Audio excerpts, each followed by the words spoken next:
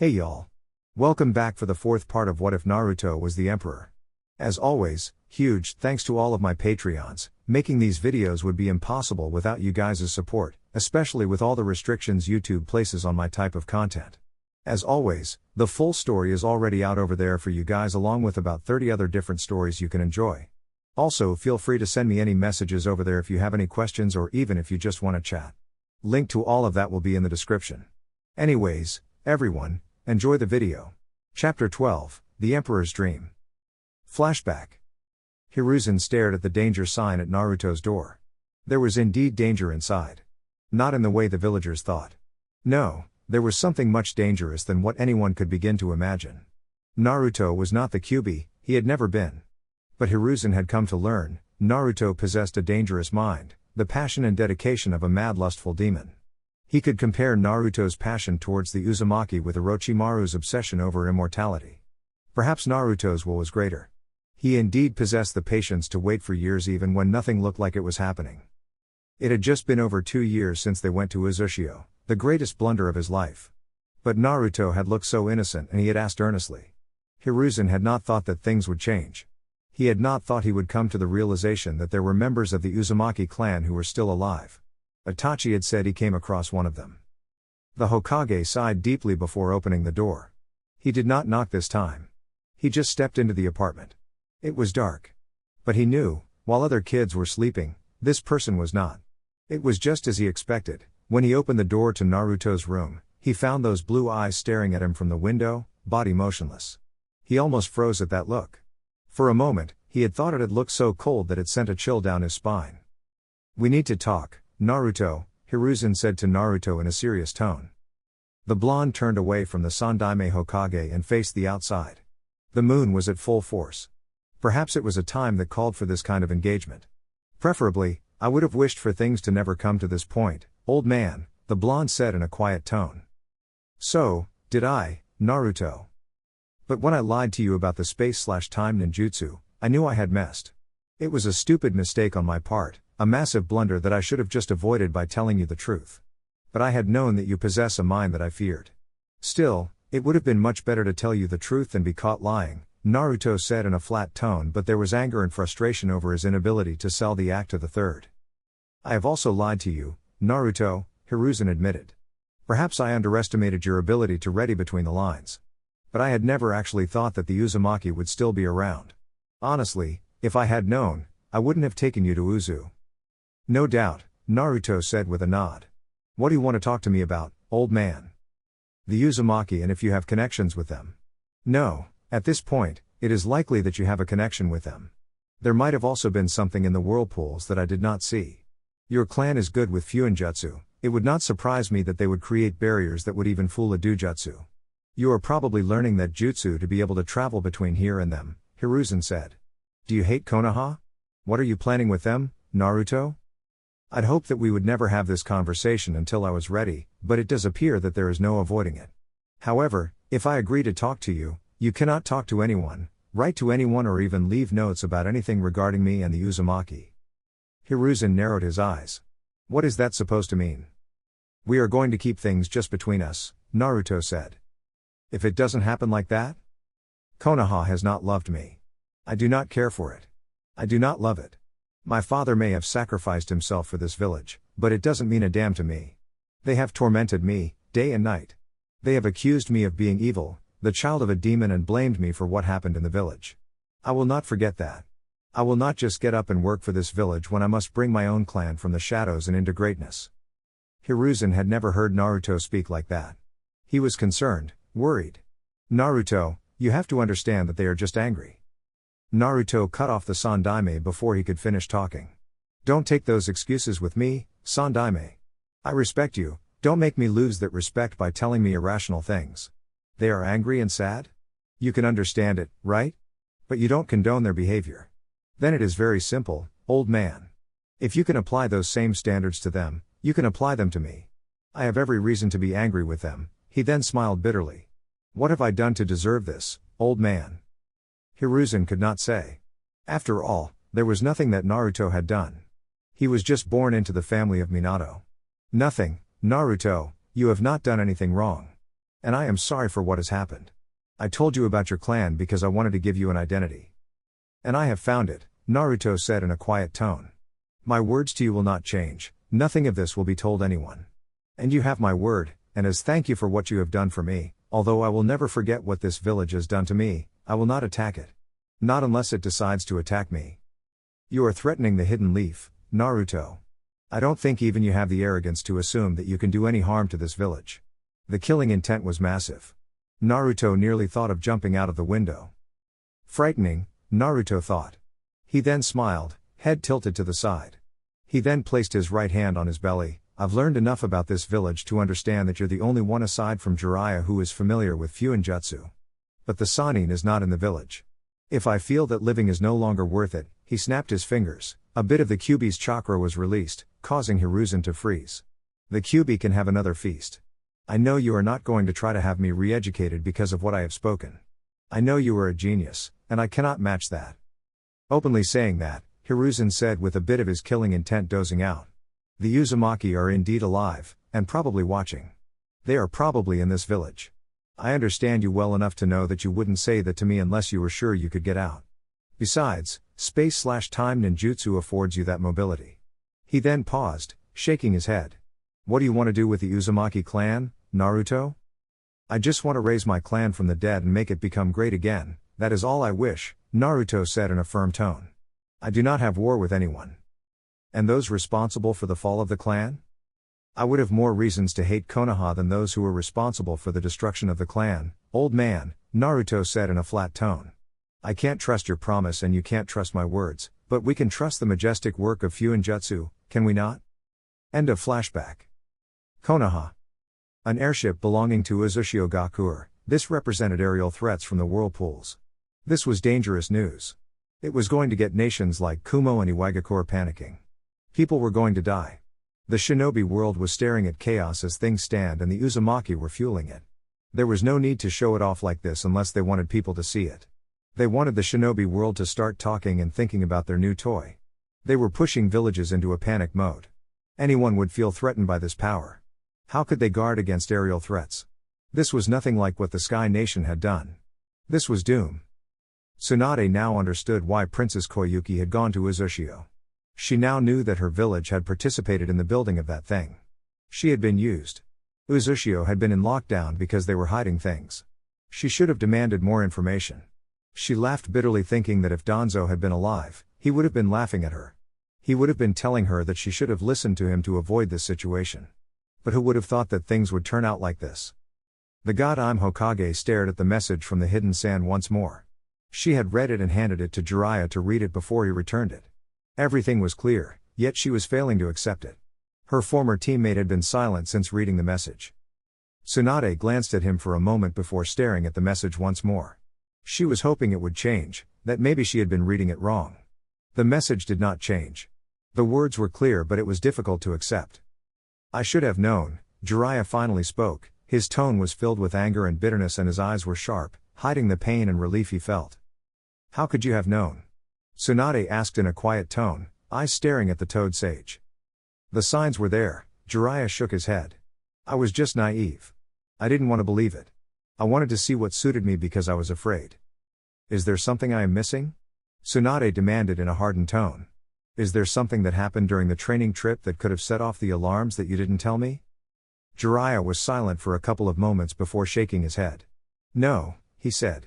There was nothing that could have set off the alarms. Naruto behaved. Then what am I missing? Tsunade asked with frustrations leaking into her voice. He didn't appear like he had any connections. And even if he had connections, there was nothing that gave it away. We were all fooled. He fooled all of us. The god Hokage slammed her fist on the desk, cracking it. She was pissed off, she was angry. Why? She had received a message from Gaara saying that Naruto was very much alive. The damn brat she had cried for, the blonde she had buried was alive. He has been alive these past 2 years, hiding and enjoying himself in the comforts of Uzushio and plotting the Uzumaki's agenda while they cried at his death. It made Tsunade angry. What had she done to deserve this? He had fooled her. Tricked her and now appears in the sidelines with another village. Naruto was Uzushio's emperor. The man they had been searching for in the last couple of years had been in front of them. Naruto had been playing them this entire time. He had been Uzu's emperor while playing a shinobi of the Hidden Leaf. Yeah, he got us, Jiraiya said in a bitter tone. And he had helped the blonde train. No, there was still a lot more about Naruto's skills that he didn't know. But what did you mean by saying you should have seen it? After our visit to Iwagakure, Naruto did mention that the best way to disappear without people searching for you, was to play dead. He had meant those words. He played the same trick. We had his body. We saw him dead. We could not have looked for him. We could have suspected the reasons for his death, but there was no denying that was indeed dead. We weren't going to look for him. He planned this. He wanted this. Haku was also returned from the dead, so the Uzumaki have this ability. The Slug Princess frowned deeply. We couldn't even do much to his body because of the seals, she said. Jiraiya nodded. I think those were also in place to keep the Kyuubi from leaving. The seal would have weakened. He shook his head. The seal was already weak because Naruto was using the Kyuubi's chakra. The more he uses it, the weaker it becomes. He must have known this and put measures to avoid it leaving, knowing that he would return. He also didn't want us to study his body. Why still go such length? Jiraiya shook his head. I'm not sure, Haim, he said with a sad smile. It wasn't a pleasant experience. He had mourned the blonde after all. But now he was back and hadn't even bothered to see them or tell them himself, he just flew above them. But I think he didn't want us looking for him. I can't understand that, Tsunade said with a shake of her head. But even if she did not want to understand, what was it going to change? But now that he is showing himself, does it mean that he is done with whatever he was doing? Jiraiya nodded. This was without question. Naruto was done with his preparations and was ready to face the world. He could have kept hidden for a little while longer. But he made his appearance now with Uzu's new toy. It worries me, he said in a serious tone. It would be stupid not to worry, Tsunade said a bit harshly. What do you think he is up to? I can't tell. There is something that Naruto did well during our time together, hiding his thoughts. He never showed me his desires. He always hid everything behind the mask of indifference and speaking objectively and rationally in each subject, Jiraiya said with a deep frown. That should have been a warning, but sometimes we talked and laughed. I just thought, there was no way there was something dark behind that mask. Is there now? We don't know, Jiraiya said with a slight shake of his head. It is likely that Konoha is safe, but one thing is certain, Uzushio has been preparing for war for years now. I think the same can be said for Iwagakure. Last time I checked, it had been heavily militarized and its shinobi were of high caliber. That was by no means pleasant news. But she has always known that Uzu was busy with something. She just never thought that it would be this big. So, there is no doubt now that Uzu and Iwagakure are connected. Yes, Jiraiya said. The Sannin then laughed bitterly. He laughed like a madman. You should have seen him in the presence of both Nagato and Konan. In my presence, he didn't speak to either nor did he even look at them. He just wore his mask of indifference. Even when we spoke, he didn't even slip. I guess Fukasaku was right in how he expressed his concerns. Tsunade stared at her friend with concern. What did he say? Said something like this village could be filled explosions and people would be screaming in despair and Naruto would still have sweet dreams, Jiraiya said. I thought he was exaggerating then and I didn't think much of it. But I should have seen it. Unless he chose it, Naruto hardly reacts to anything. Minato could appear in front of him, say he's been alive these years and he wouldn't as much as blink. Aren't exaggerating, Jiraiya? Haim, Jiraiya put on a stern look. How did Naruto become Uzu's emperor? How was he even able to move about without anyone knowing? Tsunade frowned deeply. This was something she could not answer. No one in this village could answer. And yet, it had happened right under their nose. What do you think? Do you think Sensei knew? Unlikely, Jiraiya said. If Sensei knew, he would have made sure that we knew about it. Sensei loved Konoha more than anything. If he felt that Naruto could leave the village, he would have tried something. Then how did it happen? We will have to ask Naruto, Jiraiya said. If he decides to come here and answer questions. With how he is, he might not even answer questions, the Godheim said. Do you think he wants war? I don't know, but I know he has been preparing for it. Iwagakure has been preparing for it. They don't have to do anything. Iwa or Kumagakure will do everything for them, Jiraiya said. But this just meant that there was going to be trouble. They had also been preparing for war and perhaps Uzu could have been preparing because it knew it was going to be attacked. But some actions seemed to be just blatant provocations, techniques meant to steer things towards a certain direction. Certainly, if Uzushio had bothered engaging Iwagakure, it might not have had to fear for itself. But now it does seem that the village wanted for those villages to attack. Naruto wasn't stupid, but did he think that Uzushio could stand the power of a great nation? Jiraiya thought it was a ridiculous thought, but he was talking about Naruto. He wasn't going to close the chapter on a miracle. If it is so, we must talk to him as soon as we can, Tsunade said. We have also been preparing, and his appearance will get both the enemy to blink. They are going to act soon, and we want to know how Uzu will react. It's obvious, Jiraiya said. They are going to defend themselves. They will return the violence. I don't know how it will go, but Uzu will certainly respond in kind to any threat. We should stay away from that path when we can. Tsunade nodded. If there was the option that she could avoid a war, she would take it. Well, Gaara does say that they are still friends. It is understandable with Iwagakure. But what I know is that the Whirlpools has a problem with what was done in the past, and Konoha may be at fault. Naruto asked me questions. Why was it that even though Uzushio and Konoha were more than allies, the Uzumaki didn't seek shelter here? Why didn't Konoha even do anything?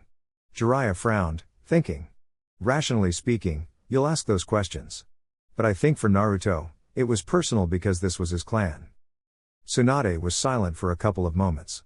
She wanted to believe that Naruto had no problem with them. She wanted to believe that Konoha would not go to war with Uzushio. Regardless, the situation is troubling. How strong is Naruto, really? You saw him playing with his friends, Jiraiya said. Naruto is powerful. I can't tell how powerful because he never revealed everything unless it was convenient. Tsunade nodded. At least there was still Sasuke. Regardless of her thoughts about his personality, he was Konoha's most treasured asset as things stand. How did things even come to this point though? How did Naruto play the emperor under your nose? I know you said we'd have to ask him, but this is still something that makes me curious and frustrates me. Same here, Jiraiya said with a nod of his head. He was silent for a couple of moments before speaking. It obviously started when Sensei told him about the Uzumaki. It looks more likely now that when Sensei disappeared with Naruto, they'd gone to Uzushio. We don't know what they found there. But knowing Sensei, he did go with someone else he trusted. And what if the person is dead? Tsunade said a bit hopelessly. Before Jiraiya could respond, Sasuke appeared in the room via lightning sunshine. Is it true? Tsunade stared at the Uchiha for a long moment before nodding her head. It is true, she said. Naruto has returned from the dead and has returned as Uzushio's emperor. Sasuke frowned deeply. It would have been much safer if he stayed dead, he said. You don't like him very much, do you? Of course not, Sasuke was quick to say. He turned towards Jiraiya and spoke. You should know already that my brother had some moments with Naruto. What you don't know is that Itachi was there when Naruto and the Sandaime Hokage went to Uzushio. He told me that they didn't find anything, it was just ruins. But it was possible that Naruto found some Uzumaki there. Why didn't you say anything before? Sasuke shrugged. It didn't matter because he was dead, he said in a cold tone. What are we going to do? We are going to defend the Hidden Leaf. Training Ground 44. Kakashi looked up to a tree and saw Yugao sitting alone. He smiled and waved his right hand towards the woman. Yo, he greeted calmly. Senpai, Yugao smiled. I was surprised when I received your message. You never call me out like this, is there something wrong?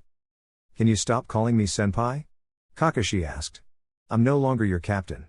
I'm just Kakashi now. Yugao shook her head. You'll always be a senpai to me. Kakashi sighed. It was the same with Yamato.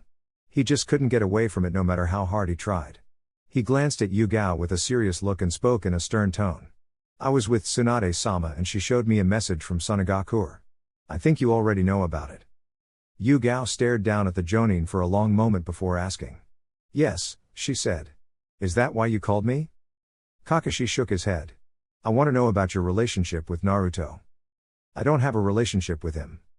Kakashi shook his head. I don't know what the third did with Naruto. He didn't trust Naruto with other people. But I am almost certain that you knew certain things. Yugao smiled. Yes, she said. But I cannot say them. What I can tell you is that Naruto is not a threat to Konoha. He has never been a threat and never will be. Kakashi stared at Yugao curiously. She had said something that he hadn't expected, the idea that she could not say anything regarding Naruto. But her message was quite clear. Kakashi had always known though. He had always known that Naruto would never attack Konoha. If he had those thoughts, he wouldn't have stayed in Konoha for this long. There had been a reason he stayed. He was certainly afforded free movement by being in this village. Then did you know he was alive? Kakashi asked. I cannot answer that, Yugao said. My role was never to know many secrets but simply to ensure certain things unfolded the way the Sandaime would like and for the benefit of the hidden leaf. This is the will of the third. Nothing really mattered except for what is good for Konoha, isn't? Kakashi asked calmly. It still surprises me that the third would allow Naruto to leave the hidden leaf. What if he realized that he couldn't stop it from happening because of the choice that he made and decided to just do damage control? Talking to other people and leaving traces of things mean ruining all his plans. She then paused, shaking her head. Well, it was not like he could talk about it even if he wanted to. Uzushio Gakure. Nagato appeared in the throne room along with Konan. They were in the form of holographic images. He looked around for a moment before turning his eyes towards Naruto. This wasn't the first time he was appearing in the throne room before Naruto. For how long has he known the blonde Uzumaki? Yoshino introduced them and since then, they have shared some conversations. This was still the person who drove the birth of the Uzumaki Empire and tasked Yoshino into gathering the others were still alive. Had it not been for these people, Nagato would have still been under the control of that man who walked like Madara and spoke like Uchiha Madara, but he was not. Obito had been just a man on a cruel mission that could enslave the entire world. That was his peace, his redemption. It was ridiculous. Where was the peace in putting all humans in a genjutsu? At that point, there would be no one who was alive. The entire human population would have been left without a conscience. But he had been freed from that illusion and he was now after something that could earn him his peace. It would come through some troubles, but it would come. The Uzumaki desired nothing more than this and establishing their dynasty. Have you already gone out? Nagato asked Naruto in a calm tone. Naruto nodded his head and his eyes turned towards Konan. He smiled pleasantly. Lady Angel, it is always a pleasure to see you. Konan shook her head at this greeting. It was more of the same thing he did whenever she was before him. Perhaps a little worse when he was in Iwagakure. She preferred it that way. She had nothing against the Emperor, he was honest. At least to those he considered his friends. They were more than that, weren't there? Yes, they were family. You still seem well, Naruto, she ended up saying. There is nothing to complain about when you are at home, Naruto said. It was your choice to be away from home, Konan reminded him in a stern tone. Everyone seems to like reminding him that what he has done till this far has been his own doing. He was now certain that if he ended up being killed, these people would simply shrug and say it is his fault. He shook his head and then went on to serious matters. Has Zetsu made an appearance? Nagato shook his head. Not since we took care of Obito, he has not. Naruto frowned. This was really worrying because there was a player he could not predict and yet had to worry about. In terms of physical prowess, there was nothing much to fear about Zetsu, but since he completely disappeared after Obito was ambushed and torn apart, Naruto had been worried that he might be up to something. He didn't want anything disturbing the best laid plans. He could allow some things to surprise him, but when it came to this side, he could not allow any problems to arise. Tracking him down isn't bearing any fruits either, Naruto said. He stared into the empty space ahead and then shook his head. I have stopped the search for him. If he wants to appear, he will appear and we will be ready for him. For now, we have other things to worry about. Nagato nodded. Will Kumagakure and Iwa stop their battles to focus on us? Naruto was quite certain that they would do so. They wouldn't have to do anything to encourage the nations to put their troubles aside and focus on a common enemy. Yes. I have already taken the airship out in the open. We just have to wait and see how they react to this. If the reaction isn't good enough, we will consider doing other things. But all things considered, this should have been enough to set them off. Then it is war, Nagato said in a firm tone. Naruto nodded. Yes, it indeed war, and a war we shall win. Of course, we have to ensure that the other players don't get involved in this war. We don't want to end up having to fight all the great nations. If we did that, there would be many deaths in the shinobi world. These deaths would only give birth to pain, hatred. If things go that point, we won't be safe, Nagato said. We won't achieve anything. Hatred is what gives birth to wars and meaningless conflicts between shinobi. If we can work things out, we should be in a position to be a power that will be able to stop future wars from happening, Nagato said in a firm tone.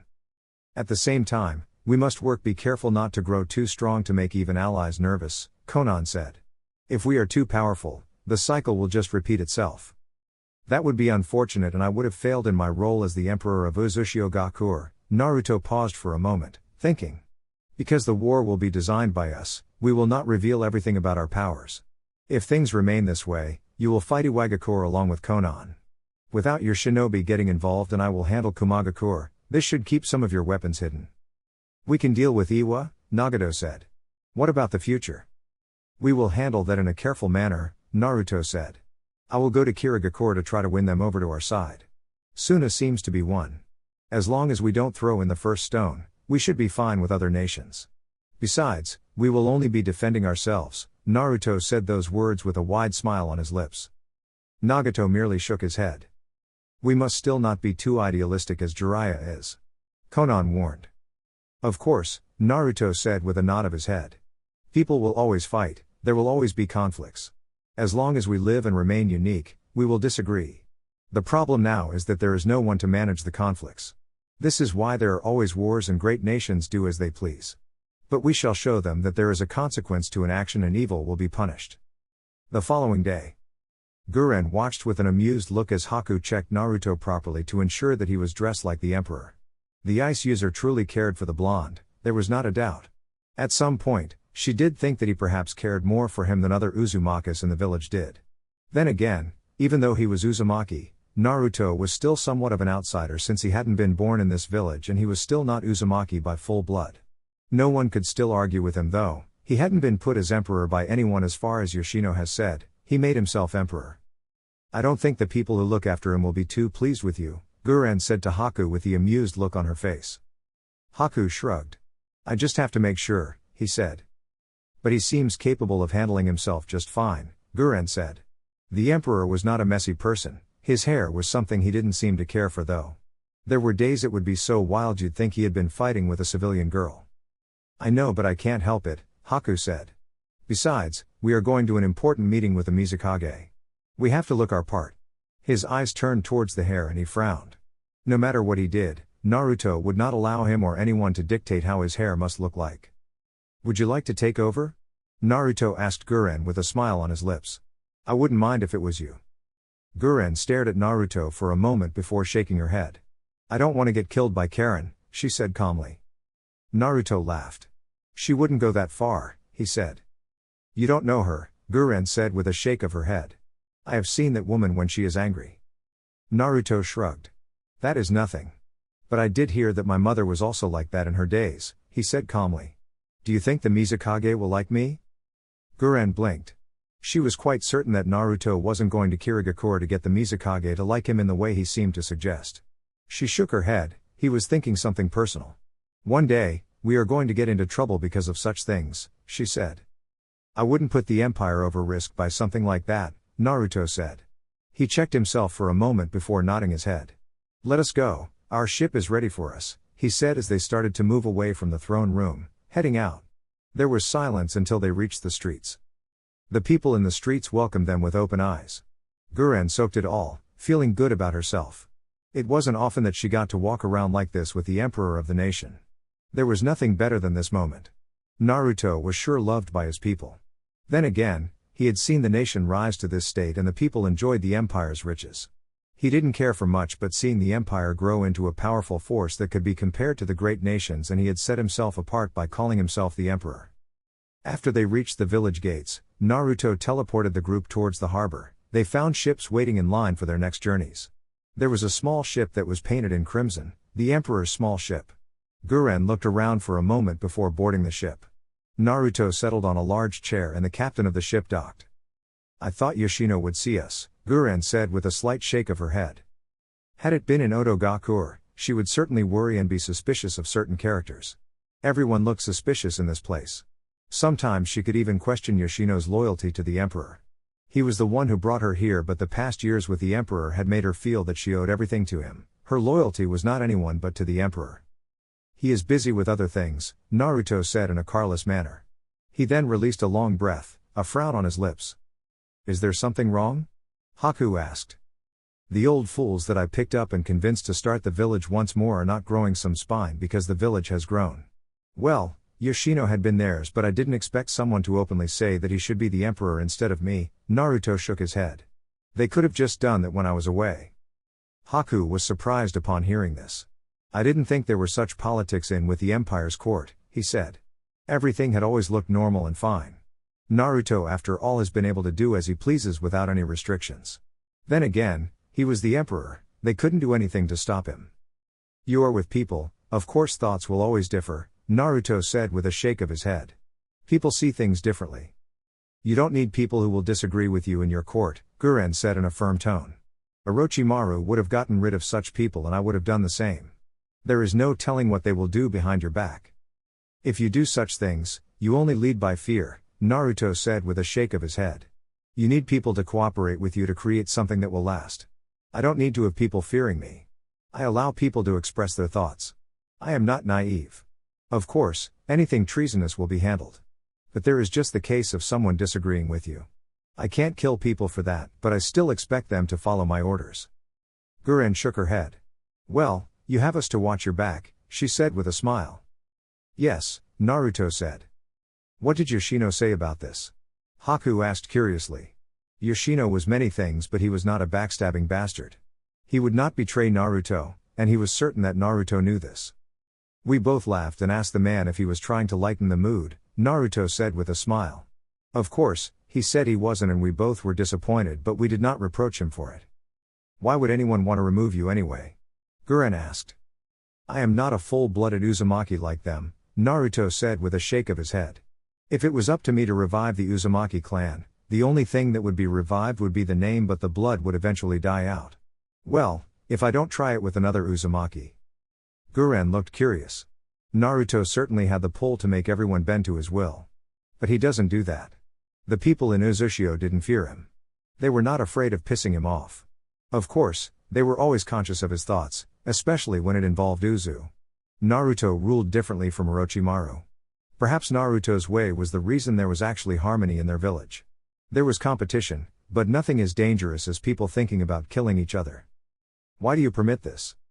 He thinks it is more fun that way, Haku said with a shake of his head. He doesn't want people who will just nod their heads when he gives instructions. He wants people who are alive. But it's more fun that way, why does it give you a problem?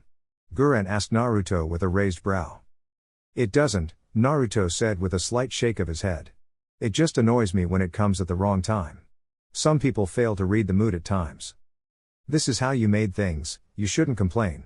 Besides, you can always change things anytime you want, you are the emperor, Haku said, staring at Naruto without blinking. Naruto shrugged. We'll see, he said. Kirigakure.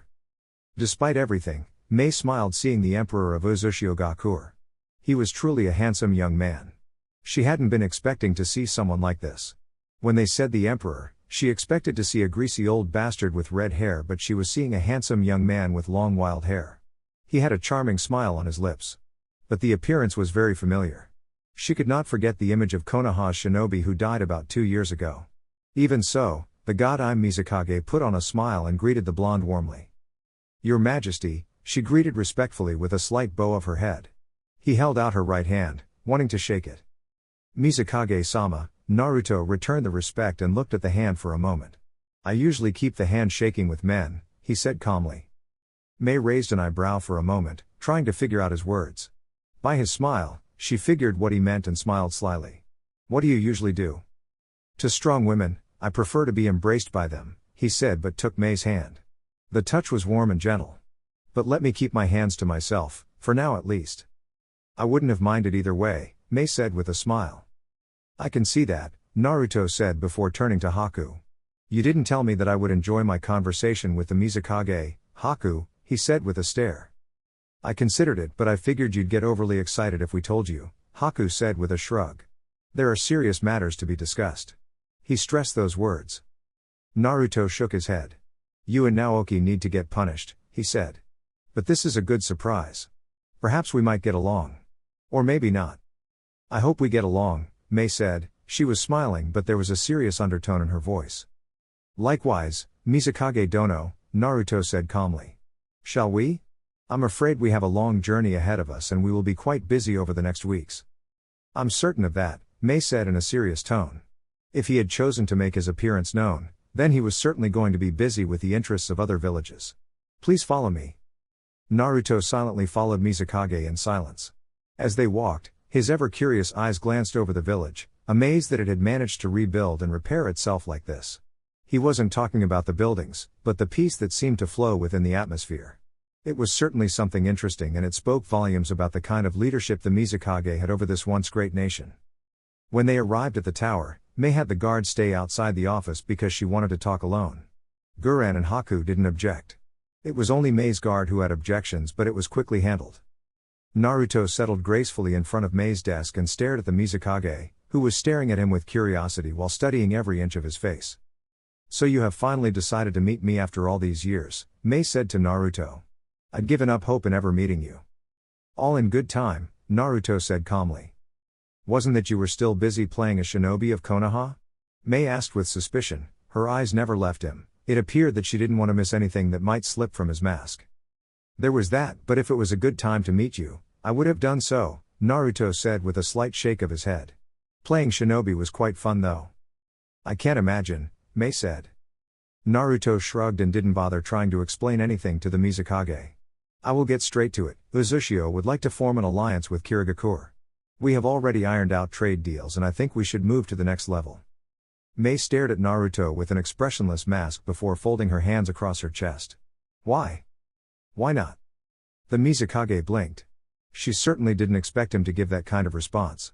"Uzushio's situation is unique and we don't know your goal. While it would be great to have an ally, Iwagakure will not associate itself with just anyone." "Oh?" Naruto smiled. He wasn't the least deterred. It wasn't nothing less of what he expected from this person. "What are Uzu's intentions?" "Nothing bad," Naruto said with a wave of his right hand. "Uzushio only desires to grow into a powerful nation. And for that, we do need allies.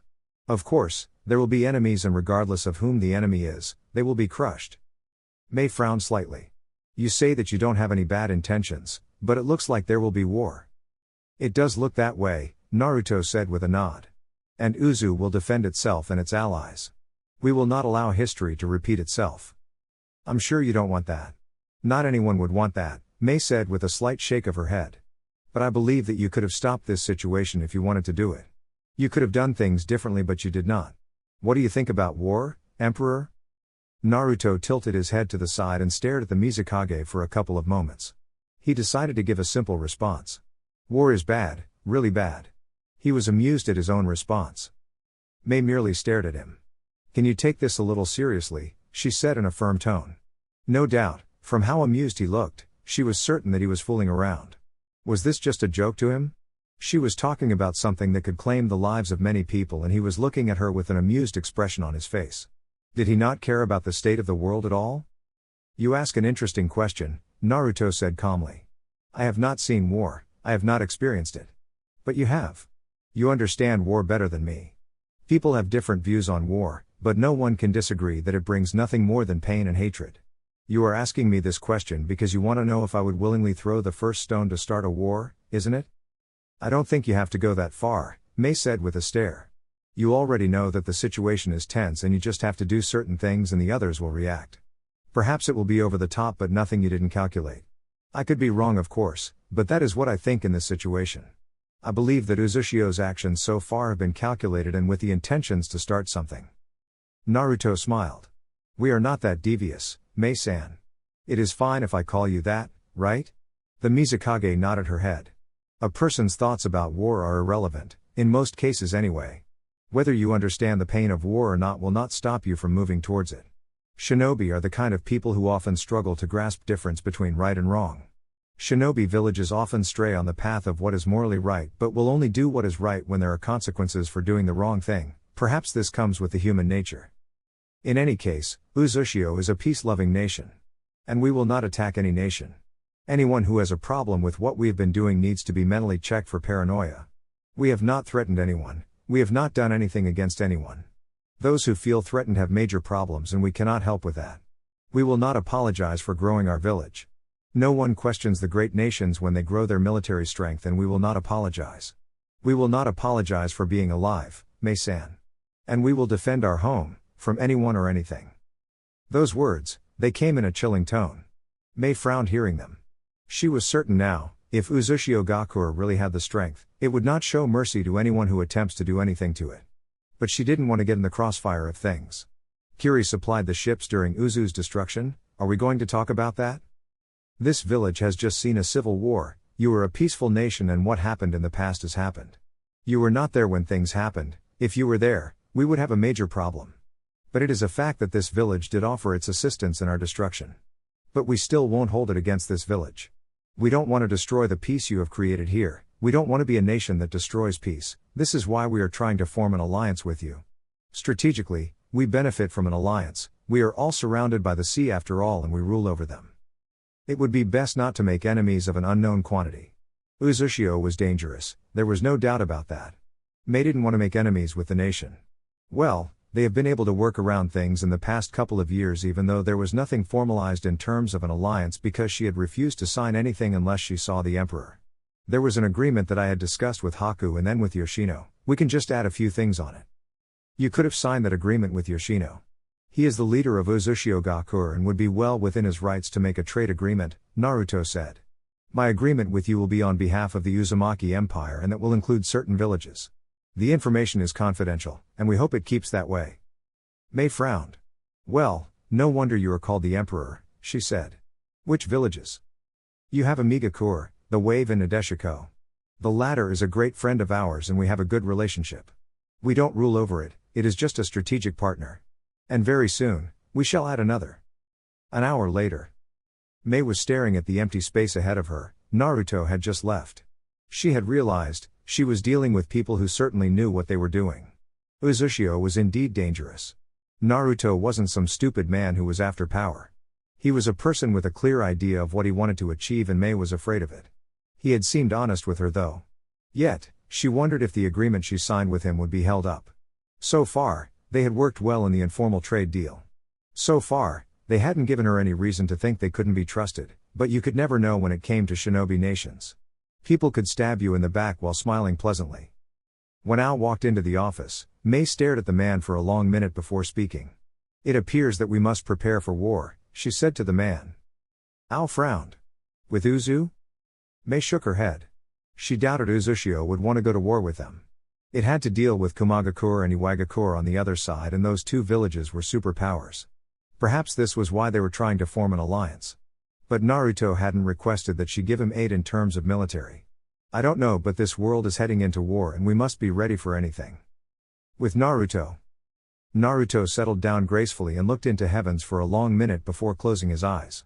He opened them and glanced towards Haku. The Mizukage is certainly a person of personality. Did you expect her to be a pushover? Haku asked with a raised brow. Naruto shook his head. It wouldn't have been fun if we could push her around. She is a Kage who has experienced many things, so there is that. But things will work out, right? Haku said with a stare. He didn't think that trouble with Kirigakure would do them any favors. No, they could not afford it. It would only put them in a corner because now they would have to defend in all angles and that would stretch their resources. Naruto nodded. They will, he said. Whether she likes our method or not, we can still have a working relationship that is beneficial to both sides. We don't have a problem with them and they don't generally have a problem with us but they suspect us of certain things. Either way, there will be no problems. Haku smiled. That is at least a relief, he said a bit happily. I hope it stays this way and our enemies will only be Kumo and Iwagakure. I doubt a clash in the sea will work out for them. But I do hope things remain civil, Naruto said. I would like to make it personal but I am currently limited to where I sleep. Is that the only thing you think? Guren asked with a stare. Of course not, Naruto said with a shake of his head. I just think that it is sometimes important to have those lasting relationships that will stay strong even in the next generations. Blood ties are much more important and perhaps it could be useful for domination. He paused for a moment before speaking once more. You must get Yoshino to teach you politics. Why? Because very soon, you will be promoted into a role that requires you to play politics. You will not be within Uzushio forever, Naruto said. What is that supposed to mean? Naruto merely smiled but did not respond to the question. Iwagakure. Aniki couldn't help but loudly curse at the recent report he had just received. He didn't need to deal with this now, not when Komagakure was just around the corner and waiting for a moment he lost it before attacking. On the surface, it looked like Iwa and the Cloud had managed to find some common ground, but it was not the case. Their shinobi were not fighting because they knew if something like that happened, they would actually fight it out and in a situation where three other great nations were not fighting, it was unfavorable. It only worked out when all of them were fighting. Anaki was conscious of the fact that a war with Kumo would only give Konoha the advantage, and the Cloud was very much aware of this. They had avoided war because of this. If not for the Uzumaki, they would have certainly tried everything to make sure that Konoha got dragged into the war. Anaki would not have minded pulling the strings to attract this danger. But he had been cautious because he honestly didn't want to fight Kumo. It would do Iwa no good unless he was thinking of plundering the village in the aftermath. He glanced up when the person he had called walked into the office. "Why the hurry to call me?" Kurotsuchi said to her grandfather. "For a moment, I'd thought you were dying." Anaki frowned. Couldn't she read the mood? Or maybe she could and she was saying this because of the mood. "I still have many years within me." Apparently, Kurotsuchi grunted before sitting in front of Anaki's office desk. "What's wrong? Kumo has not made a move, has it?" That would be troubling. Kumo was a heavyweight nation. It had the shinobi population. It had the Jinchūrikis to fight, and its Reikage was a beast. Iwa would not come out of the war unscathed, and if Uzu turns out to be the enemy, there would be danger, a massive danger for their very survival. There was still Konoha to consider, and her grandfather had already pissed off the village with his remarks. Anaki shook his head. "At least for now we can forget about war with Iwagakure because we have a common enemy," he said with a small smile. It was a relief and something he had been looking for. "Which enemy?" Kurotsuchi asked. "Uzushio Gakure," Anaki said. Kurotsuchi was silent for a couple of seconds before finally speaking. "They have been silent over the past years. I have been checking their movements with an open eye. Have they finally moved?" Anaki nodded his head. He had a frown on his lips as he responded. "They have shown something that could be a problem. A couple of days ago, an airship was seen flying over the Fire Country and landed in Sunagakure. It was belonging to the Whirlpools." Kurotsuchi matched her grandfather's frown. "Aerial attacks. So that is what they have been building. What else have they been hiding? Did this thing show any capabilities?" "It doesn't have to do anything. They just have to show that they have it, and we will all jump. We are all thinking now, at any moment, they could just fly over us and drop bombs. That would devastate the village, and we wouldn't even be able to do anything to stop them in time." There was also the fact that they didn't even know how many airships the village had. Perhaps this had been done intentionally. Uzushio wanted them to see its creations. It wanted them to move to its tune. Anaki hated it. He hated the person who was behind such moves. The village was playing a game with them. It didn't have to launch a strike. No, it knew they were wary of its revival, and the moment they felt it was indeed a threat, they would do something. It felt like they were being baited into a trap. Anaki had underestimated the Whirlpools. This coming war, it was crafted by them. They just didn't want to be the one to throw the first tone. He should have moved when he heard they had revived. Now they had weapons, and he didn't know how many. He didn't even know of their military strength.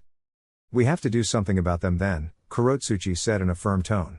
"Whether they attack us or not doesn't matter, this is just risky." Anaki laughed.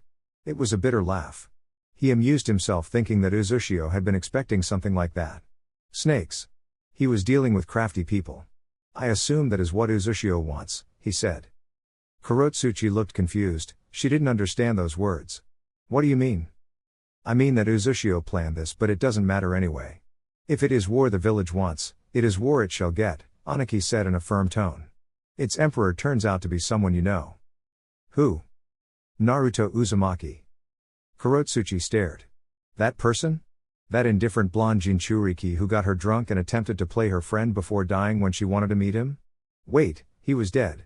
Isn't Naruto Uzumaki dead?"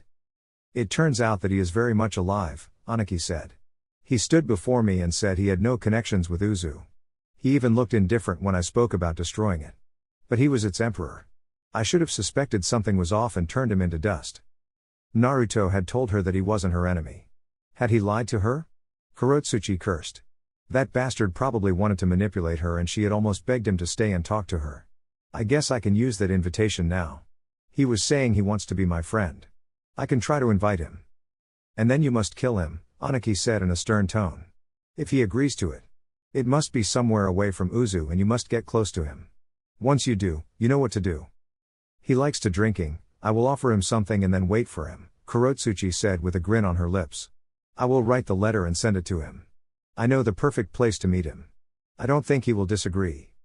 If he disagrees, you are not going anywhere near Uzu. We can't trust them, and I can't let you fall into enemy hands," Anaki said firmly. "Can you handle him?" "They said he was strong, but I will handle him, grandfather." When you do, we can think of invading Uzu, and we need to do it with Kumagakure.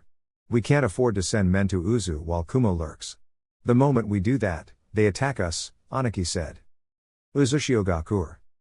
Naruto was sitting on his throne, his back leaning against it, eyes narrowed sharply with power and authority radiating within them. He was staring at a group of 40 Uzumaki jonins who were kneeling before the king, led by Yoshino. Naoki and Naori were flanking both his sides. Lift your heads, Naruto commanded in a stern tone. Yoshino, tell me, what was the state of this place when I first came here? We were living in constant fear of another invasion, and we had hidden ourselves from the outside world. We did not want to reveal ourselves to the world because we were afraid. Yes, before you came here, the Uzumaki were a fearful people. Let that not leave you until you die, Yoshino. That doesn't exclude all of you. Remember where you were before I came to this village. Remember and never forget. Naruto paused for a moment to allow the words to sink in. Tell me, Yoshino, who was it that encouraged you to start things from scratch and create this village? It was you, Your Majesty. Who was it that laid the first stone for the empire to be built? It was you, Your Majesty. Who was it that gave you a mission to look for the other Uzumaki who were scattered across the elemental nations? It was you, Your Majesty. Who is your emperor? Naruto Uzumaki. Good, Naruto nodded. Then you will remember what I said. You will remember that I promised to make Uzushio Gakure a great nation. You will remember that I said the Uzumaki Empire will become great, greater than the great 5 nations. We are heading there. But before we become the greatest, we must fight. We must go to war. You said you would follow me to pits of hell in the pursuit of greatness, and I expect nothing less. I will tolerate failure, but I will not tolerate cowards and incompetence. The Emperor will not tolerate men who run from battle. My men fear nothing. They fear no man, and they shall be victorious because I will lead them into victory. We are not going to be destroyed. But we will win. We will become winners. We will become a great nation. We believe that, Your Majesty, Yoshino said confidently. This is why we fight for you. This is why we follow you. Good. Good, Naruto said with a nod of his head. We are going to war soon. Just this group will be enough. Yes, this group of 43 will defeat a great nation. Those who attack us will know our power, the great nations will learn to fear Uzumaki. The odds might look like they will be against us, but we will be victorious. I will lead you into victory. Be ready, Uzumaki, the next time I summon you here, we will be heading to a battlefield. We will be ready, Your Majesty. The 50 saluted before disappearing from the throne room in the blink of an eye. Once they were gone, Naruto smiled. Acting like the Emperor is taxing, he said calmly. I thought you were getting a kick out of it, Naoki said to Naruto. You're usually playful, but isn't this the real side of the Emperor? If you joke around too much, people won't respect you. Naruto shook his head. You lack a better understanding of respect, Naoki. If you are serious all the time and people have to hurry to their knees each time they see you, it is no longer just a sense of respect that they feel when they see you, but fear. I won't lead my people by fear. They must follow me because they want to follow me. Puppets controlled by fear will not work out for me. As you say, Your Majesty. Naruto's eyes turned towards Yoshino for a moment. The man was already on his feet, looking at them with an expressionless mask on his face. Your Majesty, will this work out? How certain are you that Konoha will not try to interfere with the battles? If they start fearing us, they too will take part, and we can't handle that. Didn't I tell you? Naruto asked calmly. Tell me what? Yoshino said. I know that it was Danzo who sent people to try to assassinate the Reikage. If Konoha tries to interfere, they will be warned not to do anything, or this information will reach both Iwa and Kumagakure. I am quite certain that both villages would quickly settle their petty disagreements and march over to the Leaf, Naruto said calmly. That represents a problem though, Naori said. If Iwa and Kumagakure stop fighting, they will be able to send a bigger army towards us. Nagato would certainly be able to handle that, but it won't be without loss. We want to ensure that we suffer minimal loss in this war, and if things change, our strategy has to change. Then we make sure that Konoha doesn't do anything stupid because we can't afford anything troublesome, Naruto said in a stern tone. But if we are pushed, we will be forced to use the airship. But that represents major losses that will leave our nation as being known for massacres in the battlefield. We don't want to do anything that destroys our good image. You are playing a gamble, Naoki said with a slight shake of his head. But with how things have become so far, nothing will change in the situation between Kumo and Iwa. We have already blown the trumpet, they will make their moves soon, Yoshino said. Konoha is just a factor that we can't ignore. When the time comes, I will go to them, Naruto said calmly. How are things in the Sound? We must start moving things speedily now that war is upon us. We have developed everything that needs to be developed with Otogakure, and we have placed a worthy feudal lord. Otogakure remains closed and information is guarded, but it has become a real village instead of just a web of hideouts. We have destroyed everything that has Orochimaru's name in it. We must start thinking about changing the name of the village. We cannot possibly use the name that Orochimaru used, Naruto said in a thoughtful tone. We will work out something, Yoshino said with a nod. When do we begin the expansion? Are we going to start now or afterwards? Afterwards, Naruto said. It will be a whole lot easy to do it after everything. Right now, we'd have many questions and even our allies will start second-guessing us. We can't afford that now. It is much easier to move around when people trust you. When you are not trusted, things become a little dangerous. I thought that was the kind of situation you like. Not when it concerns the Empire's future. There are times for one to enjoy a little bit of fun and a time to be serious. Chapter 13. Yugito almost thought that she had done something wrong when she walked into the office of the Raikage and found the man looking stern-faced. He has seen better days, and with the struggle against Iwagakure, his tolerance levels have been very low and his mood usually foul. And the village was preparing for war. As a Jinchūriki, and one of the most powerful in the cloud, Yugito had already been briefed that they would end up going to war with Iwagakure. It was simply a matter of when they would go, but the battlefield had already been set. You wanted to see me, Raikage-sama? Yugito said. She hoped that it had nothing to do with the war. At this moment, she'd prefer the Raikage saying she had done something wrong. At least she could argue with it because she hasn't done anything wrong. I nodded and continued staring at Yugito for a couple of moments. When he finally spoke, his voice was cold and stern. I have a mission for you, but first, you must know something, he said. Naruto Uzumaki is the emperor of Uzushio. He isn't as dead as everyone thought. Apparently even Konoha thought he was truly dead. Yugito stared, a bit shocked. That indifferent blonde Uzumaki she had fought with Samui watching wasn't dead? Konoha had reported him dead. The whole shinobi world believed he had died. This was just ridiculous. Not only was he alive, but he was also the emperor of Uzushio? What else was a lie about him? Was he even blonde? Yugito shook her head. It wasn't like she had anything personal with him anyway, but still, this was shocking revelation. How? She asked. I shook his head. There was clear frustration in his eyes and his tone didn't betray the feeling. Nobody knows. We don't know anything. When he came here and sparred with you, he was already the emperor, that is certain. But Konoha was fooled like everyone else. That at least gave us something to smile about. Yugito shook her head. Just unbelievable. That person had appeared before this village wearing a Konoha headband, but really he was Uzumaki at heart and by blood. It was almost laughable, the situation that is. He truly knew the art of deception. But then again, he had shown that he was indeed Uzumaki with what he wore. He hadn't hidden it from anyone and proudly declared his love for his clan. But who could have thought that things would end up like this? Well, she had been told before that she would end up fighting him, if he became an enemy. What is my mission, Raikage-sama? We still don't know anything valuable about Uzushio's military strength because they have kept a tight ship, I said with a deep frown on his lips. He hadn't tried as hard as he should have tried. There was no excuse. He'd just thought, what could a village of few that had nearly seen extinction do? He has received his answer. There was indeed something happening in the whirlpools and he had to know before deciding if he should put on hold his troubles with Aniki to crush the village. One thing was certain though, after crushing Uzushio, he would be heading straight to war with Iwagakure. He was ready for it. They had held it off for too long.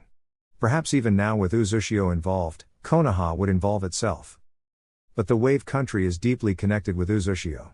Anything that goes to the island passes through the wave. You are going to infiltrate the wave and kidnap its leader. You won't do the deed yourself, but a squad of special corps will handle it. Yugito processed the words within seconds before asking. You want me to act as a diversion for the real attack? I nodded his head. Yes, that is your mission. You will receive a signal once they have captured the leader and then you can return. Any chance of encountering him? There is the possibility, I said in a firm tone. This is why I am sending you. I can't trust anyone with the mission. The wave doesn't have shinobi to protect it, and even if Uzushio reacts, it will only move to stop your attack and not the real attack. Yugito was slightly nervous now, but she didn't show it. The Raikage expected her to fight an entire village if she came across Uzu shinobi. It would not be pretty. At least he wasn't sending her alone. So it should be fine. Still, she didn't want to face Naruto. He was no weak person and fighting him would leave her with a less chance of succeeding, and if she lost, he could capture her. She shook her head. She shouldn't be thinking about such things. How many men are you sending with me? A small group of 50. It should do enough to test things out with the wave even. But our objective is the wave's leader. If we get him, we have access to Uzushio, I said. If you are losing, retreat. C will be offering communications from a safe distance. I will be careful, Reikage-sama, Yugito saluted. When do I leave? Tomorrow morning, the Yondaime Reikage. Uzushio Gakure. Naruto was sitting on his throne, eyes staring at the letter from Kurotsuchi. It was an invitation to a friend. He snorted at the thought. She was such a devious woman. She was using friend because he had used it.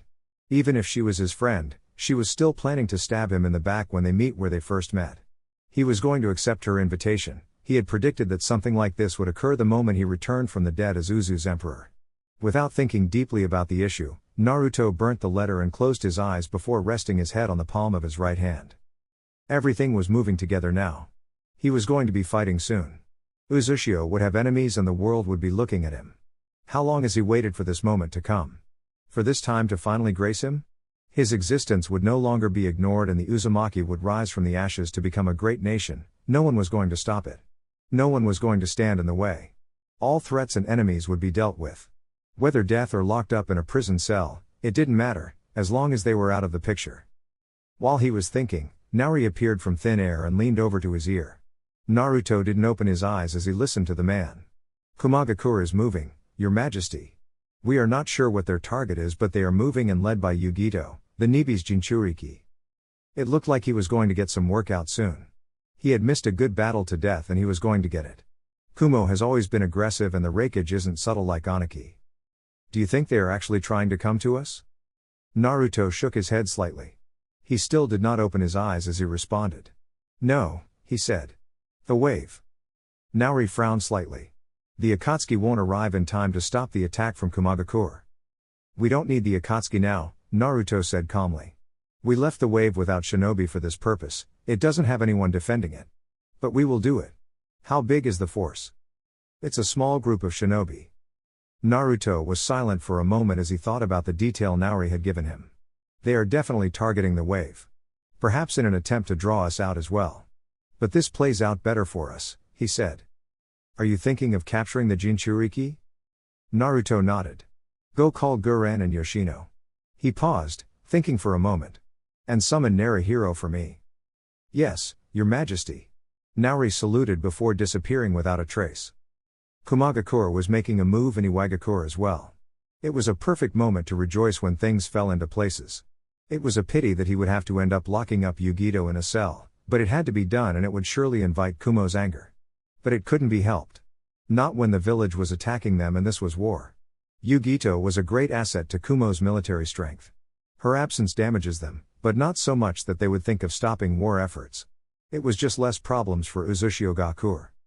He just hoped that nothing went wrong. With the likes of Zetsu lurking in the shadows, you could never know what would happen. But he would be on guard. He would not allow things to turn upside down because of a nuisance that had other plans. When he sensed chakra signatures before him, Naruto's eyes slightly opened. His posture did not change. Naori was standing right beside him. Yes, he and Naoki were his true guards, but because of their other skills, he used them for something else. Besides, he didn't need to be guarded. You summoned us, Your Majesty, Yoshino said. He was on his knees along with Guren and Narihiro. As we speak, Kumagakure is marching towards the wave country. This is a declaration of war from the cloud and we shall treat them in such a manner. We are already at war. We have been at war with them since they defiled this land and laid waste to our home. Naruto's tone was of authority and there was not a trace of emotion in it. Guren swallowed hard looking at those eyes that displayed power. He was in the mood. Those eyes of his eyes demanded nothing but respect. She wondered how Naori could be still next to him without flinching. She was always uncomfortable whenever he was like this. Yoshino seemed to sense it because the moment he arrived, he immediately went to his knees. He normally didn't do so. Naruto could laugh and tolerate many things, but he could still be a frightening person when he wanted to be. When he wanted to remind you that he was the emperor, he did it in a way that satisfied you. I will take the front lines to defend our interests. Yoshino, your duty is to ensure that this village is safe while I am battling the enemy. We don't know what might happen while I am away. For all we know, this could be a diversion." His eyes then went towards Guren. "You know what you have to do in the wave, Guren?" "Hi," Guren quickly saluted. "Narihiro, you will join me in case Yugito decides to transform into her Baijuu form. For now, I have no interest in fighting a fully transformed Jinchūriki," Naruto said in calm tone. "But you will not fight. I will do everything myself." "Permission to speak, Your Majesty," Yoshino said, looking up at Naruto. "Are you offering a different way to dealing with this situation?" Naruto asked. "Hi." "Request denied," Naruto said in a stern tone. He then lifted his left hand, telling them to stand up. "Naoki brought me a message from Iwagakure. Kurotsuchi wants to see me in Tanzaku no Gai within a week." Yoshino didn't complain about his request being rejected like that. It had happened at times. Sometimes, you didn't get everything that you wanted. Then things are proceeding as His Majesty planned, he said with a smile. Naruto shared the smile while nodding slowly. "I must buy Jiraiya a bottle of sake for presenting me with the opportunity. Had I not met her earlier, we wouldn't have been having this wonderful chance." "Indeed," Yoshino said with a nod. "I will find one of our best bottles and send it to him." Guren blinked with confusion. She didn't follow the conversation, but at least the atmosphere was now light. "Am I missing something? What is going to happen with the meeting?" "Kurotsuchi will most likely try to kill His Majesty if she sees a chance," Yoshino said calmly. "Both Kumo and Iwa have thrown their dices and they will lose this round." Guren shook her head. She shouldn't even be surprised that these people didn't care that someone was planning to kill Naruto. He was still going to see her even knowing the risks. With what they were saying, it was likely that certain things had been manipulated for Kurotsuchi to even think of inviting him. "Are you going to kill her?" Naruto shook his head. "It would be much simpler to do so," he said. "But it invites a lot of anger and a swift response from Iwa. We don't want Aniki sending out all his men towards us. Kumo would certainly do the same and we would not survive such a war. We will certainly get crushed and this time they will make sure we stay dead. I am going to keep her as my prisoner." "I wouldn't mind having her," Guren said with a smile. "She is next in line to replace her grandfather. She surely knows about the ins and outs of the hidden stone. We have methods to make people talk, I am sure we can get her to sing." "I'm quite certain you are just thinking of enjoying torturing her," Naruto said with a shake of his head. "She will be a spoil of war and an attempt on your life is an unforgivable sin," Guren said in a firm tone. She tried and failed to hide her smile. "You sadistic woman," Naruto stared for a moment. "We cannot forgive anyone who does attempt to assassinate me, can we? Even if we are responsible for it." "We cannot forgive," Narihiro said. "It isn't like she will be compelled to do anything." "Fine then. Guren, if she does try to kill me, you can make her talk. But I want her to live and she must remain intact," Naruto said in a cold tone. "You may leave." He straightened himself after Guren and Narihiro left. Yoshino remained behind and stared at Naruto. "I received a letter signed by both the Kazekage and the God Hokage."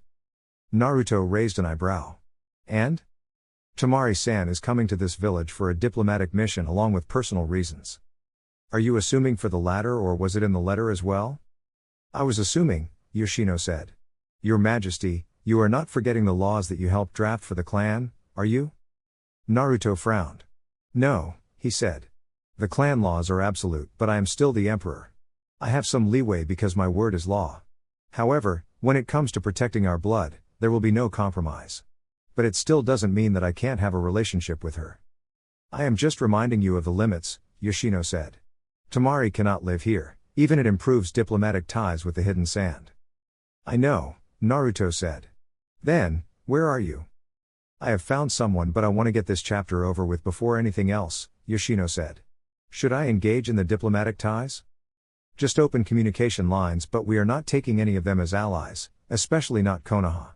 It would be an insult to our pain to take Konoha as a close ally once more," Naruto said with a shake of his head. "Once we have established ourselves, we can open those other lines. For now, we gain nothing from Suna or Konoha." "Understood, Your Majesty," Yoshino said. 2 days later, Fire Nation. Yugito watched the Great Bridge of Naruto from a distance with a small frown on her lips. The people who were supposed to head to the wave had already gone in. It wasn't that difficult to enter the country since it wasn't closed to people from outside. Well, given that it was a nation that survived on business, it could not afford to have gates that were locked. Merchants were always coming in and out of the nation on a daily basis. Her reason for frowning was the lack of resistance. She wasn't disappointed, she was nervous. There was a reason a notoriously closed village like Uzushio would keep the wave unprotected like this. She didn't even know what would await her the moment they entered the nation.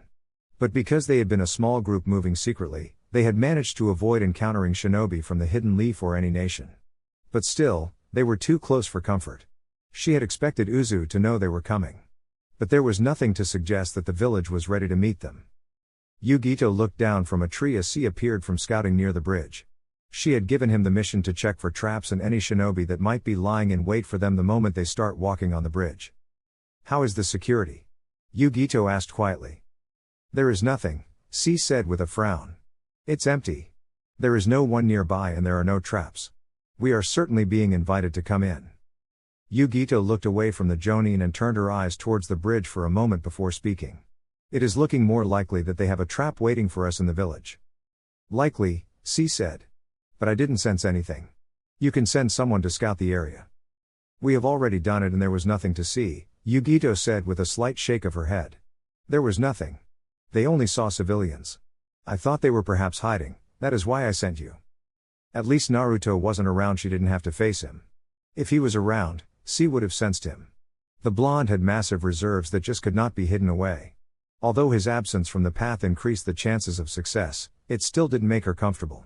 There were still many questions that she had to answer and she didn't have the damn answers. She wouldn't even get an idea unless she marches forward, which was a greater risk, but she would still have to take it because there was no other way around. "It is something that is unnerving, but we can't back out now."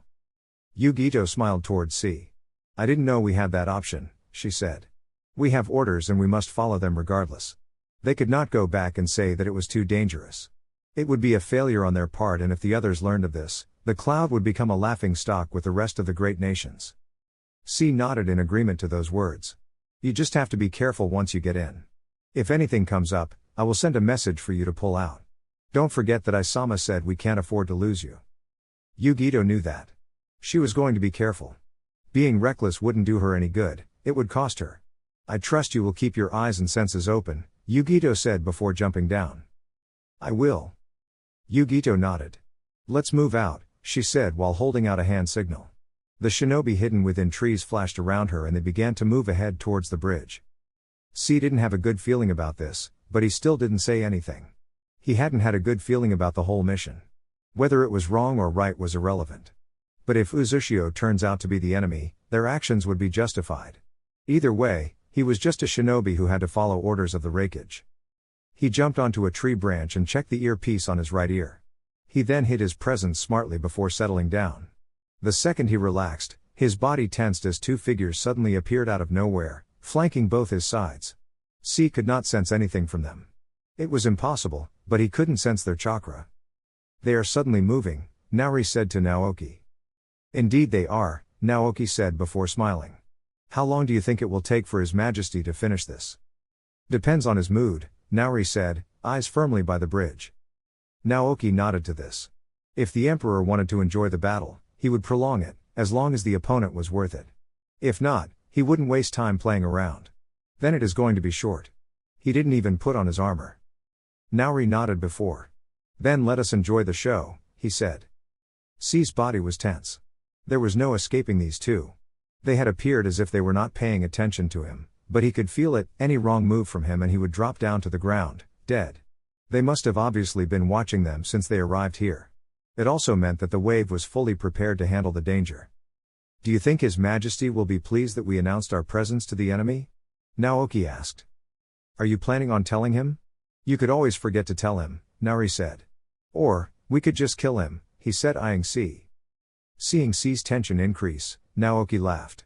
"Don't worry, we just came to keep you company. We have orders not to interfere with anything, even if that means allowing the enemy to flee." C narrowed his eyes. "How generous of you," he said. "You may as well just talk about what is going to happen and pretend I am not here." Naoki laughed. "At least you have a sense of humor," he said. "We don't know what is going to happen, that is why we're watching with you." Great Naruto Bridge. Yugito's movements came to a halt when she sensed something. The men with followed her lead and halted without question. They too had sensed an overwhelming presence heading towards them. Further ahead, Yugito could see it. She could see Naruto slowly walking towards them. She frowned. He looked rather menacing. At least he wasn't wearing his armor. Perhaps he wasn't here for battle. She doubted it though. Uzushio was notoriously merciless. She was ready for him. It was undesirable, but she was ready for him. She had battled him before and she could do it again, and perhaps this time around, it won't end prematurely, she will win.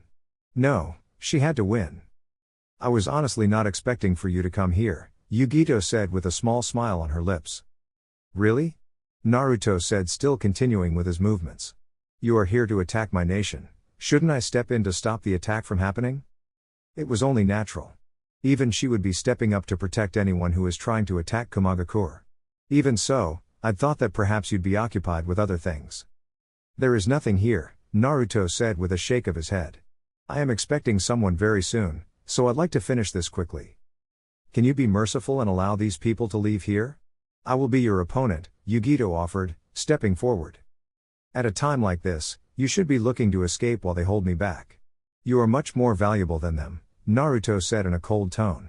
Perhaps those words were a little cold and the shinobi might not think that because she was a Jinchūriki, but it was precisely because she was a Jinchūriki that made her much more valuable than a simple jonin. Logically, his option was the best one, but it wasn't likely that they were going to follow it and he wouldn't let Yugito escape his grasp, not when she was a valuable asset to Iwagakure. I care for their lives more so than I care for my own, Yugito said in a firm tone. How noble, Naruto said calmly. Regardless, you came here prepared for anything, face up to it and we will be done soon enough. Yugito frowned. Naruto wasn't going to do as she pleases. It was unfortunate, but there was no helping the issue. She didn't have any other choice but to engage him. If that is what you want, then so shall it be. Yugito's senses flared up as her eyes widened slightly. Naruto had suddenly disappeared from her view and appeared behind her. The reason she hadn't moved was because he hadn't tried attacking and his eyes were not even on her, he had his back facing hers. That movement had been. Naturally, the Emperor must always get his way in such situations, Naruto spoke in a silent tone, eyes staring at the Kumo shinobi in front of him. They had assembled a good team. It would certainly give normal people some trouble, but he was not normal. The Emperor was born for war.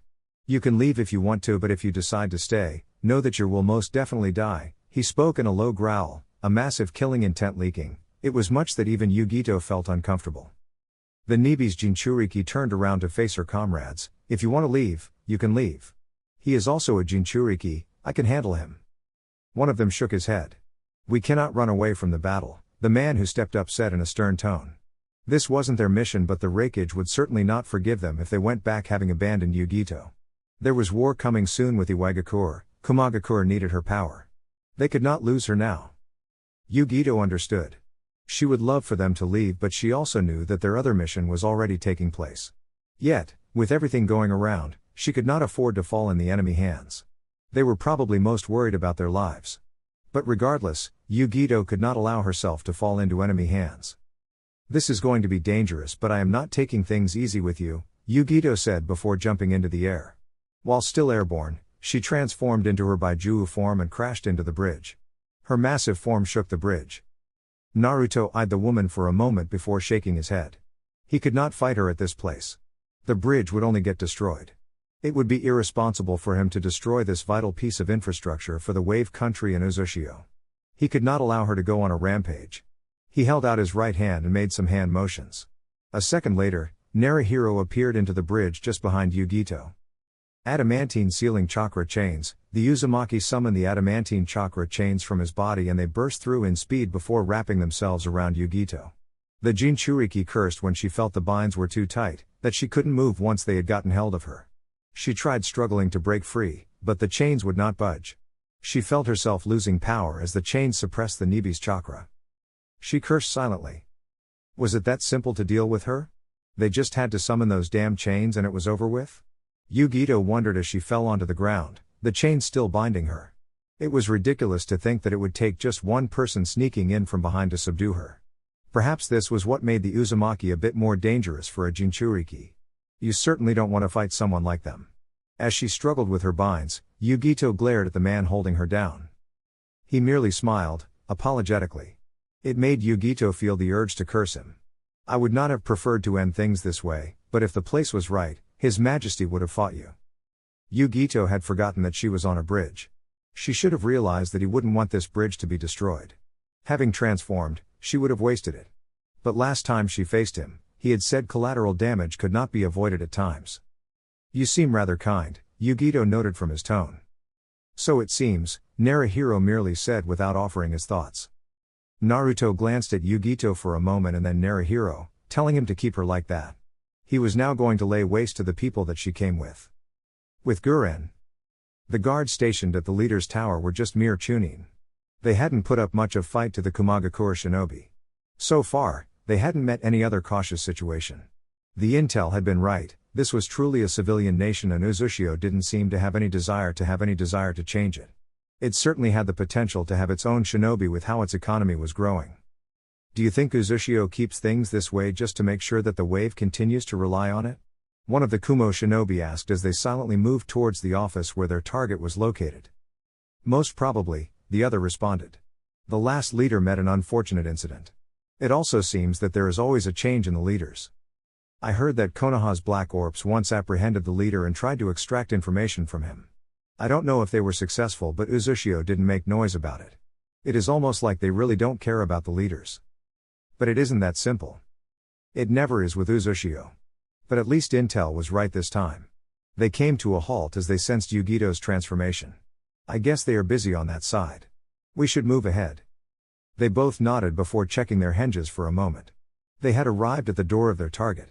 Seeing that the masks were still firm, they knocked at the door. Come in. And they did walk into the office. There was an old man sitting behind the large desk within the office. What stopped them from doing anything was the chakra signature they felt hiding within the shadows. We know you are there, one of them said with narrowed eyes. Guren materialized from the shadows, grinning. Well, we knew you wanted something, but to think that your target would be this one.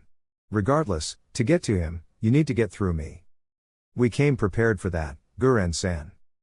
Guren merely grinned. That is what I want to hear, she said. Great Naruto bridge.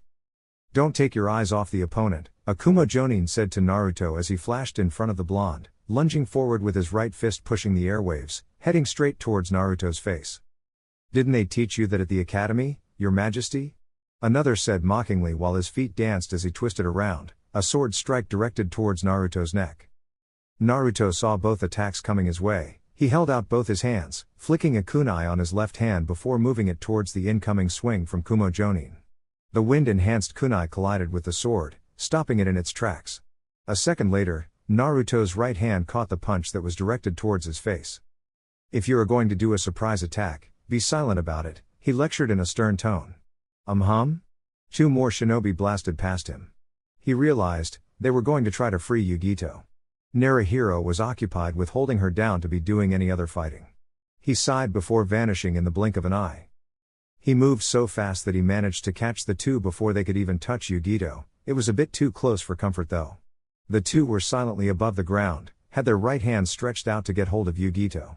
Naruto flashed between the two and grabbed both arms around the wrist. That was close, he said looking at Naruhiro. You should perhaps retreat to a safe place or otherwise this is going to be annoying. Before Naruhiro could respond, a lightning jutsu was launched, rushing towards his back. Without even twisting around, Naruto strengthened his grip on the wrist he held with his right and flung the shinobi behind him in a quick motion. The man could do nothing to avoid being literally shocked by the lightning wolf that hit him dead on. Naruto lifted his left foot before slamming it on the back of the man he held. The man yelped as he brutally crashed to the cold hard concrete with his face, and Naruto only increased the pressure by pumping chakra on his muscles. Seeing the threat neutralized, Naruhiro responded.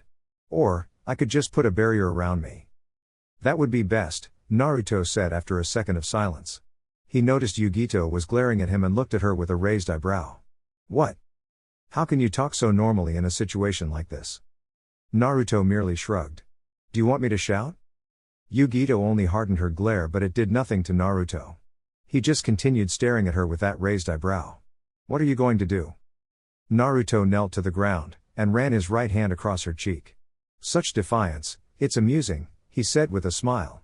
I can't let them go back home. I gave them the chance, they rejected it. I was thinking of just killing them all.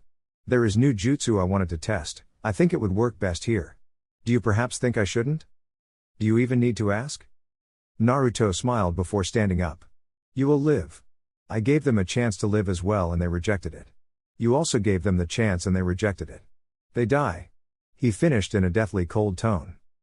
Naruto didn't wait to hear Yugito's response. He first brutally kicked the man below him. The kick sent the man hurling towards the water below. Naruto then took a single step forward while smiling at the thought of unleashing a jutsu he had been practicing, but before he could do anything, he sensed a spike of chakra and looked up above him. Haku landed gracefully in front of him before slamming both his hands on the concrete floor. Hyotan, ice goddess breath. The air went cold as snow started to materialize out of thin air. From the ground floor, a thin layer of ice spread towards the enemy lines in speed. It covered the entire bridge within seconds, starting from where Haku stood. The Kumo shinobi were frozen in place, their bodies were turned into frozen statues by extreme cold generated by the jutsu. Haku then snapped his fingers, causing the ice on the ground to burst. That is some impressive work, Haku, Naruto applauded work, but a second later, his expression was stern. I don't remember inviting you here. Should I have just locked you in a prison cell? Forgive me, Naruto. Haku chose to call Naruto by his name.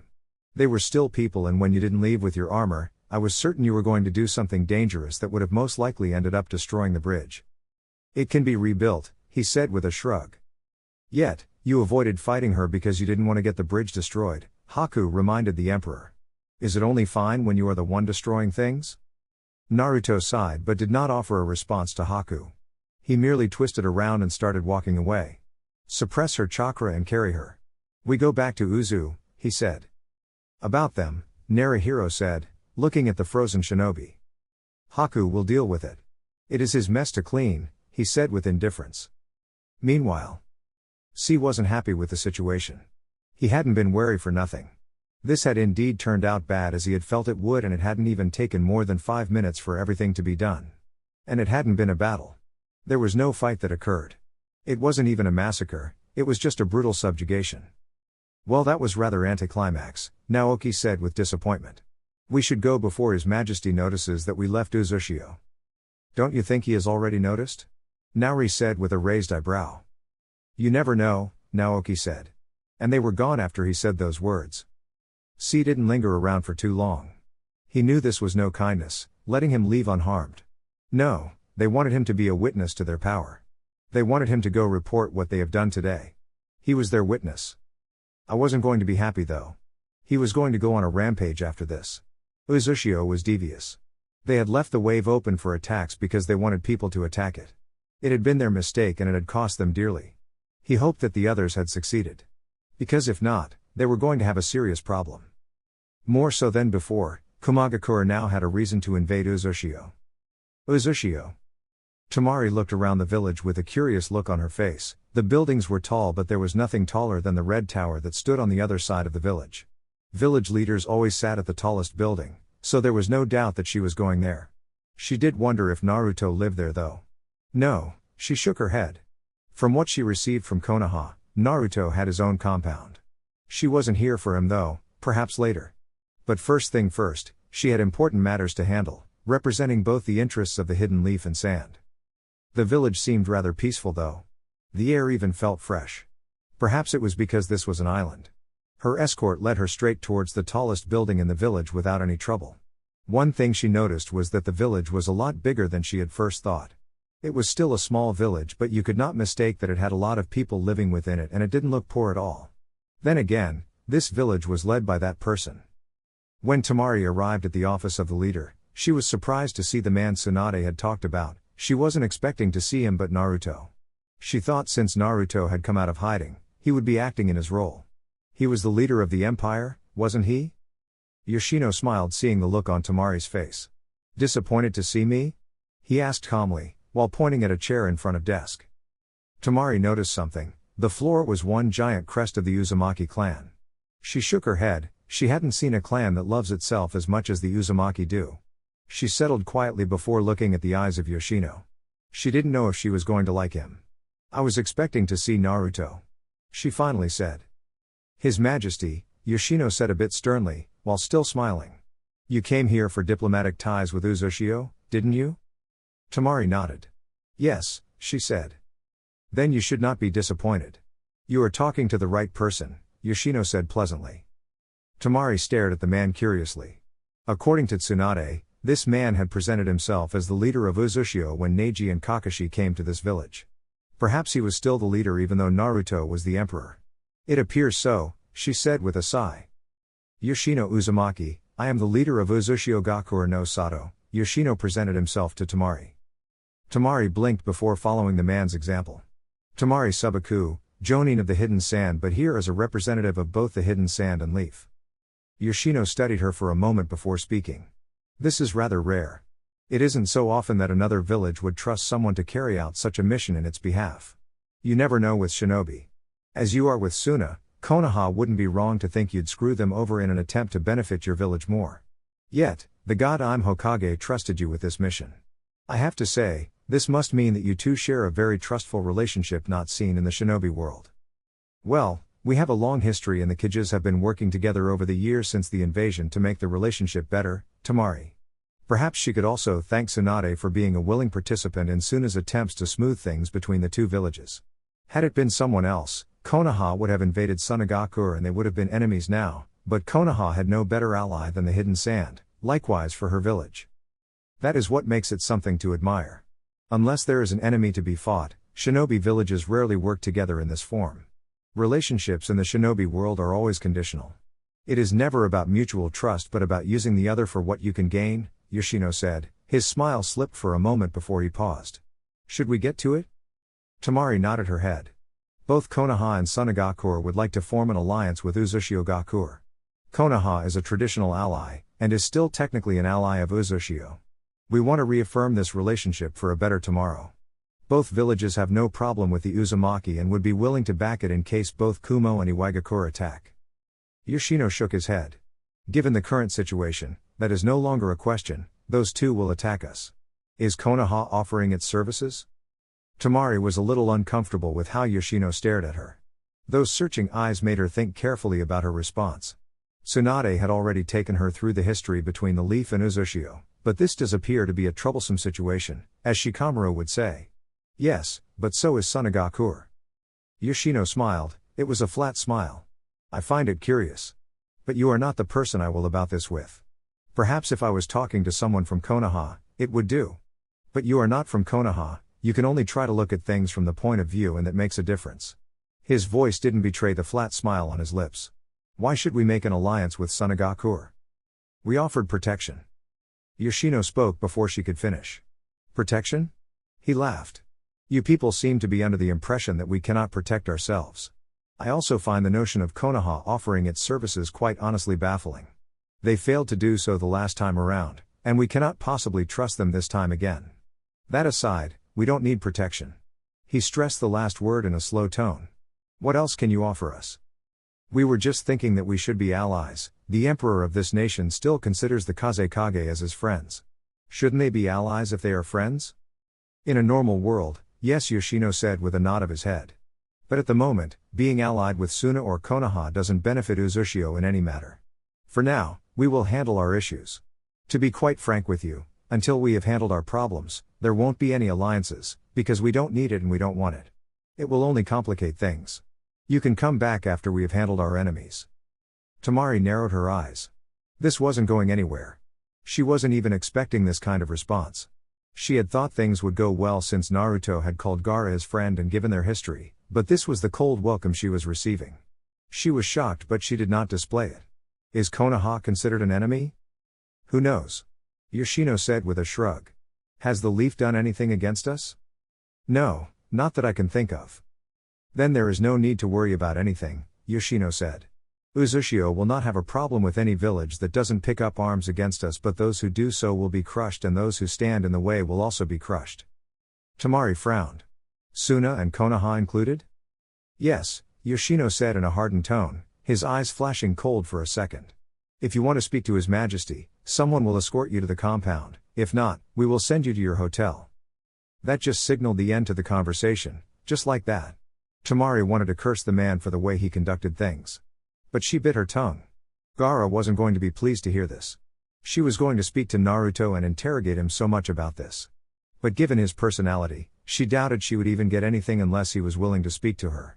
If it was an interrogation, she was unlikely to get anything. I will see him, she said. Yoshino smiled. Throne room. There was only a frown on her lips when Temari found Naruto sitting on his throne in a relaxed pose. She could not forget the kind of pain that he had caused her with his lies. She wasn't pleased with him and she really didn't know if she could move past what he did. He had allowed her to think he was truly dead when he was alive. Do you really do that to someone you love? Temari didn't think so. She wouldn't do something like to anyone. But he had done it to her, and when he came, his apology hadn't been something she truly accepted because she didn't think that he truly meant it. It was likely that if the situation was upon them once more, he would repeat his performance, and that troubled her. She sighed tiredly, and shook off her thoughts before bowing slightly. Your Majesty, she addressed him before looking up to his eyes. Naruto had an amused look on his face. It doesn't feel right coming from you, Temari, he said, his amusement clearly evident in the tone of his voice. Well, aren't you His Majesty? Temari asked calmly, keeping an expressionless mask on her face. I am, Naruto said with a small nod of his head. But last time I was before you, you still called me Naruto. I would be okay if you still call me as such. Nothing has changed in the way I view you, Temari. Nothing had changed, and nothing would ever change. Perhaps some circumstances might change, but he would not change so easily. Last time it hadn't sunk in that you were the Emperor of Uzushio, and I was still mad at what you did and made me experience. The pain of losing someone you love, you don't know what that feels like. But you made me experience that even when there was a choice for you to spare me from the pain, Temari said in a firm tone. I see you're still mad about that, Naruto said, his eyes displaying none of his emotions. But I didn't expect things to go so easy. Admittedly, it is a little troublesome, and if I could just wipe out the memory of your pain, I would do that. It would be much simpler. Temari scoffed. Is that your solution? Make me forget about everything? Naruto stared for a long moment. Those words had come a bit harshly. It wasn't often that someone spoke to him like this.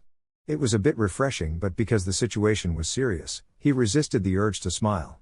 You still need time to think about things, I understand that, and will not push you. I was at fault for making you experience the pain, after all. He paused for a moment. How long do you intend to stay? I leave tomorrow morning, Temari said. Why so early? You could stay for a bit and enjoy what Uzushio has to offer. I could do all that I can to make sure that you enjoy your stay here, Naruto offered with a small smile on his lips. I'm afraid I didn't come here for pleasure, and yours right now isn't the pleasure I would enjoy, Temari said in a stern tone. She wasn't going to budge. Naruto sighed when he realized this. This was truly a troublesome woman. Then again, Temari had always been a strong-willed person with strong opinions. She certainly didn't shy away from voicing her opinions. If you are like this, then Gaara must be very displeased with me. Temari managed a smile, but it was a bitter smile. He is, she said. Had you been just Naruto Uzumaki, I am sure you would not have left Suna unscathed. This time, Naruto didn't hide his amusement. I had a feeling that he did debate about whether he should permit me to see you or not. Well, what has already happened. I can't take it away. You didn't come here for pleasure. For what reason did you come to see me, Temari? I wanted to see if you standing in front of you didn't piss me off, Temari said in a stern tone. And I wanted to ask if those words I received from Yoshino-san are the same words that you would tell me. Naruto tilted his head to the side and stared at Temari with an expressionless look on his face. It made Temari feel uncomfortable just staring at him. A long minute of silence passed before he finally spoke. Most probably, he ended up saying. Will you join me for dinner tonight? Probably, Temari said. It was nice seeing you again, Your Majesty. There was a small, barely noticeable smile on her lips when she said those words. Naruto shared the smile before standing up. He walked towards her in a slow pace. Once he reached her, he spoke. Would you allow me to walk you towards your hotel? He asked carefully. This is your village, Temari said with a shrug, turning away from Naruto. The blonde smiled. You don't have to be sarcastic, he said following her. I don't fully understand how hurt you were, but liking you is not a lie. I'm not a man of many lies. Says the person who lied about his death and played a shinobi of Konoha while he was in fact the Emperor of Uzu, Temari said in a bitter tone. Well, technically, I didn't lie about my death. I did die. I just never told people that I had returned from the dead, Naruto said, smiling. Temari's hands moved towards her fan. She had a frustrated look on her face. If I hit you right now, would your people come after me? Naruto stepped away from the woman, smiling, hands held up. You're still violent, I see, he said. You used to be so fun when flushing and getting some bursts of anger at my moments. That was before you decided to die, Temari shouted. When caught herself from saying anything more when she noticed people staring at them. I was sad. You annoyed me with your perverted comments, but being around you was fun. Naruto was silent for a couple of moments before nodding his head. It was indeed fun, he said. And I really hope we can pick up where we left off. Iwagakure. C could only breathe a sigh of relief when he finally reached the village gates. He was finally home. It had truly felt like an eternal journey back to the cloud. He hadn't been sure that Uzushio would not choose to run after him. There was that chance even though those people had chosen to let him go. You could never be sure with shinobi. Those two had seemed to be the type of people who would let you escape their sight just so they could enjoy hunting you down. The thought had made him a little restless, but he was finally home, and alive along with the company he had with him. The man with him was one of the specialized shinobi who had been tasked with trying to kidnap the leader of the Wave Country.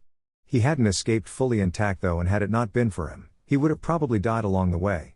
The man had his right hand missing. It was likely an end to his career as a shinobi. The arm had been ripped off from his shoulders. C had considered that even though he was in this state, it was likely that he had been let go since Uzushio had seemed prepared for their assault. They were quickly surrounded by shinobi when they reached the gates and then taken to the office of the Yondaime Reikage. Isama, C greeted in a cautious tone. He swallowed seeing the glare from the man. This wasn't going to be a good briefing. If possible, he would rather not be the one doing it. He would certainly need a good rest after this. I looked around for a moment before frowning deeply. He was only seeing two people and the other one looked utterly useless now. But he could be wrong about the usefulness. He didn't dwell on it though. Where is Yugito, C? The Yondaime Reikage demanded in a low and dangerous tone. C didn't offer an immediate response. He hadn't thought of how he was going to deal with this. He couldn't even think of a better way to tell the Reikage. She was taken by Uzushio, he ended up just saying. What? I managed to keep calm despite the news, but it was clearly evident that he was holding himself from exploding. And knowing the man, he was going to explode soon. It was even remarkable that he had managed to keep himself from destroying something after hearing those words from C. Uzushio appeared ready for us. They knew we were coming. C shook his head. Even if they didn't know, they appeared ready for anything. There wasn't even a fight that occurred during the encounter. Yugito must have known that the Emperor was strong and she decided to transform, but that was her undoing. The moment she transformed, an Uzumaki appeared out of nowhere, and restrained her with powerful chakra chains that even in her transformed state, she couldn't break free. These chains also suppressed her chakra. Hearing about that ability, the Yondaime Reikage frowned deeply. So it was true after all, he said in thought. We have always known that the Uzumaki possess unusually strong chakra and these chains are unique to them. You could say it is their bloodline, but it isn't confirmed by anyone. He paused for a moment, looking a little grim. So, are you telling me that the Uzumaki just released those chains and it was over? C realized what this meant. Iwagakure certainly boasted about the power of its Jinchūriki, and Uzushio could make that advantage meaningless with its ability. They didn't know if the power could even hold back a Baijuu as powerful as the Gyuki, but considering that Naruto was a Jinchūriki of the Kyuubi, there was a chance that it would. Fighting Uzushio with Jinchūrikis was a risk. They had already taken away Yugito, and if B was taken to them, there was a chance that they would do the same. Yes. It wasn't a fight. The Emperor himself isn't normal. Not to mention he is also a Jinchūriki, C said and then frowned. The ice user we heard about. He made an appearance and used a single jutsu to freeze the men. It was apparently to stop the Emperor from using whatever jutsu he wanted to use. I leaned back to his chair, looking thoughtful. He hadn't thought that this would happen. But now he had more than enough reasons to invade Uzushio. They were unlikely going to do anything to Yugito if they took her away. It wasn't a bad thing. He didn't think she would be turned against Iwagakure. So he wasn't worried about that. But she would still be needed in the war against Iwagakure. He could get her back. Naruto himself didn't use these chains, right? Yes, C said with a slight nod. Well, hardly surprising considering that he isn't a full-blooded Uzumaki, I said in a stern tone. He turned towards the other. Then? The shinobi shook his head. They were waiting for us, he said in a bitter tone. I was silent for a couple of moments before nodding his head. Make sure that Iwagakure hears about this soon enough. They too have Jinchūrikis. Once they learn about this, they will do something to protect themselves. We don't have to worry about them turning on us because they really don't want a war with us, for now at least. What about Yugito? Uzushio will not do anything to her. They are likely to use her as a bargaining chip, I said in a thoughtful tone. Either way, this gives us a reason to march towards Uzushio. We won't do anything until Iwagakure comes to us. We don't want to do anything that would leave us exposed to an attack from the stone, and they wouldn't want to do anything that leaves them open as well. So the best option for both nations is to move together. Konoha. Naruto had no lingering emotions seeing this nation once more. He had departed and would never return as its shinobi. Then again, he had merely been playing a role when he wore the Leaf's headband. Naruto had stopped having thoughts about Konoha when the Sandaime told him about his clan, and he had started dreaming about the greatness of the Uzumaki clan once he had seen Uzushio. He could have left early or fooled the world a bit earlier, but things would not have worked out better than this. The current environment was perfect for everything the Uzumaki clan wanted to achieve. Naruto looked down at the hidden leaf for a moment from the Hokage monument before closing his eyes. He vanished from the place along with gusts of winds. The gusts picked up just away from the Hokage tower. He stood still for a moment, absorbing the foul air of contempt that had once filled his life. Konoha had been a village of hate. People might say it was enjoying peace, but Naruto had never seen hateful people than this. The Uzumaki were not happy about what was done to them, but they didn't hold the kind of contempt the villagers of this great nation held in their hearts. There might not be wars, but the people here had been loaded with the burden of hatred. Well, at least when he died, things had changed for the better. Not that he cared for it anyway. Naruto ignored the shocked looks he received from those who saw him and the Anbu watching him closely. Perhaps they didn't want to get too close to him and force things because they didn't want to do anything that would displease him. If he wasn't pleased, he could leave without answering any of their questions. There was no obligation for him to do anything or even explain things to them. Konoha was a past, and a past he had created for himself. The emperor slowly walked towards the tower. No one spoke to him along the way. He didn't question it, he could not have had it any other way. When he arrived at the tower, he was led to a different direction from the Hokage office by an Anbu. He didn't question it, he had spent a couple of moments at the Hokage monument. Tsunade must have used the time to gather her troops and prepare for him to make an appearance. Naruto was led into what he could describe as a war room. He looked around the room openly for a moment before smiling. He walked over to the large rectangular table and sat down across Tsunade at the other end. Jiraiya and Shikaku were flanking both her sides. "What is the barrier for, Jiraiya?" he asked calmly. "We don't want anything leaking," Jiraiya said in a stern tone, his face not displaying any emotion. Naruto was truly alive. There was no doubt that it was indeed him. He had entertained the thought that it could have been an imposter, but this was reality he was seeing. Naruto was very much alive. The pain he had felt back then when he thought that the blonde was dead had been for nothing. No, Naruto had indeed died, it was just on his terms, it had been his plan to fool them. "I doubt anyone would eavesdrop, especially with Danzo out of the picture," Naruto said, still smiling. He knew that Konoha had never released the details of Danzo's death to the public. People suspected, but the Leaf wasn't going to admit anything. Well, it was their problem, not his. Tsunade slammed her fist on the table, glaring at Naruto heatedly. "Why, Naruto? Why did you do it?" Tsunade demanded in a hardened tone, her killing intent leaking. Naruto kept his smile, and tilted his head to the side. He didn't offer an immediate response. He turned to Jiraiya and asked a question. "When we went to Iwagakure, and you found out that Nagato's death had been massively exaggerated, what did I say to you?" Jiraiya frowned. "Something about playing dead is the best way to hide from people." Naruto nodded. "There you have your answer," he said to Tsunade. "I was just passing by this village. I'm afraid I don't much time to sit with you. Though given this setting, you must have a lot of questions. I am willing to entertain them, but I might not answer unless it is necessary. I would rather avoid unnecessary troubles along the way." "Naruto." Shikaku shook his head, a small smile on his lips. "Your Majesty, when did you become Uzu's emperor?" "Since the beginning," Naruto said with a shrug of his shoulders. "I see you haven't been able to discover anything." Hiruzen had always been too cautious for his own good. Then again, he was a crafty old man who moved in ways that you wouldn't think of him. "You are bringing up the old man, are you saying that he knew everything?" Jiraiya demanded from Naruto. It was ridiculous to think that his sensei would know about something like that and still not do anything to stop Naruto or even warn them. His sensei would never allow Naruto to leave the village, not under any circumstances. But of course this still does raise the questions of why he went far to hide everything he did with Naruto. "I'm not saying that, or maybe I am," Naruto said with indifference. Shikaku knew that Naruto wasn't going to bring any answers to that subject, He was just going to leave them with many questions that would just confuse things. He smiled, thinking that the blonde could have even brought up the Sandaime's name simply to change the line of questioning. Perhaps he did that because he wanted to control the flow of conversation. By your response, from the beginning, are you saying that since the reformation of the new Uzushio, you have been emperor? Most probably, Naruto said. I've always disliked dealing with you Naras because of your genius. Having the old man on my back was already a problem for me. Shikaku didn't allow Naruto to lead him astray, he went right back to his line of questioning. This likely started when you went to Uzushio with the Sandaime.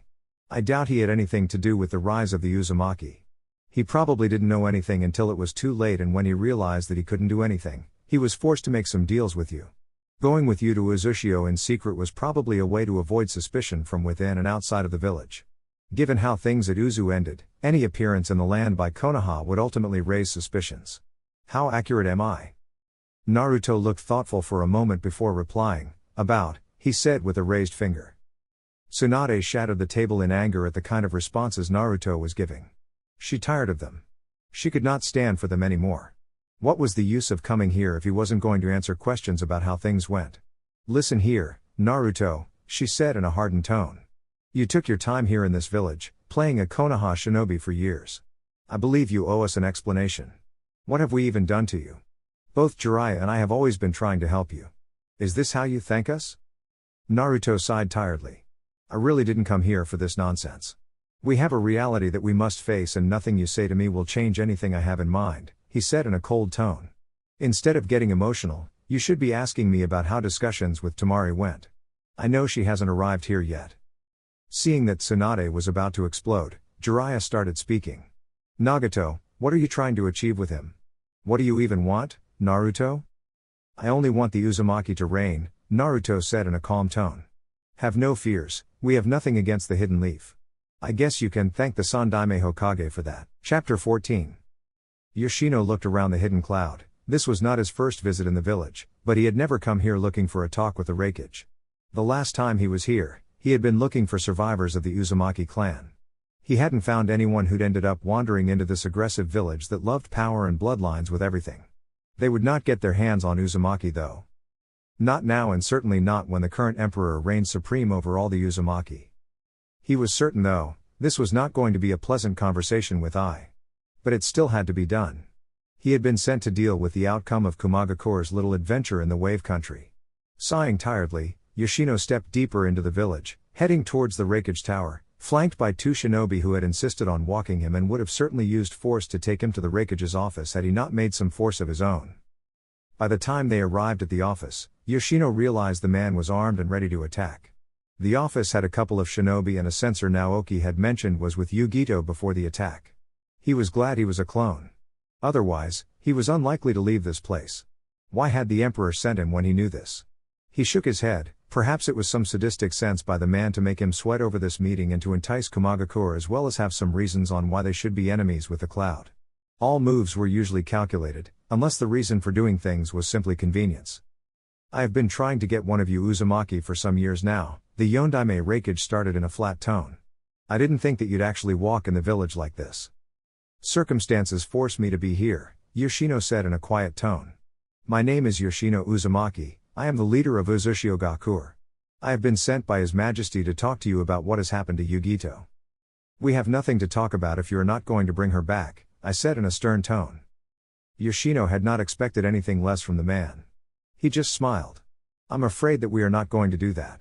It is possible that she might not even live that long, he explained, eyes staring at the Raikage. I stood up from his chair, glaring heatedly at Yoshino. Are you saying that you will kill her?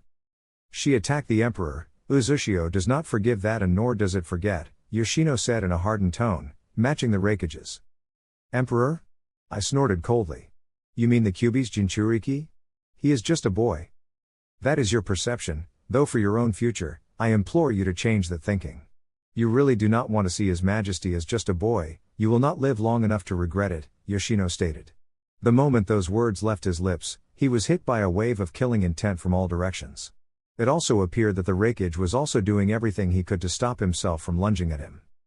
I take that as a threat to my life, and we will not respond kindly to that, I said with a dose of his killing intent directed towards Yoshino. Yoshino shrugged carelessly. Before we step away from the reason I even came here, please allow me to talk, Raikage-sama. I have a question rather. What? I demanded with narrowed eyes. Your attempt to get into the wave country was not something of chance. It was a planned attack. And the wave belongs to the Uzumaki Empire. We have a question, was this declaration of war? Does it change anything regarding Yugito? I only want to talk when I know you will be bringing her back. If not, I will lay waste to Uzushio. Yoshino narrowed his eyes dangerously. The change of atmosphere was noted by everyone in the room.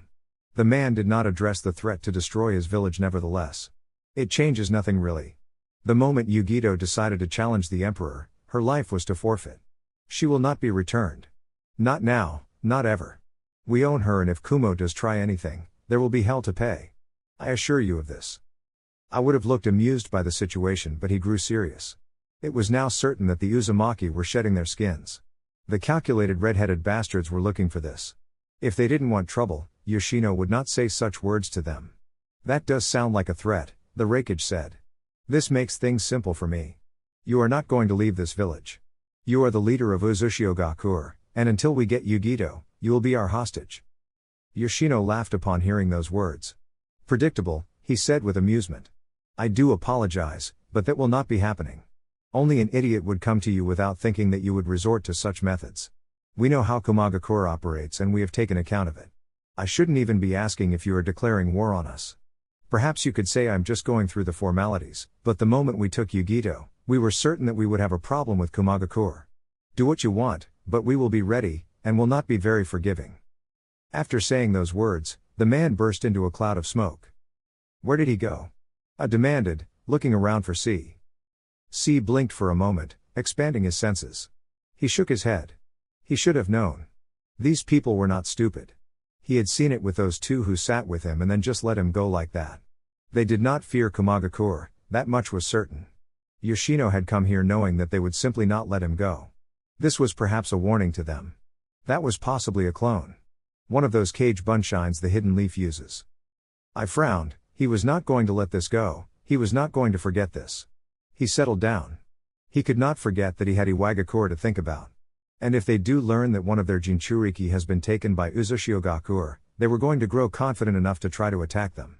But he could still attack Uzushio without leaving Iwagakure open to any attack. Well, he would just have to play his hand smartly to avoid making careless mistakes. If he moved recklessly, it would be a dangerous situation for his village. Should we talk to Iwagakure about this situation? Mabui asked the Raikage, who was deep in thought. Without doubt, the Uzumaki have not forgotten about the past, and this heavily affects both our villages. From how that man spoke, we can assume that anyone who threatens Uzu will probably be given the same message. We don't want Aniki to know about our situation, I said in a firm tone. However, surely, he too would be interested in knowing that Uzushio is not as innocent as it would like us to believe. Hanzaku no Gai. Naruto was sitting at a corner in a bar, alone with just one bottle in front of him. He hadn't touched it since he came here. Not long ago, he would have already indulged in the alcohol, but now, he had plenty to think about. His eyes sharpened slightly when someone sat across him by the table. What are you going here, Naoki? The man was in a henge, looking like a middle-aged black-haired man wearing civilian clothes, but Naruto could tell it was him. He could not mistake the scent of one of his men. Why does it sound like I am not welcomed, Your Majesty? Naoki asked, sitting down. That is because you are not welcomed, Naruto said calmly. I don't recall inviting you. And I recall my job to being your guard, Naoki said with a shrug of his shoulders. In any case, I just came here to give you support. I know you won't need it, but I just thought it would give you some assurance if you knew you could be as reckless as you want to be, because I will be watching over you, the man said with a smile, urging the emperor to do as he pleased. Naruto raised an eyebrow, looking at Naoki carefully. What kind of recklessness are you talking about, Naoki? You know, last time you got her drunk and then ended up taking her to her place. This time, you don't have to be careful about anything, you can drink along with her, without being concerned about whether your drinks are poisoned or not. It would be fine if you get drunk as well and end up going with her to her place. I will be watching to ensure that nothing dangerous is done to you, Naoki said before pausing. He turned his eyes behind him and then glanced over at Naruto. He smiled. The prey has arrived, he said. I thought I was the prey in this situation, Naruto said with a smile. Sarcasm doesn't do you any justice, Your Majesty, Naoki said before standing up. Naruto merely shook his head and then turned to face Kurotsuchi as she walked towards him with a smile he could tell was nervous. He didn't mind it, he just smiled and pointed at the seat Naoki had just vacated before speaking. "You have certainly become even more so of a beautiful woman since the last time I saw you, friend," he said the last word purposefully and as smoothly and normal as he could. Kurotsuchi stared at Naruto for a long minute. He has changed, he really did look manlier now and there was a certain aura about him. Last time the only thing you got from him was just indifference. But now she could sense something. She could sense power. He was certainly a man who called himself the Emperor, all right. She gathered her thoughts quietly before addressing the blonde. "Friends? Last time I checked, friends don't lie to each other." Naruto raised an eyebrow and tilted his head to the side. "I lied to you?" he asked. "You didn't tell me that you were Uzushio's emperor," Kurotsuchi snapped. Naruto kept his brow up before raising an index finger while wagging it slowly. "I don't remember lying to you. I just didn't tell you about it," he said as a matter of fact. "You seem to struggle with that, but did you really expect me to spill the beans on everything that I do and am?" Kurotsuchi stared at Naruto for a long moment with a frown on her lips. He was going to give her that kind of excuse? It was indeed true that he had never lied to her about it, but he did say that he didn't have anything to do with the Uzumaki clan. And he had also given her the impression that he was nothing but just a normal shinobi of the Hidden Leaf. She had been misled. If she'd truly thought deeply about it, she would have expressed her anger, but she did not. She was not here for such things but to try to kill him. He was truly open for her to make any move, but she was not going to take a chance. "You misled me, that is without doubt," Kurotsuchi said after a couple of moments of silence. Naruto didn't deny this, he actually nodded his head. "Yes, I did do that. I have misled a couple of people in this life of mine. Perhaps one mistake I did was not willing to divulge certain things to other people because I believed that they could understand. An error on my part, not everyone thinks like you. I should know this, but I still continued to think otherwise," he said with a slight shake of his head. "That sounds a little personal," Kurotsuchi said in a curious tone. Naruto smiled sadly, but he didn't respond to Kurotsuchi's statement. "You wanted to see me. I assume that it has everything to do about my status as Uzushio's emperor and how that affects Iwagakure. You have always put your village before everything, and surely now, you have not come here because you are concerned for me." He paused for a moment before asking. "Did you cry upon my death?" Kurotsuchi refused to comment on the last part.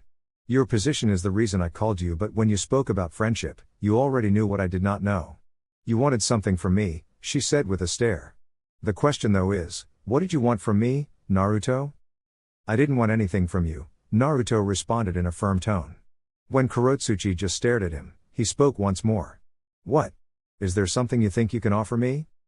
Kurotsuchi blinked. She did not expect to hear something like that from the blonde. She held herself from saying something that would give her away. She then raised her right hand, waving it without looking at the bar. But she had given the signal. Perhaps there is nothing, but Uzushio and Iwagakure are not allies, and given the past, there is no doubt that there is some enmity between the two villages. The past does make up for an uncomfortable reading of the present, with Iwagakure being part of a group of villages that decided to destroy my village despite no threat whatsoever. Naruto paused, staring at Kurotsuchi curiously. "What would you do if that were you? You assured me you'd kill me if I was an enemy of Iwagakure. Should I not be angry and try to do the same thing that you want to do to me, if you are a threat, of course?" Kurotsuchi shrugged. "I would expect nothing else from a shinobi," she said with cold indifference. "We always want to protect what is ours. The only right in this world is acting in the best interests of your village. If you threaten my village, you must be dealt with. Naturally, if you also feel threatened by us, you'll also try to crush us. So, it is a world where the strong get what they want." Naruto smiled at this. "If you wouldn't hesitate to kill those who are enemies of your village, why do you come to hate those who bring trouble to your village?" A couple of bottles were brought to them by a barman. Naruto didn't waste time getting into the drinking contest. Kurotsuchi wanted him to get drunk. He would indulge her and see what she wanted to do. No, he already knew what she wanted to do to him. He was just playing the role she wanted him to play. "You have to be angry if someone precious to you is killed. Then you give me the right to be angry over what Iwagakure did to my village," Naruto stated in a calm tone. "Even now, I cannot say that Iwa isn't a threat. No, that doesn't matter. You already destroyed our village before, even though we did nothing against you. You could do it again, and we have not even received any apology for the sins of the past." Kurotsuchi frowned deeply. If there had been doubt before, it had been dispelled by those words from Naruto. She had to kill him. An apology, huh? She put on a thoughtful look on her face. What would it change? Nothing. Naruto words came out a bit coldly. But it goes some way to say that you regret what you did and you should not have done it. Of course, words are meaningless without actions to back them up. And superficial apologies are truly bothersome, he said with narrowed eyes. Admitting that they were wrong? Kurotsuchi had not been there, but she knew Iwagakure had no regrets over its actions. As long as they did what they felt was best for their village, there would be no complaints from the village and they would fight anyone who says otherwise. Kurotsuchi took a bottle and took a sip before speaking once more. What about our friendship? You offered that once even when you knew how things would end up. Does your offer stand? If we could work out something between us, we could end up saving lives from being lost in a situation where Uzushio and Iwagakure have to fight. I know my village views yours as a threat because of what happened in the past. But my friendship with you could dispel that. Naruto smiled upon hearing those words and then took a large gulp before slamming the bottle on the table. It cracked slightly. Then let us talk about our friendship, he said with a smile on his lips. 5 hours later. It was already late, the night birds were already singing. Kurotsuchi was helping Naruto in the slow streets within the town, heading towards the hotel she had booked for herself. The emperor had no problems with gulping large amounts of alcohol. She had not even attempted to do any competition with him, knowing that she would not win. She had built up her tolerance after the humiliation of the last time she was drinking with Naruto, but competition was still not something she was going to do. After arriving at her room, Kurotsuchi helped Naruto on the bed. She watched the blonde shift slightly, his eyes barely opened. She stared at the blonde for a moment. He really did look out of it and smelled with alcohol. She hadn't thought that things would come to this point so simply. Kurotsuchi smiled. She was getting this done. She was going to kill the emperor of Uzushio. Her grandfather was going to be proud. She stepped over the blonde, sat on him gently and ran her hand over his face. Harmless. It was ludicrous. But she was going to end the emperor of Uzushio. This was for the sake of her village.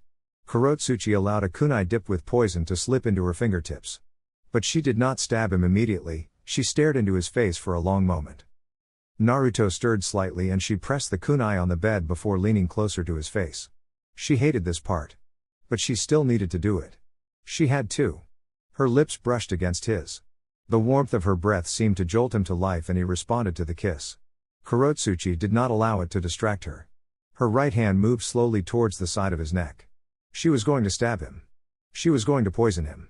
Even if the stab was not deep, the poison would finish him. Kurotsuchi suddenly halted when she felt a firm hand gripping her right arm. Her heartbeat increased as her eyes snapped towards Naruto's. You really plan to kill me? It was Naruto's voice that startled the black-haired kunoichi. She forced herself away from the blonde, jumped away from the bed, but she had left her kunai behind. Naruto got up from the bed and sat up, eyes staring at the kunoichi. I knew this was your plan and played along for merely convenience. Kurotsuchi frowned deeply, staring at the blonde with cold eyes. You tricked me into thinking you were drunk, she spat venomously. Not particularly, Naruto said with a slight shake of his head. I could have sent a clone to do the drinking for me, but I chose to drink because it was more interesting that way. That aside, I did need to catch you in the act so that I would have no guilt over what will happen to you. Those words, it made her realize that she was dealing with a dangerous person. He had surely come here knowing that she wanted to kill him. At this point, she was even starting to think that he had planned for this to happen. She took a step back, readying hand signs in case he made the wrong move. What do you mean, what will happen to me?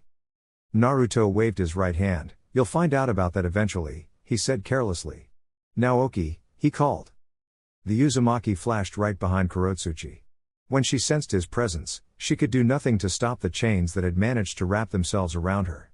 Kurotsuchi felt her heart pound. The emotion she felt was fear. It was not so much as the fate that awaited her, but the person behind her made her afraid, so much more than Naruto. She could not see him, but she sensed him and her hair stood up. This was not a friend. This was an enemy to be feared. Before she knew it, she could not move.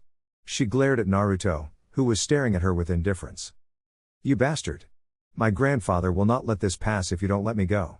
He will destroy Uzushio. Naruto just smiled and walked towards her. It is much amusing when a rat backed into a corner tries to bark threats, he said in an amused tone. But don't worry, I expect Aniki to attack, but he shall surely die. It might not be in the first engagement, but it shall surely happen. A realization dawned on Kurotsuchi and she widened her eyes, but before she could say anything, a hand slipped over her mouth. Given the tension on her body, it appears she has discovered our purpose, Your Majesty, Naoki said with a smile. Irrelevant, Naruto said with a slight shrug of his shoulders. He placed his right hand on Kurotsuchi's shoulder and they disappeared in a flash. They appeared inside the throne room. Take her to meet her new friend and call Yoshino for me, he said walking towards his throne. Hi, Naoki said before disappearing along with the bound Kurotsuchi. 3 minutes later, Yoshino appeared in the throne room. He did not get on his knees but walked closer to Naruto before speaking. Is it done? Naruto nodded. We have the required pieces we need to get both Kumagakure and Iwa to make their moves. History will certainly favor us. They attacked us and we had every reason to capture them. Bullies cannot be allowed to do all they want without punishment, he said with a smile. Our world has a history of only remembering the winners. Yoshino reminded. That is because they are the ones who write history. In this generation and the next, the Uzumaki will rewrite history and write new chapters to the Chronicles of Shinobi, Naruto said in a firm tone. Take the ship and head to Iwagakure to deliver the message. Yes, Your Majesty, Yoshino said. He turned to leave before twisting around to speak. There is also a certain visitor from the Hidden Leaf who wishes to see you. Naruto tried to figure out who would want to see him from the Hidden, and then when he could not think of a specific name, he asked. Who? Shikamaru Nara, Yoshino said. Given his curious mind, I had kept him away and was planning to send him back to Konoha without even talking to him. But given that he isn't here because the Leaf has sent him, I thought you might be interested in seeing him. What damage could be done by seeing him? Nothing much. His Majesty is good at keeping things to himself, and unless you decide to let in on certain things, Shikamaru will not discover anything. However, it is likely that he came here because he has his suspicions on certain things and has come here to confirm, Yoshino said. Naruto was silent for a moment before waving his right hand. I will indulge him, he said. Yes, Your Majesty, Yoshino saluted before disappearing from the throne room. It took about 10 minutes for Shikamaru to arrive in the throne, and when he did, Naruto stared at him with an expressionless mask. The Nara had a look that clearly said that this was troublesome, but he could not afford not to be here. I was surprised when I learned that you were here to see me. I generally got along with you, but we were not friends. That is because you avoided me, Shikamaru said in a measured tone. Naruto simply shrugged. Then, how might I be of service? I know you are a busy person, and with what is going on around this village, I am certain that there is much for you to do. I do however think that there will be major changes to the shinobi world very soon, the Nara said in a stern tone. I know there will be battles soon, and it will be because the Uzumaki want it to happen. The state of the shinobi world determines just how safe Konoha is. And your duty is Konoha, Naruto said in a flat tone. You people think in a fundamentally wrong way, that is why you continue to do things in the wrong way. You always think about your village before everything, and disregard all the evil you do others. I will admit that the way shinobi think is flawed, and perhaps it is what results in conflicts being handled through bloodshed battles that only up defining two things, a winner and the loser. But we cannot deny that we think first about what we love the most before anything else. Yet, that does not excuse putting others in danger simply because we want to protect what we love. Perhaps what shinobi lack is the moral sense of what is right and wrong. Perhaps? Naruto shook his head. You just lack it. It's not something you need to think about. You? What about you, Your Majesty? Shikamaru posed the question to Naruto. Instead of responding to Shikamaru, Naruto spoke. I find it curious that someone who has never shown any interest in taking a lead over anything would come here, Naruto said to Shikamaru with a raised eyebrow. You find this troublesome, and yet you came here. Shikamaru would not deny that he had hid himself at the thought of coming here. It was indeed a troublesome situation, but he still had to do it because some people didn't seem to understand the danger. I was speaking to my father about you and the Uzumaki. The one question I had about this was why you have nothing against Konoha. Any rational person will ask this question. You should have reasons to resent Konoha. And I would understand those reasons. But you'd still try to stop me from doing something. Shikamaru smiled. There was no question about that. He was still a Konoha shinobi, and he could not just watch someone try to destroy it. The Uzumaki. Your childhood. You have every reason, yet why did you tell Konoha that you have nothing against it? It would have been reasonable if I told them that I loathed Konoha, wouldn't it? Naruto asked. But at the same time, it would have made me an enemy of the Hidden Leaf. I don't generally think you have a problem with that, Shikamaru said in a firm tone. But I also think you don't want to face all great nations because you probably wouldn't survive. Even if you do, I doubt this village would remain standing. Even so, The reason I got up is because I see what is going to happen. And I am certain that even if you have said you have nothing against Konoha, you won't hesitate to turn against us if we stand in the way. Of course, Naruto said. I have watched you since the academy days. My father understands the situation way better than both Tsunade and Jiraiya-sama seem to grasp. We are both aware of the danger. It is our understanding that you probably made an agreement with the Sandaime Hokage. I think that is why you won't attack the leaf. But there is a condition. Shikamaru smiled weakly. The fact that you managed to hold an agreement with the professor which he was seemingly unable to get away from means that you have a frightening mind. Naruto was silent for a couple of moments before shaking his head. I don't have that kind of genius. You are smarter than me. I was actually afraid of the Sandaime, he said calmly. You are here because your father sent you. What does Shikaku want? My father thinks you are not going to talk to both the Godime Hokage and Jiraiya-sama about anything because of how close they were to you. He sent me here to form a communication line with Konoha. We want to understand your goals and find a way that we can coexist without war, Shikamaru stated. Of course, when I get back to Konoha, we will discuss things with the Godime Hokage. Oh, you want to play politics? Naruto said with a smile. You have already said you know what is going to happen. Then there is no need for me to say anything. Just go back to your village, you'll know when the time is right for us to talk. When that happens, I will indulge you. I have your word? Yes, you have my word, Naruto said before closing both his eyes. It would be most pleasant if you could work with Temari. Iwagakure. There was no laughing at Kumagakure's misfortune over the loss of their Jinchūriki. Aniki had managed to attain this information and yet he could not laugh. He could do nothing about it because the cursed village that struck the cloud had also struck his. His beloved granddaughter had been taken away by Uzushio and they had murdered everyone he had sent her with. Those cold bastards were merciless. He had been afraid that something would happen to her. But he had shrugged off those thoughts. They would do nothing to her. Not when he was still alive. If so much of a hair was touched, he would burn Uzushio down to the ground, and this time around, he would ensure there were no survivors. He would ensure every one of them Uzumaki was buried 6 feet under the ground. The Sandaime Tsuchikage's eyes snapped up when an Uzumaki was brought before him. The man was being manhandled and yet he had an unconcerned look on his face. It was not the indifferent look of Naruto, this was just a look that infuriated you. I have been waiting for you, Aniki said as he leaned against his chair. My apologies for keeping you waiting, Yoshino said in an apologetic tone. I had other important matters to handle before thinking of coming here. Aniki glared. This was not that important that he could not drop anything? This was infuriating, but he held himself from turning the man into dust. I see you decided to bring your airship with you, but that isn't of concern to me. I imagine you are most concerned about your granddaughter, Yoshino said. Aniki nodded.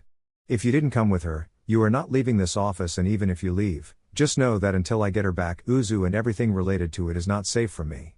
I will destroy everything until you give her back. We don't take kindly to threats made to our village, Tsuchikage, Yoshino warned in a dangerous tone. Kurotsuchi may or may not be alive. She attempted to kill our emperor. Such an offense is punished by death. If you want her to live, you will die in her place. For a moment, Aniki laughed at this joke before standing on his chair. He held his hands together.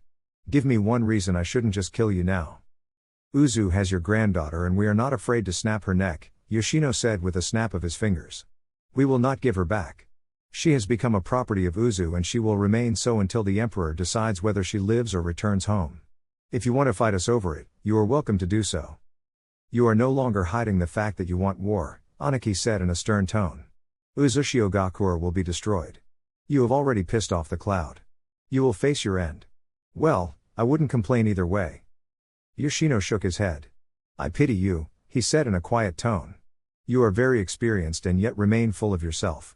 Are you really the same person who had this village enter a ceasefire with Konoha in the last war? You underestimate us. And you will surely pay for it. With your life. Yoshino disappeared in a puff of smoke after saying those words. It is war, Aniki said sternly. But how was he going to go about this? Kumo would surely want to take part in this. Uzu had taken their Jinchūriki. If Iwa attacked, they would take the Jinchūriki for themselves. He had to send a message to the Raikage and they would talk about this. They would make a plan about dealing with Uzushio and deal with it they would. It was indeed a time for war. Uzushio Kurotsuchi had a long frown on her lips, bruises over her body, and some blood. She had been beat up a bit, they had said. That sadistic woman had said it was nothing. There would be more pain to come. Kurotsuchi would not say anything about her village, nothing at all. They could cut off her limbs if they wanted, but she would protect her village against all threats. And these people. She was thrown into a cell with another woman there. She immediately recognized her as the Jinchūriki from Iwagakure. But unlike her, she didn't appear to have been roughed up a bit, she looked perfectly fine. Kurotsuchi took her corner and glanced at Yugito for a moment before staring at her hands. How did things even get to this point? She had been certain that she would kill him, but now she was locked up in a prison cell, and would be a puppet for someone's amusement. If she does manage to escape, she was going to personally mutilate that woman. No, she would get out of here. Her grandfather would come for her. It is useless to think about escaping, Yugito suddenly said to Kurotsuchi. The black-haired Jonin's eyes snapped towards the blonde Jinchūriki. What is that supposed to mean? It means that unless they let you out, you can't leave. Your chakra is sealed, but you should still be able to use your senses, Yugito said. Kurotsuchi stretched her senses and then frowned deeply. She could not feel anything aside from the woman beside her. She could not feel the world around her. What is this place? She demanded from Yugito. Yugito shrugged and closed her eyes. Kurotsuchi bit her lip from cursing the Jinchūriki. If she didn't think the woman would be needed for an escape, she would have cursed her right there. But she did not want to burn bridges now. Not when she was still locked up and could not even tell where she was. The bastards had kept her blindfolded whenever she was moved. How long have you been here? More than a week, Yugito said without looking at Kurotsuchi. What did you do to them? Kurotsuchi realized the woman was asking her about the bruises she had. I tried to kill the emperor, she said bitterly. What did? She trailed off when she sensed something. Naruto was by the unguarded steel bars that kept the two locked up. He opened the cell and then stepped in. Good day, my prisoners, he greeted with a smile. Kurotsuchi lunged towards him like a bullet, with her right punch aimed at his face. Naruto simply caught the punch and held it firmly before slamming a brutal left punch on her gut. Kurotsuchi dropped to her knees, clutching it while coughing. Naruto ignored her and then walked towards Yugito. He settled beside her, leaning against the wall. Just this once, I'll sit with you, he said calmly. I do apologize for not coming to see you after you were brought here. I have been a little busy. Apparently, Yugito said with a look towards Kurotsuchi. Ah, her. Naruto smiled. She requested a meeting with me in a disguised attempt to kill me. But I'll be honest, I had planned for this to happen. I figured such actions would spur both your villages to make a movement.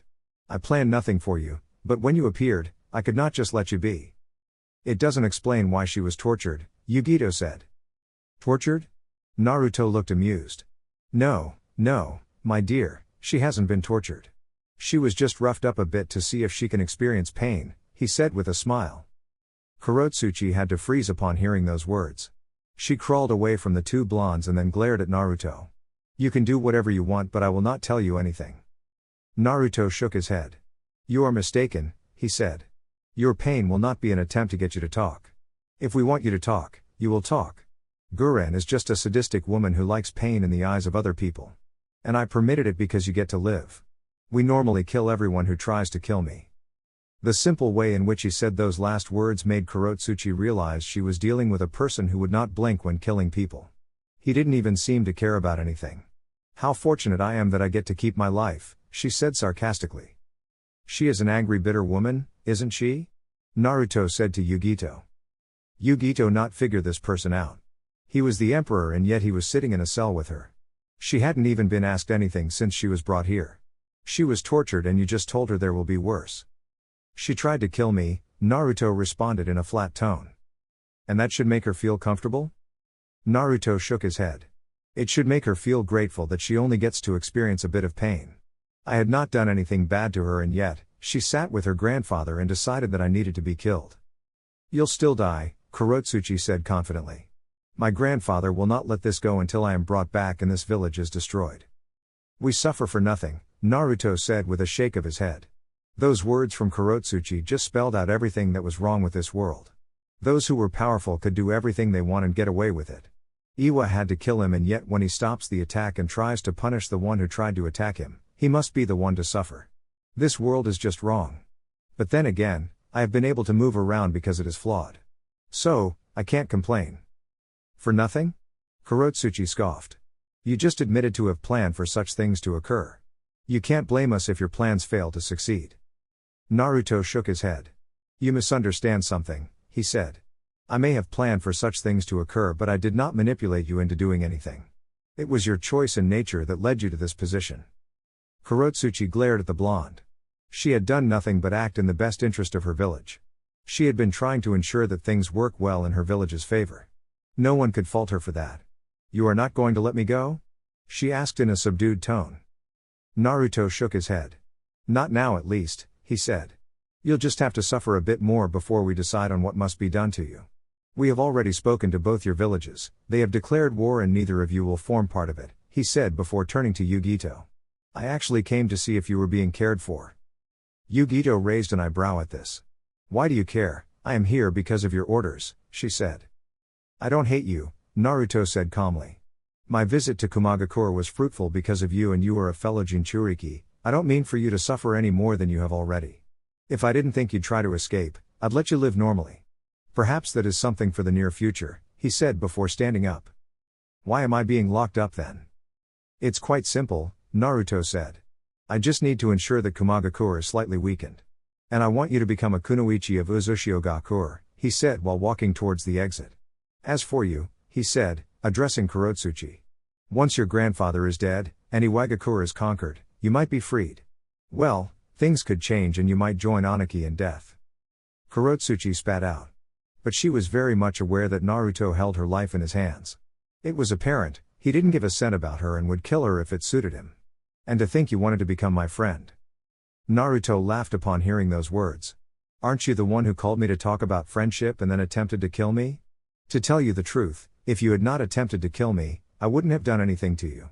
We would have just talked and then go our separate ways. I find that hard to believe given all you have said. Naruto shrugged. Decisions were made based on character.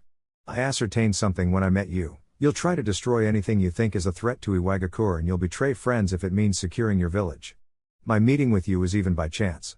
I guess I must thank Jiraiya for it. Konoha. How did things even get to this point? Shikamaru breathed in tiredly as he looked around the Hokage office. He should not have listened to his father. He should have not even spoken to Naruto.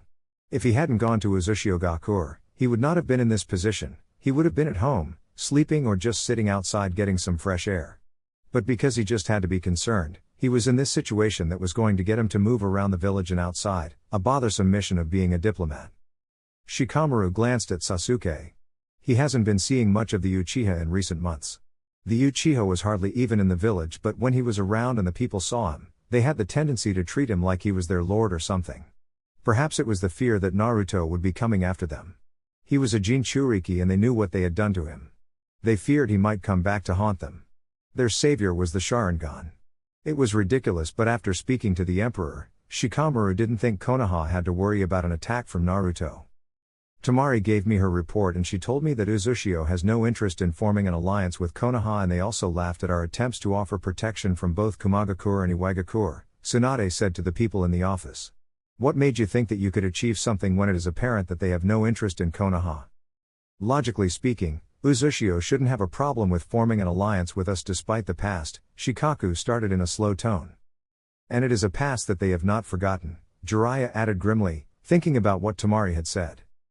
Yes, but they are facing two great nations and none of the other great nations are going to help them in the war, which means that they plan on fighting themselves if they refuse help.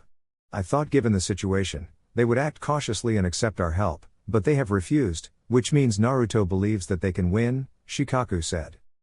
Naruto isn't the arrogant person who likes to believe that he can defeat anyone he faces, and the fact that he thinks he can win a battle between him and two great nations is frightening, Shikamaru gave his own sense. Although he wants nothing to do with Konoha, I don't think the door is closed. From what he said to me, there could be a future. Jiraiya stared at the Nara for a long moment before asking. Why in the future? Because whatever they are going to do, they want us to stay away. It is likely that they know we won't agree to some of their actions, hence their refusal to ally with us. I suspect that Naruto will only open that channel once they are done with what they want to achieve, Shikamaru explained lightly. And if we stand in the way? Sasuke asked. They will try to remove us, Shikamaru said in a slightly firm tone. While Naruto has no intentions for war with Konoha, if we seek it, he will act on it. I had those thoughts in mind when I decided that Shikamaru should go to Uzushio, Shikaku said. We already know that Uzu has both Kurotsuchi and Kumo's Jinchūriki, and by the looks of things, they are not going to give them back.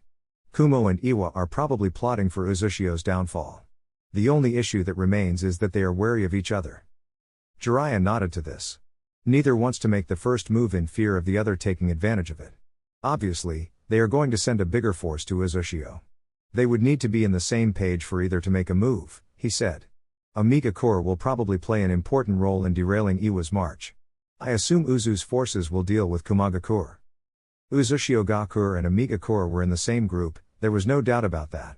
Nagato's power was still something that bothered him because Jiraiya could not figure it out. But both Nagato and Konan were S-rank shinobi. You did not have to forget that the Akatsuki had other S-rank members. It was going to be a difficult situation that would not be as easy as the Reikage and Tsuchikage thought. If the other Uzumaki are like Kushina, then the power of Jinchūrikis becomes irrelevant, he added with a deep frown. We don't have to be concerned about that, Sasuke was quick to say. If things come to it, I will face Naruto. How certain are that if he does manage to win against both Kumo and Iwa, he will not come to us? Tsunade frowned deeply upon hearing those words. There was no guarantee that things wouldn't come to that point. She hoped that they would not. There is no assurance and there is nothing but just Naruto's word. We can't take his word, but we have done everything to prepare for war. If the worst case scenario does occur, we will defend the leaf. The god I'm Hokage said in a hardened tone. Shikamaru didn't think things would come to that point, but he did not voice his thoughts. He just went silent and allowed the leaders to talk about their business. Well, it didn't hurt being prepared for anything. The problem with Naruto was that nobody seemed to know what he was thinking, and that was a major problem. If you could not determine what he was thinking, there was no way they were going to predict his movements. Wave Country. You have never even once asked why we did not revive Zabuza but only brought you back, Naruto said, standing in front of where Zabuza had been buried. Yoshino had also dug up Haku from this place before the rebirth ritual was performed. I figured he was not needed, Haku said. Honestly, he had been saddened that his master had not been brought back from the dead. There is that, Naruto said in thought. You have not regretted your second life, I would hope. Zabuza lived his life the way he wanted. I thought perhaps it would be excellent to have you. That aside, you were a pleasant person when we met. I spoke to Yoshino, said you really have to bring that person back to life. My only regret was not being as useful as I could have been to Zabuza-sama. But I enjoy my current life. I have been living it for a couple of years now. Any regrets would just make me miserable, Haku said with a small smile on his lips. Naruto looked up for a moment. Yes, they had still been rebuilding when he came here for that mission. There was still much that needed to be done. Had he not found a village with people, he would not have been able to do what he wanted to do. He turned his eyes behind when he sensed a powerful presence. He then smiled, seeing Kisame, just the person he wanted to see. You made it, Naruto said to Kisame with a smile on his lips. I didn't seem like I had a choice, Kisame responded casually, yet still grinning as he moved closer to both Naruto and Haku. Naruto shook his head. You could have refused to come. It's not like I could have just forced you to come here. But given that you were Itachi's partner, I'm certain you shared a couple of things with him. That might have contributed to your decision to come here and my decision to call you here. Kisame grinned, hearing Seimata's giggles. The sword was even drooling. It was the massive pools of chakra from the blonde. It had nothing to do with the fact that he was a Jinchūriki. Kisame could not sense it, but his sword could, and Itachi had said that the blonde's chakra levels were ridiculous. He'd never been this close. Seimata was confirming it. The former Kiri-nin gripped the handle of his sword firmly. He was thinking about swinging it towards Naruto, but he held himself. He could see what the blonde wanted before swinging the sword. Itachi just could never trust you. He was always cautious about everyone. I never did like that side of him, Naruto said in a flat tone. He was always probing and probing.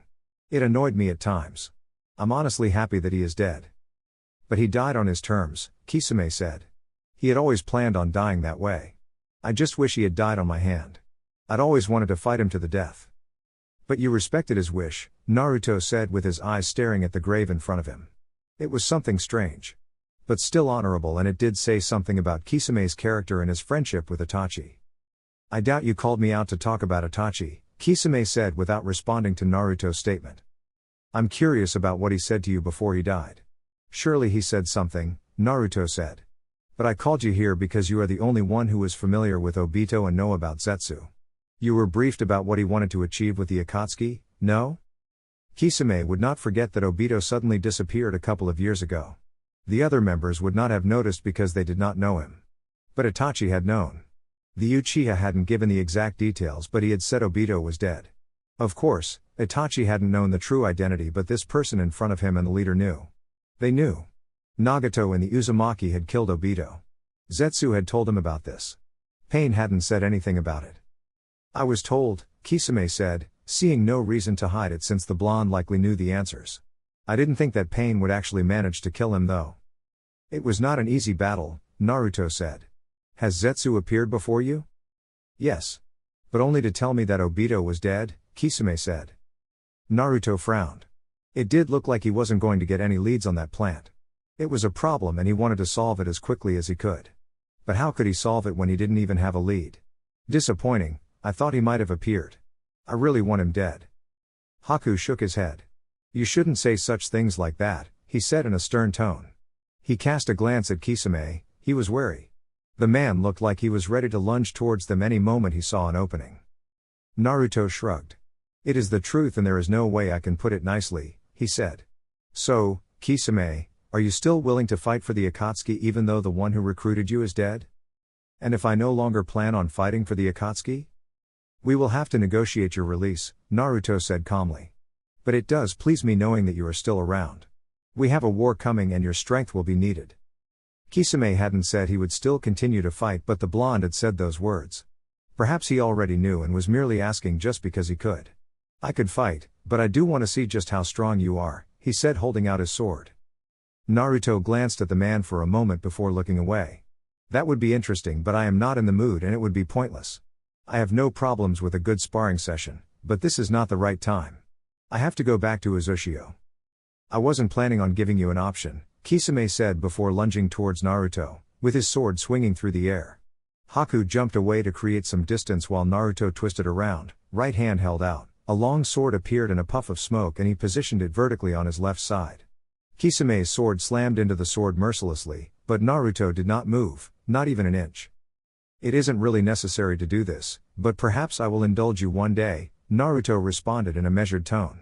He then burst into a cloud of smoke. Kisame turned towards his right and saw the Emperor walking away with Haku.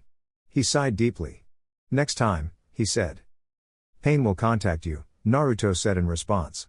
You should move towards the borders of Earth Country, nevertheless. What does the Uzumaki even want to achieve? You'll find out eventually, Naruto said. But if that is a condition for you giving your best to the task at hand, you can ask Pain. Maybe he will tell you. Uzushio. That was really disappointing, Naruto said as he walked into an office within his compound. The office was spacious but had no windows. The walls were mounted with bookshelves. A large desk faced you when entered the office. On the right side, there were 5 single sofas surrounding a small wooden table. On the left side, there was a crimson couch. Haku stared at the mountain for paperwork that Naruto had on his desk. The blonde focused on sitting on the throne than handling his other administrative duties. It was a problem. There was never a problem about this when he was still wearing a Konoha headband. He watched the blonde settle on his comfortable chair before responding. Considering he knew of Obito and the real mission, I always figured that he would have something. So did I, Naruto said in a thoughtful tone. It takes us back to square one. I'll have to just play the waiting game. It is no fun nevertheless. But there is little choice, Haku said. Naruto nodded. Indeed, he agreed. Get me Yoshino. I'll try to sort this desk out and other things before the day ends. You plan on sitting here for the rest of the day? Yes, it is important that I do. Besides, if I don't sit here, nothing in our other nations gets done. Yoshino can't do anything because it isn't his responsibility and he does not have the authority. Naruto explained. He paused for a moment before speaking once more. Bring me a bottle when you do return. Haku just shook his head and walked away. With Haku gone, Naruto opened the drawer on his right side and took out a rolled sheet of paper. He closed the drawer and then stood up, walked towards the single sofas. He settled down and unfolded the sheet. It was a map of the shinobi world. It was not just the elemental nations but the whole world. There were certain places that were marked. Naruto stared at the map for a couple of moments without shifting until Haku returned with Yoshino. The man settled across him while Haku placed the bottle he held atop of Naruto's desk. He then joined the two. Cloud and Stone are making preparations to meet soon. Neither wants to move before the other makes a move, Naruto said while staring at the map. Understandable, Yoshino said with a small nod of his shoulders. They still have their problems and probably still plan on sorting them out once they are done with us. Indeed, Naruto said. It is a pity that those plans will not succeed. For us, a loss in the war means extinction. It would certainly put a stain on our prestigious name. There was no room for failure. For them to fail, it meant death. It meant the destruction of their land and everything that they have built. It was not going to work out like that. They had to succeed. They had to win. Failure is not an option, otherwise our nation will be raped, Yoshino said. Naruto glanced at the man with an amused look on his face. It was amusing hearing those words, being put in such a way. That is a very vulgar way of putting it, he said. But he did not disagree with it. Have you considered ruling the entire world? Haku stared at Naruto while Yoshino just smiled and responded with a smile that did not display any emotion. I have had such thoughts. But only with the shinobi nations, he said. If His Majesty has such a dream, we can fight for it, he said staring straight at Naruto. You can't be serious, Haku exclaimed. Yoshino shrugged indifferently. It would bring order into this world that has no order. There would be no shinobi village that does what they want. We live long lives, once that dominance is executed, we can make sure that generations live in a world that we have created. And also rewrite history in the way we want. But eventually, there will be those who will grow strong enough to challenge the rule. There are not many of us to be able to effectively seize control, Naruto said in thought. Not unless you put Guren in a position hunting down dissent and eliminating it. It would just be murder every day and would fill Uzumaki rule with bloodshed, Haku said in a stern tone. Both Yoshino and Naruto stared at Haku for a moment before the latter spoke. We should get down to the real business, he said staring down at the map. The Fire Nation is surrounded by river, storm, mushroom, canyons, sound and land of hot steams. For it to enter into any other great nation, it needs to go through one of these nations. We already have storm and sound. But we'll extend the sound's borders to the nameless country that borders canyons. Nauri is already at work in forming communications with the feudal lords of the remaining nations. We are busy arranging for them to be absorbed into the Uzumaki Empire. If the feudal lords refuse? Haku asked. There will be no need to even march into their nations. We will just force them into doing it. I doubt they will agree to anything though. But we are prepared to force them into giving the borders of their countries to us, Naruto responded in a hardened tone.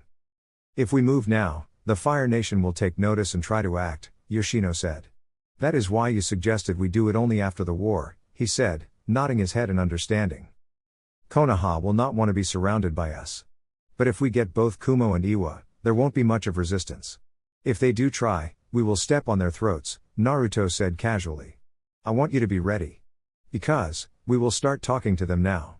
You will be the one handling the negotiations. While I focus on both earth and lightning. Yoshino nodded his head. And the Water Lord? He asked. Although we have managed to talk things with Kiri, he remains an issue that tries to block our path. Naruto glanced at Haku for a moment before responding. I will leave that decision for Haku. He will decide what is best for the Empire and the Water Nation. The blonde said calmly. Order Guren to move out to the Sound to start familiarizing herself with the environment and her new role. Her unit will be based there. Should I also order the agents to move into the Sound be closer to her? Naruto nodded. Naoki will split from Naori in handling intelligence. Naori will handle it. Naoki can be the intermediary between Guren and us. I will have it done, Your Majesty, Yoshino said. Have Narihiro prepare Kurotsuchi. We will release her once he is done with her, Naruto said. What is the progress with the bridge? 90% complete, the surface itself has been completely built. Installing the rail tracks shouldn't be an issue, Yoshino said. Gado's money has already been dried up and the Akatsuki's money is not doing anything. If we don't change things, we will drive the wave and Uzu into poverty. Naruto was silent for a couple of moments before finally speaking. We can't build the rail tracks to the other nations now. They will simply be destroyed and we don't have the resources. Once we have both earth and lightning, we will have those resources. For now, we can shelve those plans on focus on the war. But the bridge must be finished. I don't mind borrowing more money to complete it. If we must defend it, we will. Yes, Your Majesty, Yoshino said with a nod. My duties remain many. If you permit it, can Haku be given the authority to dish out your orders? My focus will remain with Uzushio and other nations. Naruto looked thoughtful for a moment. What will the others say? They won't complain. Haku is trusted and is a kind-hearted person. We agree that he is good for his majesty, Yoshino said with a small smile.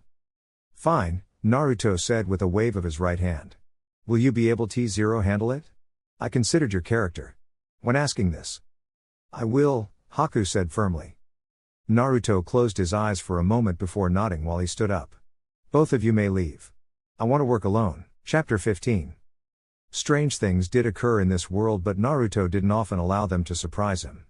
Perhaps it was because he understood that not everything could go exactly as planned. He had not the mind to control all situations. He had not the power to make all men bow before him. He was just a mere mortal. He had held a great deal of control over things, but he was still just a mere human. Naruto had no desire to be God. What would possess him to leave the riches and beauty of simply being alive and human? Kabuto appearing before his very throne with Naoki was not a surprise. No, Naruto had been expecting this. Perhaps not in this fashion, but when he called off the search, he had come to realize that Kabuto would not be caught easily and he would make an appearance soon enough. The Emperor did not greet the wanted man with a smile. He had nothing but an expressionless mask on his face. He could simply order Naoki to behead him. Perhaps there would be some consequences, but he could deal with it. He did believe that nothing was truly impossible. There was no situation that would arise and be beyond his limits.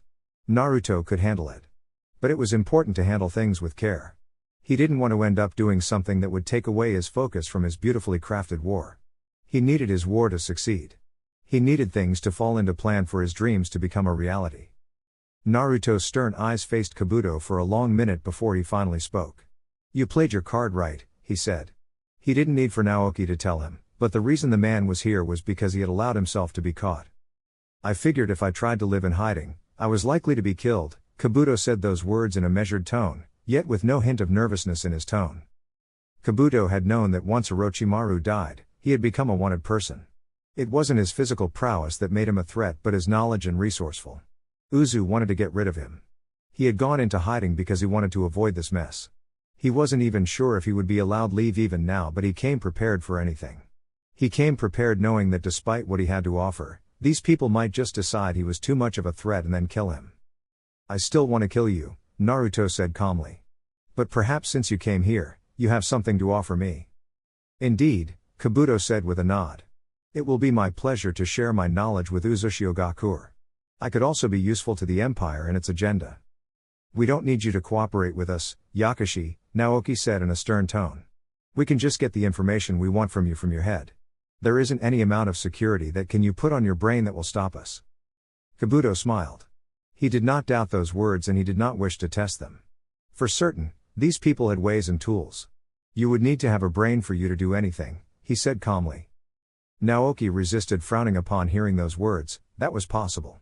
Kabuto could destroy his mind, and in such situation, there would be nothing they could do. There would be nothing they can do to change things. Your Majesty, I should take him down before he does anything, he said to Naruto, ready to kill Kabuto. Naruto shook his head. I'm certain Kabuto didn't come here to die. Besides, he must have known that coming here was the best thing he could do for his life. Kabuto nodded to this. During my time in hiding, Uzu's reach became quite obvious to me, and I knew that the moment I went out of hiding, I would not live for too long. I came here because I want to help and really don't want to die, yet. You think I won't kill you? I don't know, but I know I can bring my unique set of skills to help you achieve your goal. Or should I say the Uzumaki's goal? Naruto raised an eyebrow. You have said something before, he said. What is it that you know about us, Kabuto? Our agenda, specifically. Kabuto smiled. Not much. I just know that you seek domination. In the near future, the shinobi world will probably be ruled by the Uzumaki Empire, he said. I see, Naruto said without confirming or denying anything. What is it that you can offer us? You certainly made some precautions to avoid being killed, but I can be reckless and wouldn't care much about it. So whether you can live or die depends on your answer. Kabuto had not expected anything less. From observation, he had concluded that Naruto could be reasoned with. He was not a difficult person. This did not mean stupid, far from it. This was just the kind of crude person you did not want to underestimate. I know you have been observing Yamato for his Makuten Jutsu and have a black Zetsu problem. Yamato is a product of Orochimaru's research. I can provide that to you. IALS. Naruto raised his left hand to stop Kabuto from saying anything further. You will tell me more about your research some other day. The Mukuten part seems as interesting, but I don't have the time for it now. Naoki, take him to Yoshino. Once done, you will take him to Karen, he said, standing up. Where are you going? Kirigakure, Naruto said. It appears that the Mizukage has some concerns about our actions. Mei's concerns were nothing unexpected. The Mizukage was a person with a clear conscience. She did not want anything to do with war. Perhaps it was because her village had just been in a civil war that claimed many lives. But Naruto was not going to get Kiri involved unless the other villages decide to force it to enter into the fray. He would even work against anyone trying to force the village into war. There was no telling which side Kiri was going to take, and he did not want to be surrounded by enemies. It would certainly prove to be a dangerous situation. Kirigakure has never been factored in as an enemy, and should things change now, it would force us to reconsider our strategy, Naoki said. Well, if the Mizukage becomes a problem, we can always remove her from the picture, he said coldly. That would be foolish, Naruto said in stern tone. Mei is loved within her home village, and any attempt to remove her would leave us with an entire village vying for our blood. The situation would become a little uncontrollable, and we cannot have that for the moment. Naoki shrugged. I don't play politics, he said. But that is the exact situation we will have when we have to face both Kumo and Iwagakure. Naruto shook his head. Stick to your job and leave the decision-making as well as politics to us, Naoki, Naruto said in a measured tone. Leave, he said, waving his right hand. Yoshino's tower. Yoshino smiled, seeing Kabuto being brought into his office. The only reason this person could be here would be because Naruto had permitted him to work for the Empire and nothing else. It was a possibility that Naruto would be swayed to put this person into work. The Emperor was a very rational person, at least when it was convenient. Naruto would not miss a chance to gain a valuable asset because of some negative perceptions. If the benefit outweighed the consequences, he was going to do it. Kabuto Yakushi, Yoshino relaxed behind his chair, with a flat smile on his lips. We meet again, he said. Indeed, Kabuto said with a smile of his own. Though, I did not think we would meet once more under these circumstances. Things are continuously moving and changing in this world. Things do not fall in a straight line, Yoshino said with a wave of his right hand. I assume you have already spoken to the Emperor. I have, Kabuto said with a nod. He fixed his eyes on Yoshino for a couple of moments before asking. Tell me, Naruto did not do much in terms of hands-on building Uzushio and forming alliances with other villages, but you did it. You could never say that Naruto was behind it all because he didn't actually do anything. You did everything. So tell me, who is the real leader of Uzushio? He shook his head. No, who is the real leader of the Uzumaki Empire? Yoshino looked amused. One would expect such curiosity from a spy, he said. It is all just curiosity, right? Of course, Kabuto said. Then I don't have to respond to that. You will eventually find out who reigns supreme within Uzushio, as you are going to remain here until you die. You have already been given the Uzumaki seal, you will be with us until we decide otherwise. I don't need to tell you how you ought to behave. You studied Uzu long and hard enough to have your conclusions. Kabuto hadn't expected to be given all the answers. Things here were very interesting. Naruto was the Emperor, but there were still other things that had to be done. There were still other forces that were at play within the Empire. Well, he would find out about things eventually. Kirigakure. Mei stared at the smiling face of the Uzu Emperor with a cautious look on her face. The last time he was here, he had made his intentions clear, but Mei had not expected things to move so quickly. It was getting dangerous, and it would just be across the sea. There was a chance that she was going to get dragged in this war, and she didn't want anything to do with it. If cutting ties with Uzushio was what she needed to do avoid getting dragged into a pointless war, then Mei was going to do it. She was still mindful of the past, of course. There was a chance that Uzu would turn on them if they did anything, but she was fairly content with her village's military strength. Mei managed a small smile as the Emperor grew closer towards her desk. Her eyes never left him. She was afraid she might miss something. In such a situation, it could be dangerously suicidal to miss a hint of some mischievousness from the blonde. Hello, Mei, Naruto greeted quietly before settling down in front of the Mizukage desk. His head faced up for a moment before turning to face Mei. The tower was under heavy guard. It was unlikely that he would leave without a massacre if he tried to do something to the woman before him. It was truly difficult to be trusted these days. Everyone always had their backs covered, and he came here alone. Such a disappointment, but it could not be helped. This was his world. This was the world that he birthed him. It was corrupt to the core. If you did not watch your back, even your children could stab you in the back. Allies were just allies in names. Friends could turn enemies if it suited them. It was such a world. Though disappointing, Naruto did not fault Mei for having such measures. Naruto, Mei responded. I'm glad you could make it. You expressed some concerns and it would be quite honestly irresponsible for me to ignore them. Are you just not afraid of losing your only ally? Fear? No, Naruto shook his head. And as far as I am concerned, we have not come to that point we can call ourselves allies. Partners? Yes, I can agree to that. You still have some concerns with us. I cannot, however, deny that it would be dangerous for me to have our current agreement scrapped. I imagine so, Mei said, watching the blonde carefully. You were quick to come here, which is rather curious given your attitude towards the hidden leaf. I cannot treat Konoha like a child, Naruto said with a small shrug. But please express your concerns. I cannot be far away for too long. Either Kumo or Iwa could attack my village any time soon, so I need to be there to defend. It wouldn't be like you didn't provoke them, Mei said sternly. But their actions couldn't be helped either. Either way, it does appear that I was right. You orchestrated events to get this situation. You wanted both Kumagakure and Iwagakure to make the first move. I won't deny that things have been by design, but I won't take credit for everything. Certain things just happen to fall into places and we use this to our advantage. Regardless, I want to think that I am not a bad person. Not a lot of people actually think they are bad people. Evil always thinks it is doing right. People become so corrupted that they cannot even tell between right and wrong, good or evil. I certainly hope you are not that kind of person, Your Majesty, Mei said in a stern tone, her eyes just as hardened. Naruto was silent for a couple of moments before responding. I am able to define right and wrong. Then I hope you will do the right things, Mei said. To whom? The Emperor asked. Something might be right, but still interpreted as wrong by some people. Our standards differ on what is wrong and right. Very few share a universal code of the right morals. You must know this well. Our morals end with our borders. We do right within our villages, but outside, we don't care. Naruto shook his head. I did not come here for this kind of discussion. Perhaps we will have this debate some other time. But this discussion is part of my concerns. I don't want to be seen siding with people who are morally corrupted and flawed. If you have no disregard for what is right, despite what you bring to this village, I cannot continue to side with you. Interesting, Naruto said. You are more bold and daring than I thought. But that is fine, a pushover for a cage would have been disappointing. You must stand for what you believe in, I respect that.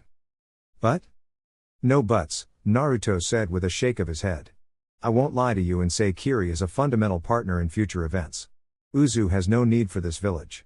Our efforts have so been to ensure that we don't collide because it would not benefit any of us. Although I have been giving Konoha the cold shoulder, my message to them was the same. However, I have not gone as far as I have with you. Why? Because you are not like any other cage. Your viewpoint isn't limited to what is within your borders, but you also look elsewhere. Your sense of duty isn't just to this village but to the shinobi world. I don't want to become an enemy to such a person. We don't agree with objectives as now, but I understand and believe that we will soon see eye to eye once this situation has been resolved. Mei leaned back to her chair and stared at Naruto for a long moment before speaking. Once more, you seem overly confident that you will be able to handle both Kumo and Iwagakure. We are not as stupid as to try something without measuring ourselves against those villages. We did our research. We studied those villages, their power, their defenses, their personalities, their structures and moods. We are not idiots who act without thinking. Mei frowned deeply upon hearing those words. Assuming all movements have so far been a calculation, it was safe to think that even their actions towards this village were because of this study they did. They must have studied her personality before deciding a better way to deal with her. If she was someone who did not listen, they would not have bothered using this approach. They came to talk to her because they knew she would listen. She was not the stubborn person like the Sandaime Tsuchikage and not hard-headed like the Yondaime Reikage. For Konoha, it was simply a test of their resolve. Would they be willing to attack him even if he has said he has no plans to do so? She was obviously dealing with dangerous people. But simply because they were dangerous didn't mean that she would just cower to them. No, Mei would do no such thing. She would stand for her beliefs and would not allow anyone to abuse her people and use this village. She would protect the village she shed blood to free from the reigns of Yagura. As if he was reading her thoughts, Naruto spoke. You need not concern yourself with us doing anything to get behind you. the blonde said calmly. While Kiri has not factored into our plans, we don't want it to make an enemy out of you. Besides, Nadeshiko would be in trouble if we did something. Our movements also factor in those around us. We do not walk around like a tall giant, careless of what we stomp. I hear that you are saying, but I am still worried. You said we orchestrated for things to happen this way, and I did not say anything about that. Let me correct you, we did nothing. I won't deny that a war is what we wanted, but we did not manipulate anyone into doing anything. No, but you moved into a position that would force other people to react. Naruto smiled. But your reaction was not the same with those villages? You see, greed and fear determine the reactions of both Kumo and Iwagakure. Perhaps if they had reacted differently, we would not have done anything. But things have occurred because of those villages' nature. I assume if we had done something, we would have also been marked. Naturally, Naruto said without blinking. If your first reaction to seeing something you don't understand is to attack it, that thing will attack back because in its view, it is being attacked for simply existing. If Kumo and Iwa try diplomatic means to resolve the issues that have been caused by their attempts on Uzu, will you be open to listening? Naruto stared for a moment before bursting out in laughter. You'll forgive me, but I haven't heard something so ridiculously unrealistic in quite some time, he said with a smile. It is good to be optimistic, but some people are just not worth the effort. Of course, if you want to try it, I will offer you an opportunity to try to talk those two Kages out of going to war with Uzu.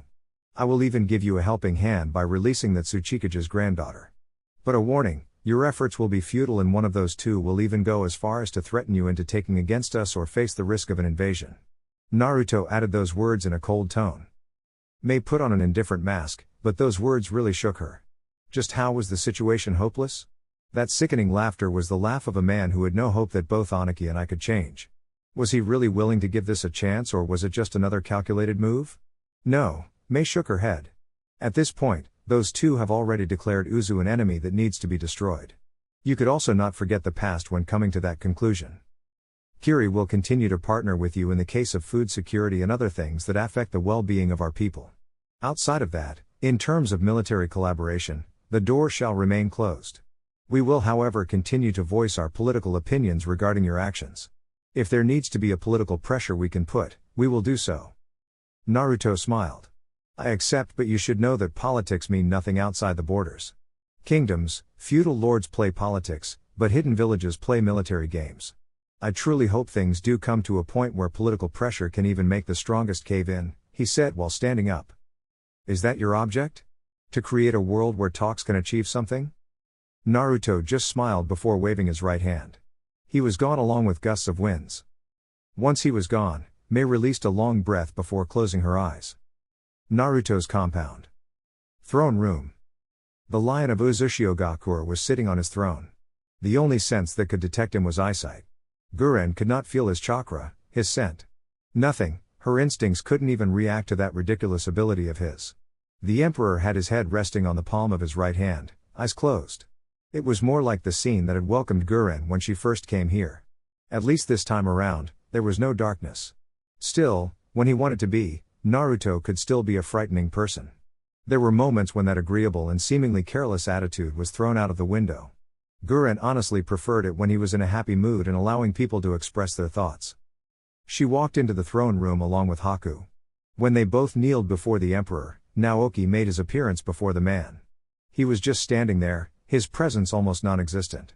The only person who has so far been successful in diminishing his presence was Naruto. Naruto's slightly opened eyes turned towards Naoki without shifting his head. When he spoke, it was in a whisper. I don't remember calling for you, Naoki.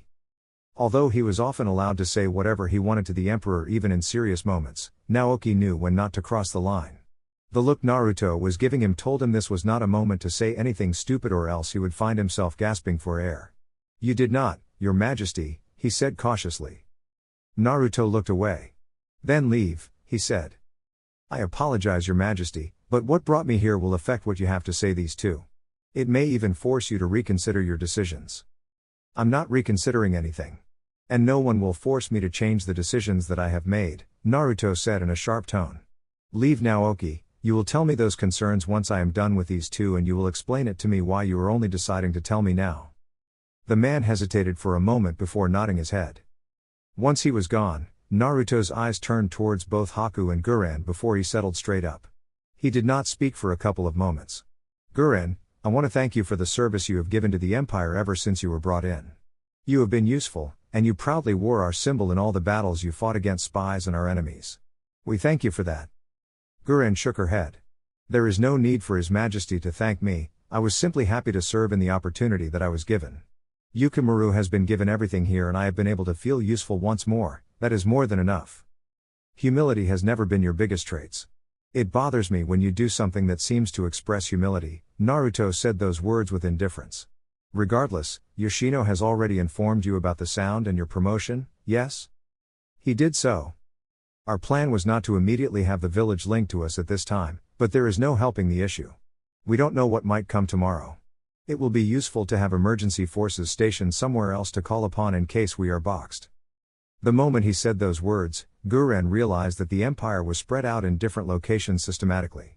No one could really surround it. Getting to the point of surrounding the island of Uzu would be damn near impossible to begin with, but other items attached to the Empire were spread through various lands. That meant that it could attack in different locations. Naruto wasn't concerned about spreading his forces too much. Iwagakure had a monster living there, and on this side, there was another one. The Emperor was an army on his own. Nagato was a man who could destroy an army. You will be leaving today to assume your new role in the Sound. Don't concern yourself with any village, we will handle the threats that come your way. I will also have some members of the Akatsuki come to you to offer that protection. What of Shikamaru? For the moment, he will stay here. The Sound will not provide a safe environment for him. You are to continue with your operations while still there. Should Konoha try to form communication, you are free to do as you please.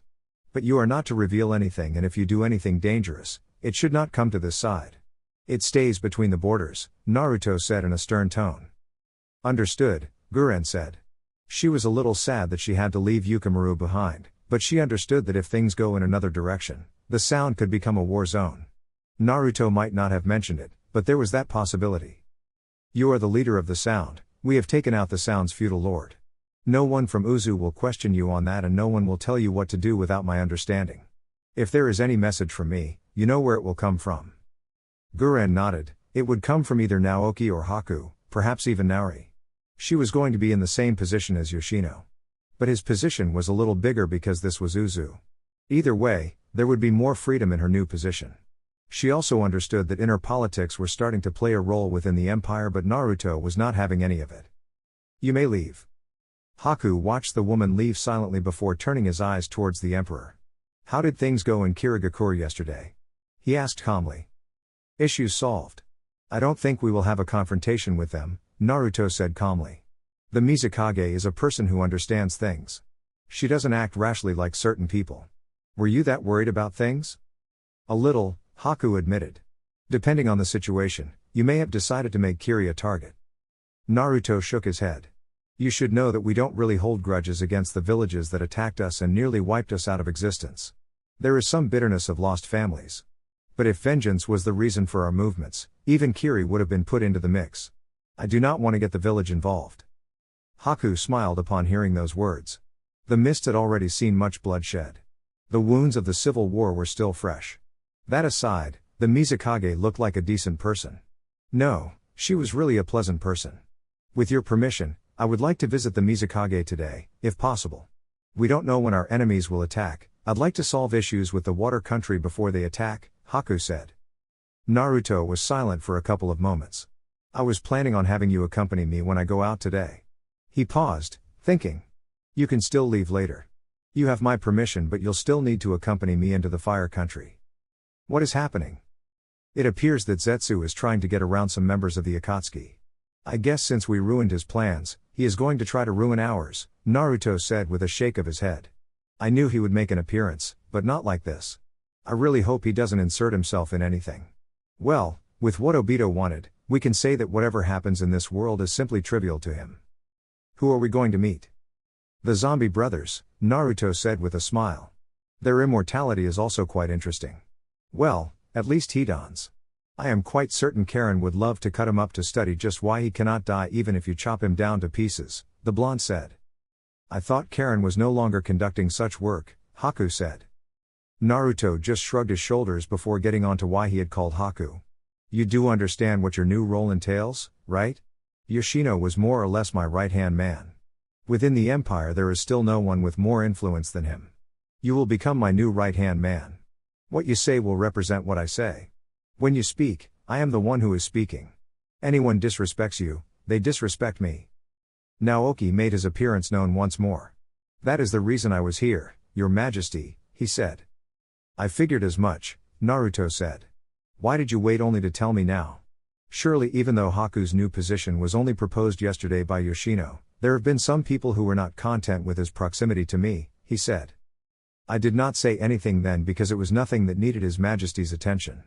Yoshino knew all these before he even proposed anything. I'll even wager that he did it purposefully. Yoshino's role is not to fill me in on the whispers, that is your role, Naoki, Naruto said. But you are probably right about the last part. The Emperor shook his head at the thought. What are the whispers? They are more like voices of disapproval, really, Naoki said. The council sat late last night. Yoshino was summoned, so was I. Those immortal geezers were complaining about why a non-Uzumaki is taking on such a role. There is also some discontent with Guren's position as well. As well as mine, Naruto finished with a smile. What else? Our financial situation. Naruto frowned upon hearing those words. And war is still going to cost us. Quite honestly, we will be going to negatives, but we can still recover the costs once all is finished, he said quietly. Schedule a meeting with them, I will address them. For when? In 3 days, Naruto said.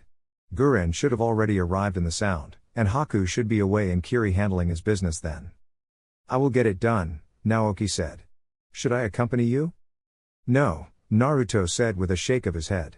Just mind your own business and stop being an annoyance. You should also stop eavesdropping on my conversations. If you are going to do it, don't let me notice you. And don't let me see you.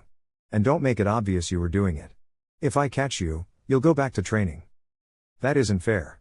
His Majesty expects me to completely disappear from his senses. I chose you and Naori because of your stealth skills. You are supposed to be better than me in that department. No one should be able to get behind me, but you should at least have a second of free movement before I can react. If you don't have that, you are not worthy of being my guard and I'll stick with Haku. Wouldn't that be a little extreme? Naoki asked carefully. You have never complained about our work before. I'd always assumed we did everything perfectly. Naruto did not offer a response to this question. Make sure that Guren has everything and that those people are present for the council meeting. I won't return until the day of the meeting. Naoki was silent for a couple of moments, wondering where Naruto could be going. He was never gone for too long. Even when he left, he always returned from late at night. Perhaps it was his concern for threats to Uzu. But now it was no longer just safe for him. He was marked in both Kumo and Iwa's bingo books. They'd put large bounties on his head. Even worthless shinobi would now be attacking him. Was it really safe to allow him to leave with just Haku?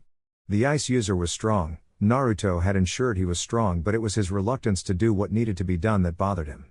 Haku could never massacre people for Naruto, but Naoki could do it without even blinking. Naoki was not going to suggest that Naruto was not thinking things through. He was the emperor. He knew what he was doing. Perhaps at times he allowed convenient things to occur for his amusement, which could give rise to dangerous situations, but he was not the kind of person one would need to worry about. There was no one in this island who could match the blonde in power. The great nations were certainly going to be shocked when they learned more about his frightening power. Please be careful and don't do anything reckless, Naoki ended up saying. Are going to see Temari? That is none of your business, Naruto said in a flat tone. As your guard, it is my business to know your whereabouts. If something happens to you, it is my head that will roll, Naoki responded in an even tone. Naruto glanced at the redhead for a moment before taking steps towards Haku. Your job is what I say it is, he said. Prepare for your departure. I am going to see our prisoners. Haku nodded. It was not for the departure to see Hidan and Kakuzu. He was still going to do that, but he would just not be returning to this village once he leaves. He was going to head straight to Kiri after they are done with the 2 Akatsuki members. 2 minutes later. Kurotsuchi snarled, seeing Naruto standing in front of the bars that kept her locked away in this world that seemed detached from the rest of the world. He was nothing but the subject of her contempt. She could not forgive him for everything she had been put through. It didn't matter that she had tried to kill him, he had given her enough reasons to kill him. The self-righteous part of her didn't even think that she did something wrong. This bastard was the one who was wrong. The anger within her, the complete and pure desire to strangle him made her body tremble slightly. If her eyes could glow, they would have glowed with the fire burning inside of her. She was even lucky her intestines were not burnt to crisp, because the fire was truly too much to be contained. There he was, standing there like he owned everything, like he ruled this world. He was nothing. He was nothing compared to her grandfather, and Kurotsuchi would make sure that one day, he was kissing her feet. But she would still not allow him to die. No, she would burn this village to the ground and slaughter everyone one of his clansmen, and then, she would permit him to die. Because of him, she had been made to suffer in the hands of a sadistic woman. It was just plain abuse. Looking at me with that kind of look only amuses me, Kurotsuchi, Naruto said in flat tone. I have been subject to contempt through most of life. The look you give me now doesn't even make me cringe. It's actually pitiful that you have been reduced to this. From what Kurotsuchi understood, Naruto had been hated by Konoha's villagers. They had blamed him for the killings the Kyuubi made when it went on a rampage. She could imagine them looking at him with contempt, for killing their loved ones. She laughed madly at the thought. Once done, she looked towards Naruto and spoke, "Can't say you didn't deserve it." "And I can't say you didn't deserve the pain Guren has made you suffer," Naruto responded flatly. He then smiled. "Oh, will you look at it, we both deserve what has fallen upon us." Kurotsuchi spat out, "You bastard, I will make you pay for this. I swear I will." Naruto completely ignored those words. "While we have both suffered, at least I stand outside of this cell and you there, at my mercy. I can still make you suffer more pain if I want to." Kurotsuchi gritted her teeth. She could not curse him. She didn't want any more of it. She has already suffered enough. She could not go through more of that anymore. Her body could not take it anymore. "What do you want?" "I came to free you," Naruto said calmly. "Your grandfather has declared war on us and has said that he will destroy us if we don't release you. Of course, we could hold you as hostage in case he decides to do something, but we are not that cruel." "Yeah, right," Kurotsuchi responded with bitter sarcasm. "I told you my grandfather would not let you get away with it," she said triumphantly. Naruto unlocked the cell and waited as Kurotsuchi stood up. He watched her slowly walk towards him with that smile of hers. She indeed believed that she was being released because of the pressure from her grandfather. It was indeed sad. He really wanted to just slam the cell shut and burst in laughter when he sees her hopeless look. But he was not that of a cruel person. Kurotsuchi stopped just inches away from Naruto and stared into eyes. "I will be sure to return the fave." A firm hand grabbed her by her throat before she could even finish what she wanted to say. Kurotsuchi tried to force Naruto to release her, but the grip would not loosen and his hold was making it difficult for her to breathe. When he picked her up into the air, she kicked out hysterically, while being suffocated. Finally, after what seemed like eternity, she was dropped to the ground. She fell on her butt and started gasping for air whilst both her hands were on her throat. "I'm not that merciful, and you are not going back to Iwagakure because we fear your grandfather. I believe I have already you that your grandfather will surely die for your sin. There is a consequence for every action you take, Kurotsuchi. Of course, just because we intend to punish your grandfather doesn't mean that if you do things that warranty your death we won't do it," Naruto stated in a hardened tone. "I'm simply releasing you so that you can have a front row seat to watch your grandfather die. You won't be able to do anything because until I decide otherwise, you will not be able to use your chakra." If it wasn't because she was afraid, Kurotsuchi would have lunged at the blonde right there and then. Naruto snapped his fingers and Naori appeared from the shadows. "Break both her legs and drop her off at the gates of her village," he ordered coldly. When Kurotsuchi's body tensed up, he smiled. "I'm just messing with you," he said. "Or not." Naori didn't wait for anything further from Naruto but just forcefully grabbed Kurotsuchi and took her away. Once the two were gone, Naruto turned to face the silent person still sitting within the cell. "Your silence is curious," he said without stepping inside. Yugito didn't offer an immediate response. But what could she have said about the situation? Honestly, she was pleased she didn't have to sleep in the same place as that woman. Kurotsuchi was truly a bitter person who grumbled too much. She was still sad that she wasn't going to be released, but at least she would not have to listen to Kurotsuchi's ramblings. "Nothing I would have said was going to change anything," she said with a slight shake of her head. "You underestimate yourself," Naruto said calmly. "I'm sorry I won't be releasing you. I cannot give Kumagakure any more power than it already has. Things could become troublesome for us," he said with a shake of his head. "I held no illusions that I would be released," Yugito said. "You don't have to be so hopeless about the situation," Naruto said. "No one is going to hurt you, no one is going to do anything to you, and you will eventually leave this place." "Apparently," Yugito said. My stay hasn't been that unpleasant except for where I'm made to sleep. Naruto looked thoughtful for a moment before responding. I will come back to you on that one. Hopefully, we can give you a better place to stay, but you will still not leave this village. Not anytime soon. My hope is that you don't leave, but if you want to leave, you will be permitted to do so, just not now because there is war. And if Iwagakure manages to get into the island? Naruto shook his head. We have taken measures to ensure that such a thing doesn't happen, he said calmly. Both Kumo and Iwagakure have already declared war on us. Very soon, they will be sitting to discuss a truce and form their strategies. We will be fighting soon. I will keep you updated on what is happening. If you can't? You can't really believe that everything will go your way and you will win this war. But I do believe that. Well, not the part that everything will go my way, but at the end I will win this war. I and Aniki will be dead in the end, and the Uzumaki Empire will usher the shinobi world into a new world. Fire Country. What was it? Everyone worked for their own benefit. Everyone had an agenda. The strong man always had something planned up, and they always wanted to achieve something by using others. Kakuzu had lived a long life to be a mere puppet to someone else's game. The years he has lived have taught him many lessons, which he was never going to throw away. He could not say for remainder of his life or until he died, because he really was not planning to die anytime soon. Kakuzu intended to live a very long life. He would surely stay with this godforsaken partner of his.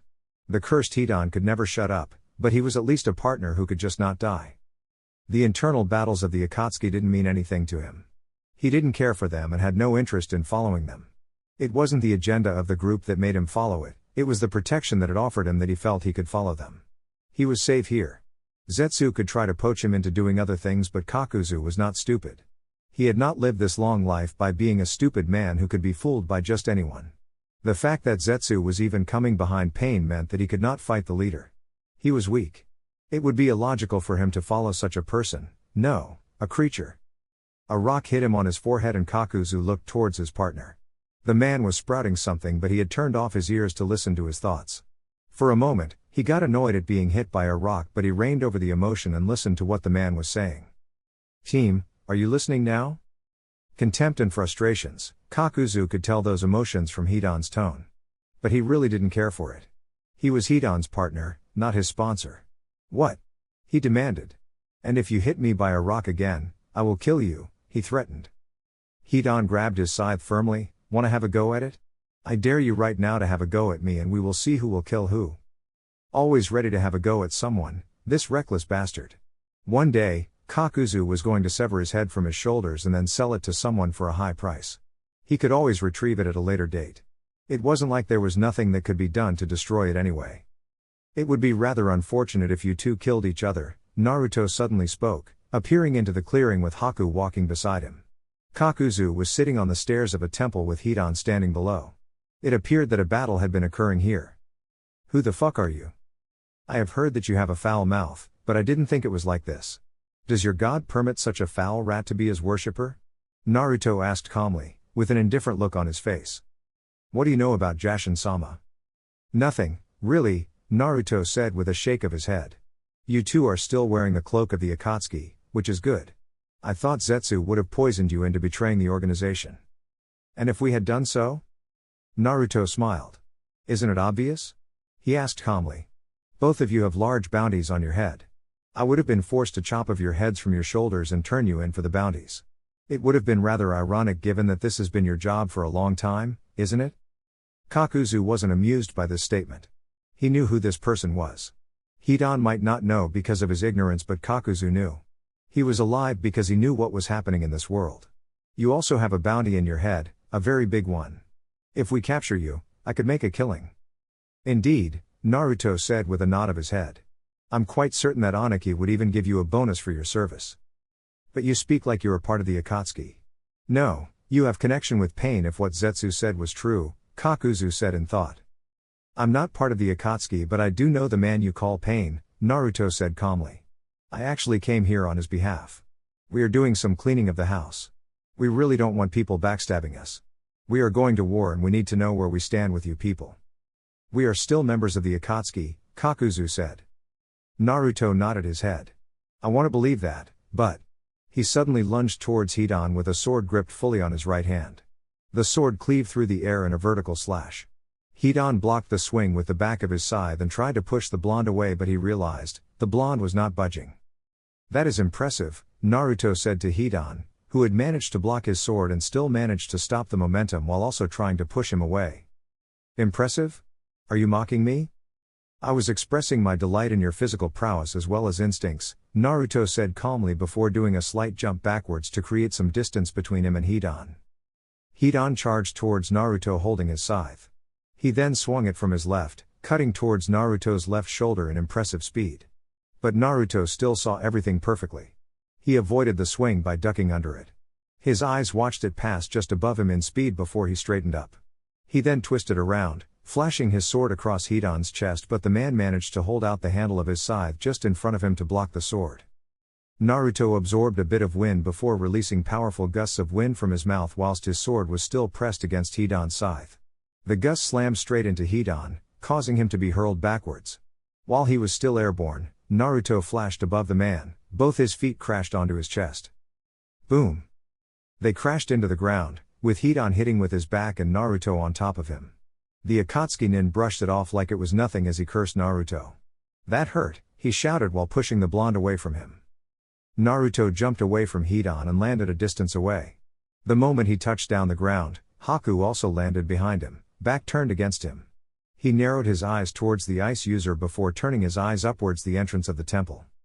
"Finally," Naruto said while looking towards the black figure that had made its appearance in the scene. His sword disappeared from his hand. "Don't take your eyes away from me," Hidan yelled, while lunging toward Naruto. He was holding his scythe with both his hands, swinging it towards Naruto's chest. Naruto's coated his right hand with wind chakra to harden it enough to be able to block the swing. His movements caught Hidan by surprise as he appeared to block the scythe by his arm. Naruto pushed the scythe away from him before taking a step forward in the blink of an eye. A brutal and resounding punch connected with Hidan's gut, causing him to spit out saliva. He dispelled the wind and placed the palm of his right hand on Hidan's chest. Marks began to spread through the man's body, restraining him. "Close your eyes and count from 1 to 100, the seal should be gone by the time you finish counting. For now, you are no longer of interest," Naruto said in a cold tone before turning his attention towards Zetsu. Haku then froze Hidan's legs to the ground along with the scythe to keep him from moving. Kakuzu was certain that Naruto had no intentions to seriously fight Hidan. If there had been the purpose to kill them, even Haku would have taken part, but the black-haired shinobi had just been observing. Naruto's dismissal of Hidan the moment Zetsu shows up just confirmed that the blonde had merely been interested in Hidan. Perhaps he just wanted to test his immortality. He did not get up from his position, nor did he strain his neck trying to look at the lurking shadow behind him. "I figured you'd show up if I did things this way," Black Zetsu said without stepping out of the shadows. "Of course, if you were serious, you could have chosen better candidates," Naruto responded calmly. "I wasn't expecting to see you though. I thought I would just do my business and be on my way. I can't appear in Uzu. Admittedly, it's a little dangerous, so is appearing when you are free to do anything you want," Black Zetsu admitted. "I really had no intentions of turning these two against Nagato. I just wanted to draw you out and let you know that I am able to ruin things for you. I could have let the secret out to Konoha long ago, I could have informed Aniki before you even went to Iwagakure. But I did not because I do not want your plans to fail. I want you to succeed. And when you do, Madara will come back in this world and destroy everything. You will watch everything you build be destroyed." Black Zetsu disappeared after saying those words. Naruto sighed after the figure disappeared. "Well, at least I don't have to worry about him interfering with my plans," he said calmly. "Express a little concern for this," Haku cautioned. "He knows too much and just confirmed that he still plans to revive Madara. But we know that the only way that can happen is through Nagato. Zetsu doesn't have the capability to defeat Nagato," Naruto said carelessly. "But you are right. It won't be right to discard things." "By Madara does he mean the legendary Uchiha Madara?" Kakuzu asked with interest. "The same man who could stand toe-on-toe with the Shodai Hokage?" "I forget you once fought Hashirama," Naruto said in thought. "But yes, he does mean that infamous Uchiha," he said. "I have a message from Pain, please move towards the Sound Country. Your next assignment shall come from there. There is a war coming, and you will play a role. Can we still collect bounty?" Naruto smiled. "Of course," he said. "It was good I brought you along, Haku. You can't really know what happens when walking in these paths. You can go to Kiri now." I'll depart toward the wind. You are not going to cause any troubles, are you? You must be annoyed that you didn't get to finish your sparring session with Hidan-san, Haku said with a stare. Naruto waved his right hand dismissively. Kakuzu watched Naruto leave with an expressionless mask on his face. While he had no interest in the deeper workings of the Akatsuki, it was indeed apparent that there was something going on in the shadows, and if it involved the return of Madara Uchiha, it could very well be interesting. Yet, Naruto didn't seem bothered by it. The blonde was still a brat, but this was still the shinobi world. Black Zetsu had been so cautious that he didn't even step closer. It meant the blonde was dangerous. Well, it could explain why both Kumagakure and Iwa have put large bounties on his head. Either way, unless there was profit he mostly definitely could not ignore, Kakuzu wasn't going to get involved. Some matters you just stayed away from to save yourself. Sunagakure. Training exercises were being done by everyone. Although she had students, Temari also took some time to ready herself. There was war coming, and while it looked like they would only become spectators, it was also safe for them to be ready for anything. There was no telling what would happen tomorrow. Even Konoha had been preparing for war over the past years. Suna wasn't as strong as the other villages, but at least in this village, in the middle of the desert, an invasion was unlikely. Not when Gaara was still alive. Her brother could turn the desert into a mass graveyard for any army that tries to attack the sand. Temari wiped a sweat over her eyebrows and released a long breath. She missed having a partner. The time Naruto had been here in this village, she had been challenged and met someone who controlled the wind around him as if it was an extension of his body. Naruto certainly had unique skills with wind. She prided herself in being the best wind user within the wind country, but she certainly could not compare to that person. His skills were outstanding. You'd think he had a bloodline, but it was all just control and an understanding of how Futon chakra works. Thinking of the blonde just made her frown. They had a good thing going before he ruined it. And when she went to see him in Uzushio, he had been cold. She had ended up leaving without even having that dinner with him. She could not have handled sitting beside him. He was really different from the teasing blonde who had warmed his way into her heart. He had been cold sitting on that throne. She hadn't known anything about him. Then again, he had never been the most revealing person despite never refusing to answer questions. Temari held her fan and tried to use it, but a slightly cold air washed over her. It was a gentle breeze that made her turn around quickly. And there he was wearing civilian clothes, hair black, but she could not mistake his eyes, his presence. The little smile that had annoyed her many times he was in her presence. "I think you were just thinking about me," he suddenly said. "I thought I should honor this by making an appearance." Temari scoffed. "Yeah, right." Naruto didn't lose his smile. "There is no need to shy. I know you were thinking about me," he said calmly. "I also think about you and the things Wen did when it was just the two of us. Do you remember the first time we did it?" How could she forget? At that time, she had completely surrendered herself to him. She had allowed this man to do what he wanted with her. He had undressed her, caressed her and made her feel good. The thought made her cheeks flush slightly, but she quickly shook it off and replaced it with anger. "Is that why you came here? To remind me about the old days?" "Yes and no," Naruto said. "But those days were good, yes?" Temari refused to answer this. "What do you want, Naruto?" "No, Your Majesty?" she amended with mild sarcasm. Naruto sighed. "Sarcasm isn't really helping with anything," he said. "Do you know how I was able to make the air feel slightly cold? It is because I was trying to recreate ice. Wind and water make ice. I thought if I could combine the two elements, it could work, but it did not work out." "You were trying to recreate something that is possible through a bloodline." Temari responded with a flat look on her face. "My wind control is excellent, and I thought there was no jutsu that was impossible to learn," Naruto said. "You must have been crushed." "Disappointed, yes, but I was not crushed." "A pity," Temari said. "Now that is just cold, dear," Naruto said with a stare. "I am dear now? You were cold towards me when I came to Uzu. You pretty much had no interest in the business I had come to conduct with you." "I won't deny that," Naruto said quietly. "But I have not come here for business. I am here on personal issues. That is why I even bothered wearing a disguise. And yet, still couldn't get rid of the Uzumaki clan symbol." Naruto didn't need to look at the symbol on his chest, he just shook his head. Couldn't help it. It would feel weird wearing clothing that does not have any symbol on it. "You need help." Naruto laughed at this. "I don't think things need to go that far. We all have certain things we simply don't want to separate from. I love my clan, and the symbols make me feel proud to be Uzumaki." I'd say it is useless being in a henge and yet still maintain that mark, Temari said in a flat tone. Perhaps, Naruto said in thought. He moved closer to Temari, who backed away when he got too close for her comfort. He didn't force the issue though. What do you want? I came to see you. Why? Naruto looked up into the sky while he responded. I grew to know you while in this training ground. Of course, there was a certain distance I kept. But it did not change that I found you likable. Perhaps for the first time in my life, I had learned to like a girl. Dealing with that was not my strength. I also had many things to do and I prioritized. Admittedly, I failed. I went wrong in some parts. I failed you, Temari. He faced her, staring deep into her eyes. I admit that, he smiled bitterly. And I am sorry for making you go through the pain of losing me. I am sorry for not telling you anything. I should have. But a flawed part of me at times thinks everyone has emotional problems like I do. So you admit you have problems, Temari said. Perhaps to you, I have been nice.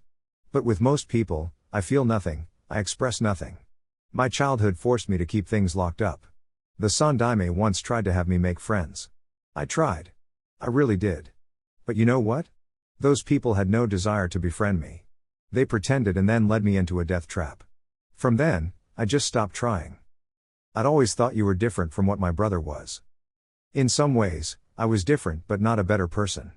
That is at least what I tell myself. The good thing is that I taught myself not to hate long ago. There was too much for me to hate. Each time I thought of my anger, I could hear the voice of the Kyuubi. Its chakra would leak out. It scared me. You know why?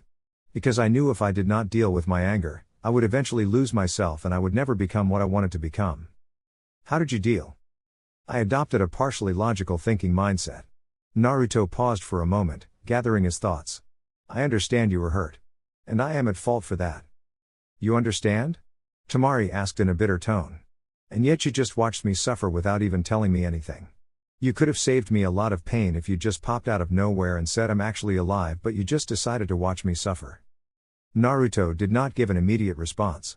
Perhaps following what other people had said would have put him in a different situation, but he had decided to do things this way. I'm not that cruel, Temari. She watched him with narrowed eyes. What is that supposed to mean? I could not have brought myself to come here and watch you suffer. I did not even watch Konoha or step out of Uzu for that matter, Naruto explained. I don't want you to think that I am a cold-hearted person who does not care about anyone. It actually looked that way to me. Naruto smiled. I don't blame you for having such an image of me. Regardless, even if am I called cold-hearted, I want you to know that this cold-hearted person still admires you. I came here for that. Not because I want to see you naked.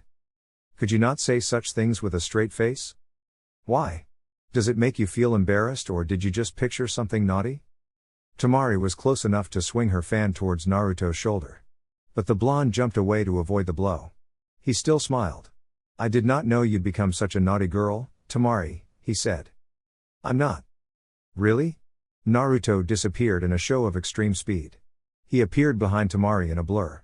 Both his hands moved over her and held her by her waist before he leaned over to her right ear. If I were to move my hands downwards while whispering sweet things, would you not have dirty thoughts?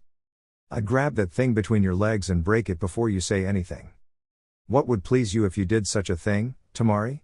I don't remember you having such contempt for that thing. I remember you were very eager for me to put it inside of you. Temari stomped on his right foot with all the strength she could muster before speaking. You are seeing illusions. I never said you satisfied me. Naruto laughed. Both hands moved up slowly, feeling the shape of her body and stopped just below her breasts. He kissed her on her neck before speaking. See, you are not denying me. And you had a pleasant look on her face when in Konoha. Temari decided to get away from Naruto. He did not stop her. She twisted around to look at him. He had that smile. She glared at those lips. God, she had missed him. Temari shook her head. Naruto laughed once more.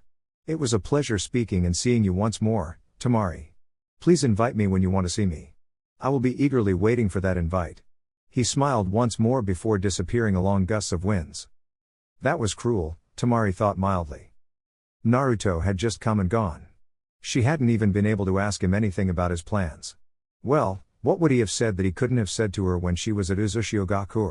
She would not be as naive as to think that she could get the blonde to tell her his secrets by being in a relationship with him. Naruto could be closed as a cage. He did not leak. He did not say what he didn't want to say. He was closely guarded and Temari was not going to get ahead of herself. But on a personal note, this had not been so bad. Perhaps she could invite him some time and Gaara didn't need to know he was here. She shook her head. She could not keep that from him. Not when he had been so supportive over the past couple of years. With that in mind, Temari turned toward the cage tower. It was a slow walk.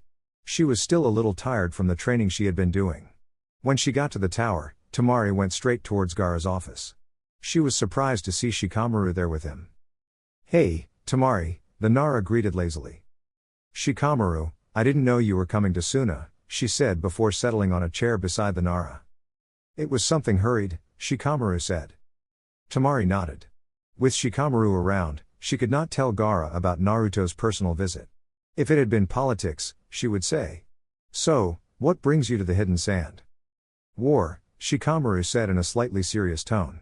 "Or at least how we observe it. Konoha does not wish to take part in any of it." "Even if Uzu is being destroyed?" Shikamaru nodded. "I spoke with the Emperor. He made it absolutely clear that he did not want help. He also gave you the same message, Temari. Besides, if Konoha gets involved, Suna gets involved and it becomes a wide-scale shinobi world war. There is more loss and damage when things happen like that. But it would still be cruel to see another village being destroyed and do nothing," Gaara said. "I don't think Uzu will get destroyed. Even if the Uzumaki lose the war, Uzu will most likely remain standing," Shikamaru said with confidence. On another note, the Emperor said he was willing to open dialogues and engage in something useful. Probably when the war is over and he would like it if you and I could work together. "Why? He dismissed me the last time I was there," Temari asked curiously. "A calculated move," Shikamaru said. "But if you think the Emperor is going to take decisions that favor you on account to history with him, you are mistaken. Still, we have a chance, and we have to work something out, that is why I am here." Uzushio Gakure. Naruto was sitting by the back of his compound, leaning against a wall, left knee raised, with his right foot touching the outside. There was the sound of water running through the small streams created in the garden. There was a bird chirping within the garden. But Naruto wasn't listening to it. His mind was elsewhere. On his left inside the house, there was a bottle and a saucer, just sitting, a book that had been taken for the purpose of being read, but the moment he had sat down, he had lost interest in it. It wasn't often that he came here with many things to do here, but whenever he felt sentimental, he did come here just to be lost in thought, and enjoy his peace. If he hadn't destroyed his apartment in Konoha, Naruto would have made time just to go there and sit by the window, lost in thought and ignoring the world around him. Naoki flashed beside the Emperor and stared for a long minute before clapping both his hands. Naruto didn't even blink to the sound or the presence of the man. Naoki then leaned over to Naruto's ear and whispered. "Your former sensei is waiting for you in the throne room," he said. It took more or less a minute for Naruto to finally respond. His lost expression did not change and his tone was distant. "Who invited him? You should know he needs no invitation to move around." Naruto went silent once more before responding. "Bring him here," he said. "I would rather not move for a little while longer." "Yes, Your Majesty." 2 minutes later, slowly and cautiously, Jiraiya walked towards Naruto. He had been brought through the back. The Sannin could not feel Naruto's presence. The blonde had not even reacted to his appearance. It was one of those days. He was glad he came when Naruto was like this. Had the blonde been sitting on the throne, he probably would not have been entertained. He had only been taking a chance even coming to this village. Since Shikamaru was entertained, he figured perhaps he could get some minutes with the blonde as well. Besides, he hadn't come here being a messenger of Konoha. Of course, he could not forget the last time he spoke with Naruto. It had been an unpleasant conversation at the Hidden Leaf and Naruto had just shown them cold eyes that had told them he didn't care about them. It had wounded him. He had taken Naruto away because he thought they could bond. Well, perhaps they did bond. Before the incident, they really did get along, despite Naruto never truly showing his personality. Jiraiya settled down with a heavy and tired sigh. He glanced at Naruto through the corner of his eyes for a moment before staring at the beautifully crafted garden. It was truly such a waste that it was made for Naruto. The blonde could not see it, he couldn't breathe it, and he couldn't feel it. "I see you're still sentimental," Jiraiya said the first words. He summoned his bottle from a storage scroll as he waited for Naruto to respond. Naruto only shifted his eyes for a moment before staring back into the empty space ahead of him. "I have not lost of things," he said. "I wonder about that," Jiraiya said in thought. I don't see women around here. This place is rather lonely and I didn't hear any word of you hitting the bars to pick up girls or just sitting there alone. Can you imagine the Emperor sitting in a bar alone, staring into nothing? Naruto asked rhetorically. I don't seem to recall always being surrounded by women. Sure, I had my moments, but not always. Jiraiya nodded. I'm hoping you can use your influence to get me a present before I leave. I saw some beautiful girls when coming here. With you around, I'm sure I can get some fine material for my next book. I think I will call it The Emperor's Paradise. Naruto finished for Jiraiya. You're growing old, Jiraiya. Do you think it is wise to waste your life working on your books? You'll die without leaving a legacy behind in this world. Jiraiya frowned deeply. He had no student like Minato to leave behind. Things could have worked out with Naruto, but the blonde never really felt he was his student. Who should I blame for that? Your attitude and negligence, Naruto said in a flat tone. That's rather harsh, Jiraiya said before taking a sip of his drink. Naruto shrugged carelessly. I don't recall having being gentle with you. Besides, you are not a child anymore. And nor are you a woman. What about you? What of me, sensei? Naruto said purposefully. Nagato still calls you sensei. I do believe that you will always be remembered in his heart. Well, you did form a great deal of his happy childhood, the blonde said in thought. Jiraiya snorted. I find that hard to believe, he said. He was willing to kill me not long ago. And the Nagato that lives now is not the Nagato that I trained long ago. For their dreams, people will do everything, and anything. It doesn't matter if we care for someone, if we think that you are standing in the way of what we want to achieve, we will get rid of you. The same can be said for me. If I ever thought that you would stand in my way, I wouldn't hesitate to put a knife on your back, Naruto said. The only thing that comforts me with those words is that even facing someone as strong as me, you wouldn't use such a tactic to get rid of me, you would give me the honor of a death in battle, Jiraiya said while eyeing Naruto with the corner of his eyes. The blonde wasn't looking at him. What kind of legacy are you going to leave behind, Naruto? That question doesn't deserve a response, Naruto said in a flat tone. I'm in a good mood today. You are welcomed, but tomorrow you will not be welcomed. Use your time wisely, Jiraiya sensei. Jiraiya frowned. Things were really quick to escalate with Naruto. He should have known though. I'll probably get ignored if I talk about your goals, he said bitterly. Shall we reminisce about the days we spent together? Chapter 16 The Emperor, War Promises and a Massacre. Jiraiya will no doubt try to go to Iwagakure to speak to Nagato unless something happens that keeps him grounded, Naruto said to both Naoki and Naori. He was sitting on his throne, watching the two with an expressionless mask. Warn Nagato about this. We don't want a nuisance ruining anything. Naoki found it amusing that Naruto would call Jiraiya a nuisance given that he had just been sitting with the Toad Sage, sharing a drink with him while talking about the past. He wasn't going to point this out as it appeared the Emperor was no longer fooling around. Do you think he would leak anything to either Kumagakure or Iwagakure? Naruto shook his head. But he will try to stand in the way, he said. Jiraiya was a hypocrite and would not doubt try to stop things in the quest of his peace. But Naruto did not care for the man's peace. He didn't care what his father would have wanted. He had made his own choice as Minato had made his own to sacrifice himself for the sake of Konoha. For the sake of the Uzumaki, he would step on the throats of the Kijas and make them obey him. If Jiraiya was going to stand in the way, he would be removed. Nagato would even do it himself. He was much more merciless than he was. He was just cold, Nagato was brutal. Konoha has already been warned. It does appear that Sunagakure will not make any movements, unlike Konoha. The village is very nosy. They haven't made any movements in the Sound Country, but they will surely do it once they learn of it, Naori said. Guren will deal with it without involving us. You will offer her the support she demands, Naruto said calmly. We have been talking about war for a while now. We must now make sure it happens. If Aniki and I are being slow to act, we must force their hands. They are actually meeting soon to discuss their strategy, Naori said. Naruto could not hide his smile upon hearing those words. He was glad that Naoki had told him about this. He could go on and make a small show. He hasn't been stretching his muscles in quite some time. A small exercise with the Kijas would not hurt anyone. Besides, if it could intensify things, Naruto would gladly ruin their meeting. Do you know the location? Naturally, Naori said. We will go there and I will have a small sparring session with them. I should give them some reasons and make them mobilize quickly.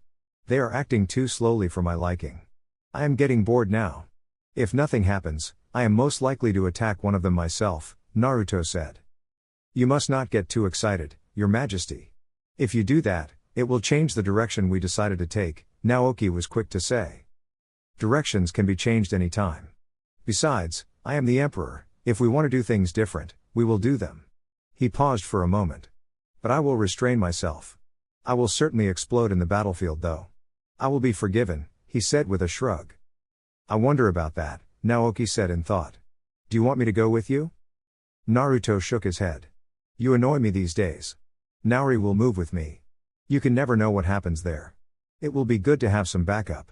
He paused and stared at the two with a cold look on his face. You two revealed yourself to a person from Iwagakure and I remember specifically telling you not to interfere. There was silence. They looked at each other and Naoki spoke. Well, we didn't interfere. We just observed. Coincidentally, it happened while C was watching, he said with a weak smile. Naruto stared at the man for what looked like eternity. You are lying, Naoki. I dislike that kind of thing about you. You think you know me best and tend to act knowing that I will be fine. Normally, if things don't backfire, I am fine with it, but when things go wrong, and when I have told you not to move, it displeases me very much. Naoki's smile vanished but it was Naori who responded. Has something happened, Your Majesty? Why do you two think that I kept you away and introduced myself as the Emperor with Haku and Guren acting as my guards while you were my real guards? Sometimes you act too much for your amusement and don't consider certain possibilities and scenarios. Naruto shook his head. Nothing happened, but you appear in conversation as C reported you to I. Naoki, I know it was your decision to go out. If this happens again, you two are done. Understood, Your Majesty. Naruto offered no reaction to this. How is Haku doing? He is moving slowly and the wind daimyo isn't, Naori said. Naoki, remind him that he needs to act decisively or else I will have the daimyo eliminated. I know I gave him the responsibility but if he is unable to handle it, I will do it for him. Guren would have just removed him from the picture if he could not listen, Naruto said in thought. Then again, just removing him will complicate things with Kirigakure. Indeed, Naoki said. We could try other methods of exercising control, he suggested. Naruto thought about it for a moment before nodding his head. Present the method to Haku as an option and see what he will do.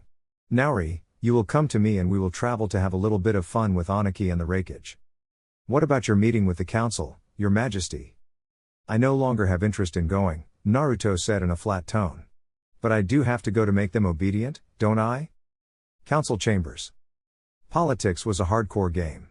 Yoshino had observed it from many nations. It was perhaps much more cruel than the game Shinobi played. At least in politics no one was really an enemy. Today they could fight, and tomorrow they'd be partners trying to win an office together. The game of politics was like that. It was dangerous.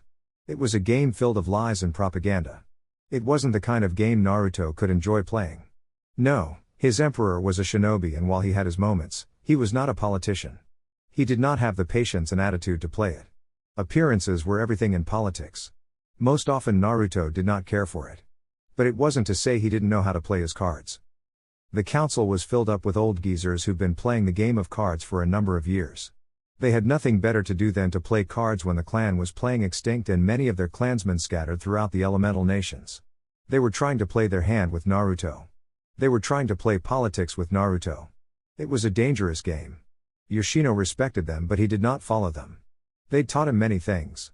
Hell, they even taught Naruto certain things about Uzumaki arts. Though, neither can claim to be teachers of Naruto when it came to Fuinjutsu in general. Yoshino looked around the round table for a moment before his eyes stopped at the old man who raised him. He nodded towards the old man, but said nothing. They played this game. They said nothing toward each other in public. Perhaps it was the old man's presence in the council that was driving them to push him towards the throne of the Uzumaki Empire. Yoshino did not deserve it and he would not admire it. He had his own throne, and it was the helm of Uzushio and the Uzumaki clan.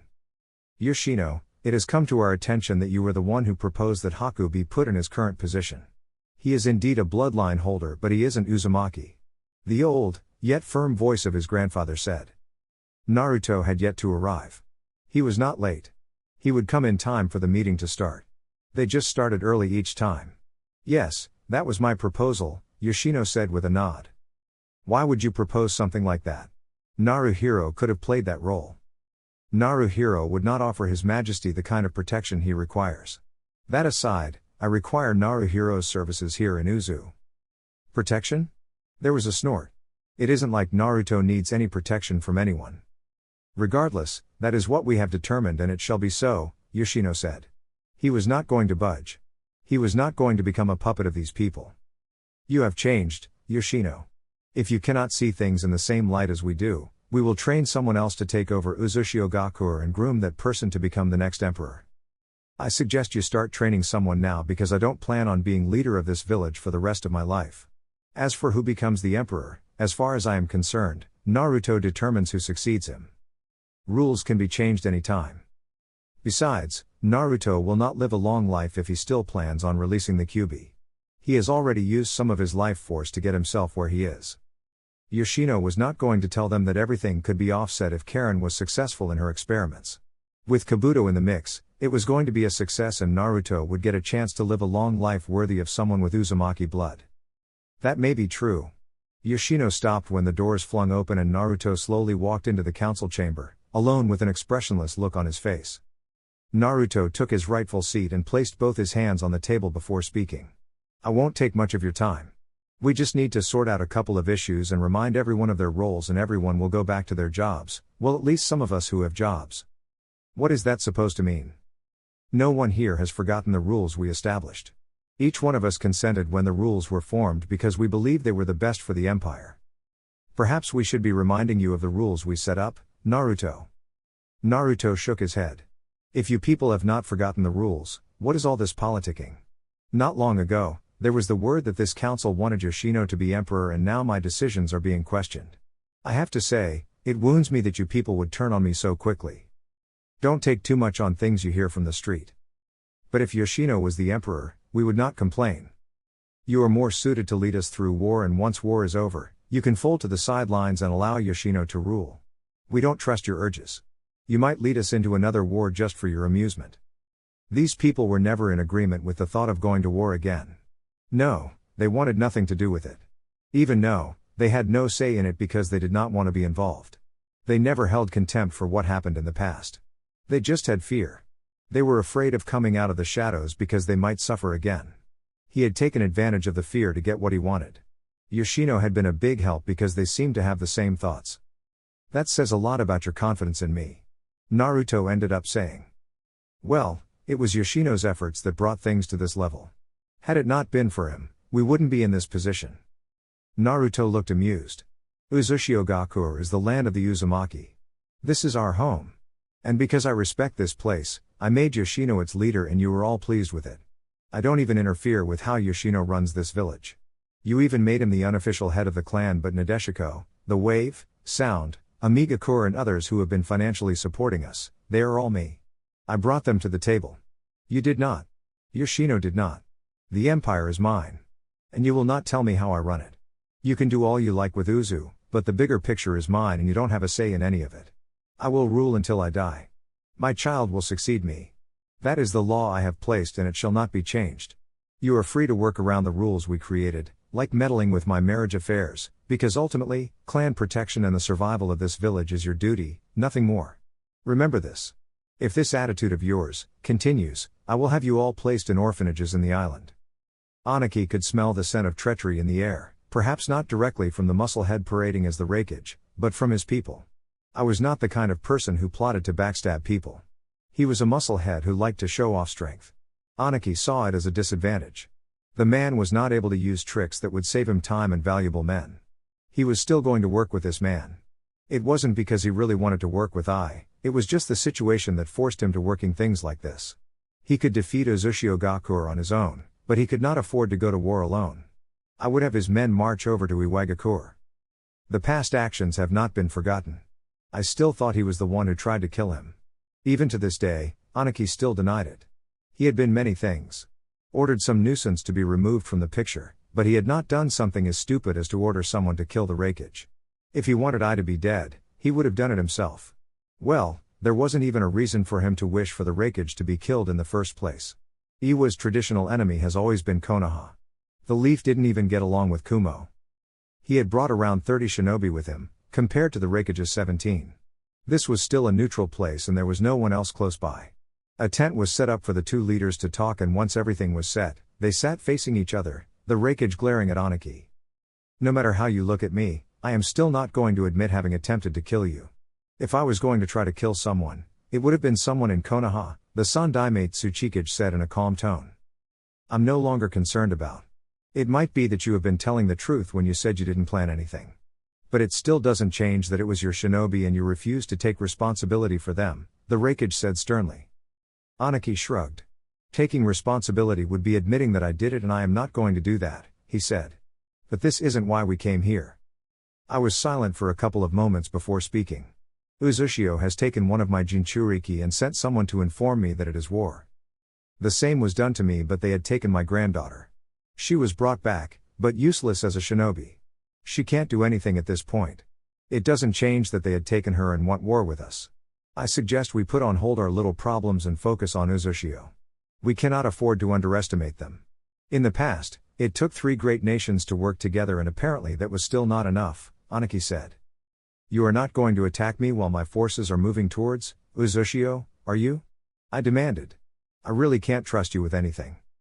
Neither can I, but we have to agree that Uzushio is the bigger threat now. We even have a greater opportunity to do everything now since they have no allies in any of the great villages. Konoha won't be forced into doing anything, but we could force the Hidden Mist, Aniki said. Regardless, we are still going to attack them, and this time, we will ensure that we destroy them. Destroy them? The Raikage shook his head. My village is still interested in having an Uzumaki. I will be taking some of them to Kumagakure. Aniki shook his head. This has always been the case with Kumagakure. Their struggles with Konoha have been because they always want to take power by force. The Hyuga incident was even birthed because of this attitude. If you are taking some, then we will also do it. But since I can't trust you, our forces will have to invade Uzushio together. You can't move in before we are in position to do so. I'm not against that. You might decide against invading and march to our village while we are busy with Uzushio, the Raikage expressed with suspicion. Aniki sighed. Ones. How many are we each contributing? We can't move all our forces. Our villages will still need to be defended. 10,000 each, the Raikage said. 20,000 should be enough to crush them and intimidate anyone who will try to get involved. We are not precisely positive that Konoha will just sit back.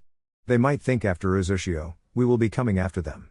You can't forget that they have been preparing for war for the past years. Aniki frowned thinking about this. He always liked a hidden leaf that was focused on peace rather than wars. No doubt the village had recovered and its shinobi were strong once more. The village has always had a record producing the finest shinobi. No doubt it will be a threat in the near future, he said. Perhaps when another cage comes in, but Tsunade is a student of the Sandaime Hokage, she won't be doing anything reckless to start war. The leaf of the old would have already marched out with its forces ready to take us both, the Raikage said. Naruto landed in a loud boom as he crashed into the ground.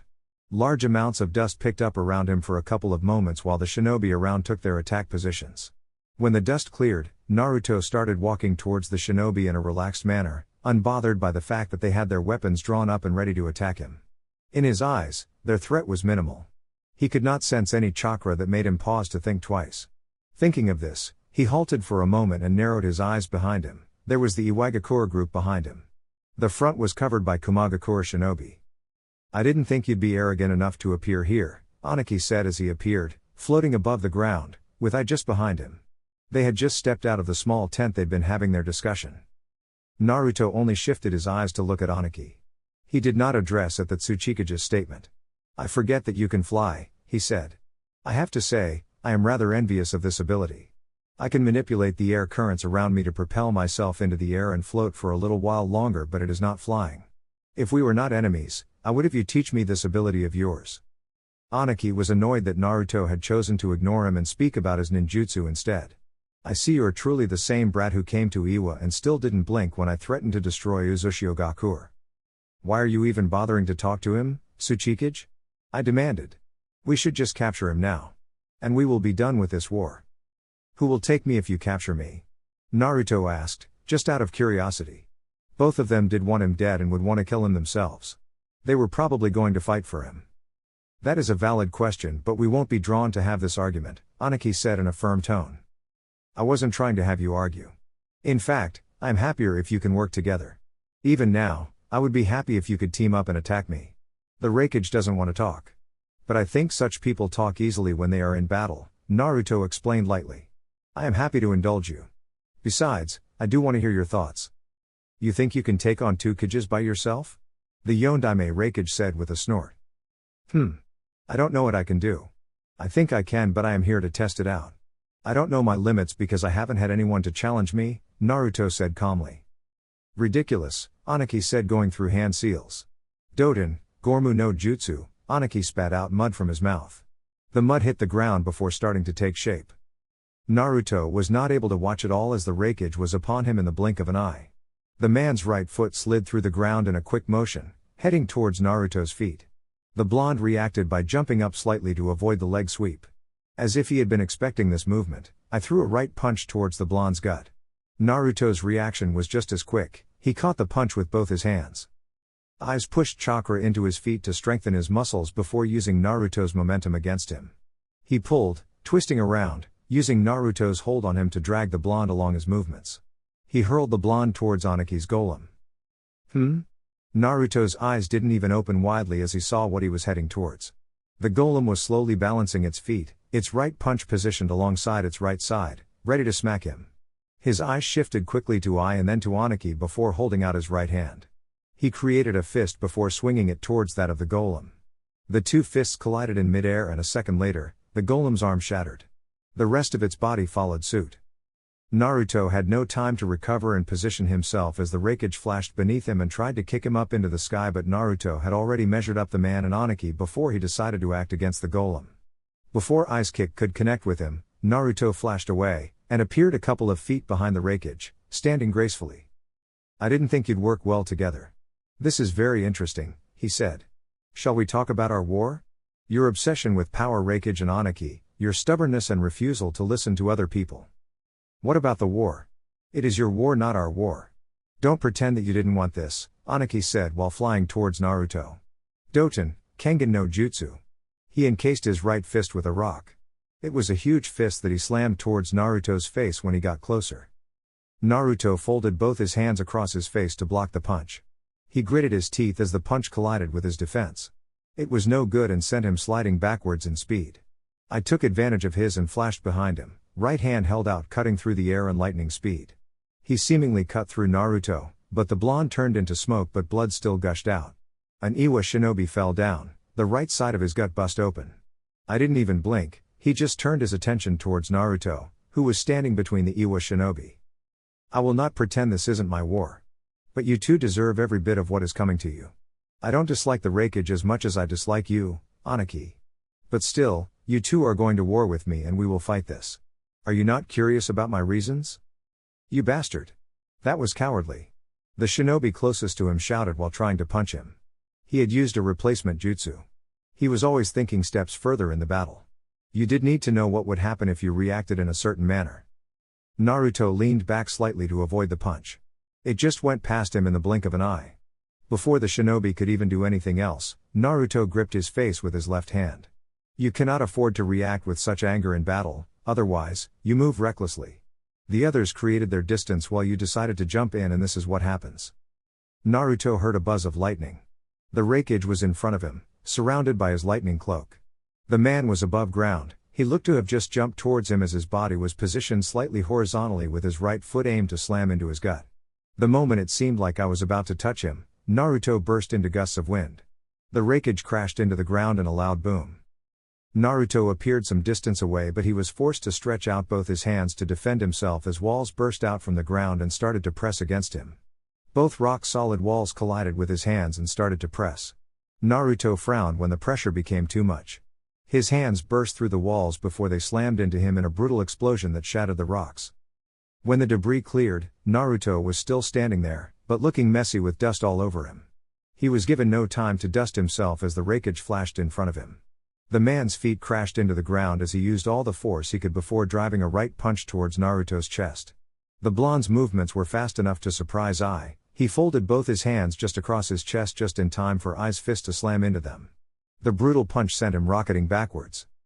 Naruto flipped twice to regain his balance, but when he touched down the ground, he was still being pushed back by the momentum of Ai's punch. He hits rather hard, he said to himself as he felt discomfort on thin arms. I rushed towards Naruto once more. He went airborne for a moment before crashing down towards Naruto, his right leg outstretched, aimed at slamming the back of his foot on the blonde's forehead. Naruto once more held out his hands on defense. There was a loud crash when the attack connected. The ground burst, with Naruto's feet getting buried into the ground. The moment this happened, two hands made from rock burst out of the very ground and grabbed both his legs. No good, Naruto said, sensing movements from the wreckage. He didn't want to dish out free hits. He was no masochist. A violent gust of wind with cutting ability blasted off around Naruto, cutting through the rock hands and forcing Ida to depart from him. The wreckage landed just below the Tsuchikage and looked at himself. That was dangerous. Had it not been for his lightning cloak, he would have received some massive cuts. I guess it is my time to be on the offensive. Perhaps I will motivate you to be a little serious, Naruto said before taking single step forward. Gusts of wind started to pick up around him before turning into a full blown-out tornado that surrounded him. The tornado became so massive that it rose high into the air and started pulling things towards it. Aniki instincts kicked in and he flashed his eyes to his left side. Floating above the air was Uzumaki Naruto and another just above him. The one above him had a Rasengan on the palm of the right hand. I figured the wreckage was most likely to dodge this given his speed, the blonde said before slamming his jutsu into Aniki's back. The Sandaime Tsuchikage hardened his skin to avoid damage from the Rasengan. When it slammed into his body, it did no damage as the Naruto on the side grabbed him by his right foot and then twisted around. He slammed him into the ground like a bullet, along with the weight of his body. Aniki crashed with a loud boom, creating a crater on the ground. One Naruto flew towards the Tsuchikage in speed with a Rasengan at hand. But as he got near, I appeared from behind and slammed a forceful punch on the blonde's back. He turned into a cloud of smoke. The real Naruto flashed behind the wreckage with a wind-enhanced punch aimed at the back of the wreckage, but it never connected as the man disappeared in a blur. More speed, Naruto thought before blurring away as well. The moment he landed on the ground, he was surrounded by both Kumo and Iwa shinobi. Naruto's eyes just moved around for a moment before he spoke. I am quite effective when I attack. I have learned a bit of your abilities. But still I did not have the desired conversation I wanted. Well, no matter. The next time we meet, it shall be in battle, he said before taking a couple of steps away from the trembling shinobi. He then disappeared. The shinobi fell down on their knees, breathing heavily as they did. Well, that was dull, Daru said as he walked into the scene. How can you not be nerved after being subjected to that sinister chakra? C questioned, hand on his stomach. That was dangerous. He thought such sinister chakra belonged to murderous beasts, but the Emperor was very much capable of exuding one. It was beyond human. I didn't say I wasn't, Daru said. Quite honestly, that was unnerving. If he had to face a person with such murderous intent, he'd have not gone through the hassle of a fight. He would have just given up. I ignored the talk of his subordinates and turned towards Aniki, who was dusting himself. I may have underestimated him. It was apparent that his was just playing around, he said sternly. Playing around? He did not even bother calling this a battlefield and was not even the least serious, Aniki said in a bitter tone. Dangerous foe that we have both clearly underestimated. But this is more reason we must fight this war, I said in a hardened tone. I will prepare my shinobi for battle. We have a war, Tsuchikage. Indeed, Aniki said. I have already sent out some shinobi to sound a warning to Iwagakure. I have heard that it has some connections with Uzushio. If we can remove them without having to fight, it clears the path for my shinobi. We will go through the sea and land, I said. But I expect to hear from you soon. Move out as soon as you can so we can discuss progress. We should meet at the Land of Hot Waters within a week. You don't need to tell me that. Naruto was walking slowly with both his hands folded across his chest, Naori walking beside him. The distance was safe enough that those two forces would not think of giving chase. Besides, he was certain that he had removed his scent from the battlefield and no one would be able to follow his movements. Were you satisfied? Naori asked the Emperor. No, even a little, Naruto said with a slight shake of his head. But it does look like the battle will be interesting. I am most looking forward to face the wreckage. The only complaint I can have about him is that he doesn't have the ninjutsu arsenal. He depends too much on his incredible speed and strength to fight. Aniki has interesting ninjutsu. He didn't use his most powerful weapons, but he is slow. Old age, perhaps. It seems like you were most interested in analyzing their fighting styles with experience than encouraging them to move quickly, Naori suggested. You think so? It appears so, Naori said with a nod of his head. But that is not a bad thing at all. I think you are most likely going to engage them in a different fighting style when you face them in war though. Naruto shook his head. I am going to go all out. I did not learn all my ninjutsu to keep them hidden. I learned ninjutsu to use it. But when facing someone like the Raikage, it becomes a bit useless because of his speed. Regardless, it will make things interesting. Konoha. Kakashi had informed him that overuse of the Mangekyo Sharingan would turn him blind, but Sasuke had not listened. And now he regretted that choice. He knew what he needed to do to cure his eyes. But Itachi's eyes were nowhere. Someone had taken his brother's body before he could recover from their battle. It had been something that bothered him, and now he knew why it had happened. He was starting to think that perhaps Naruto had something to do with it. Itachi had warned him to be cautious of the blonde. It could no longer be kept a secret. He has been fighting secret battles for Konoha over the past couple of years, and it was now taking its toll with his eyes starting to show him blurriness. If he continued in the same fashion he was going to be completely blind. When he entered into the office, he found the God I'm Hokage sitting with Jiraiya. It didn't matter that the Sannin was around. I need to take some time off, he suddenly just said. Tsunade would have been annoyed with Sasuke's attitude if she wasn't already used to it. The more he spent time doing the dirty work and in the darkness, the more silent he became. He was like a ghost in this village. One rarely saw him. The God I'm Hokage leaned back to her chair and stared at the Uchiha. Why? Last time I asked you to rest, you said you didn't need it. I need it now, Sasuke said quietly. You are not answering my question, and I won't release you unless you work with me, Tsunade said in a stern tone. It wasn't like he was going to keep it hidden from the Hokage. There was a possibility that she could help him, temporarily as it may be. The permanent solution was getting Itachi's eyes.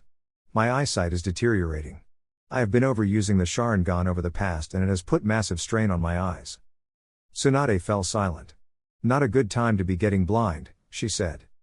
Jiraiya nodded to this. Any time now, work could be happening.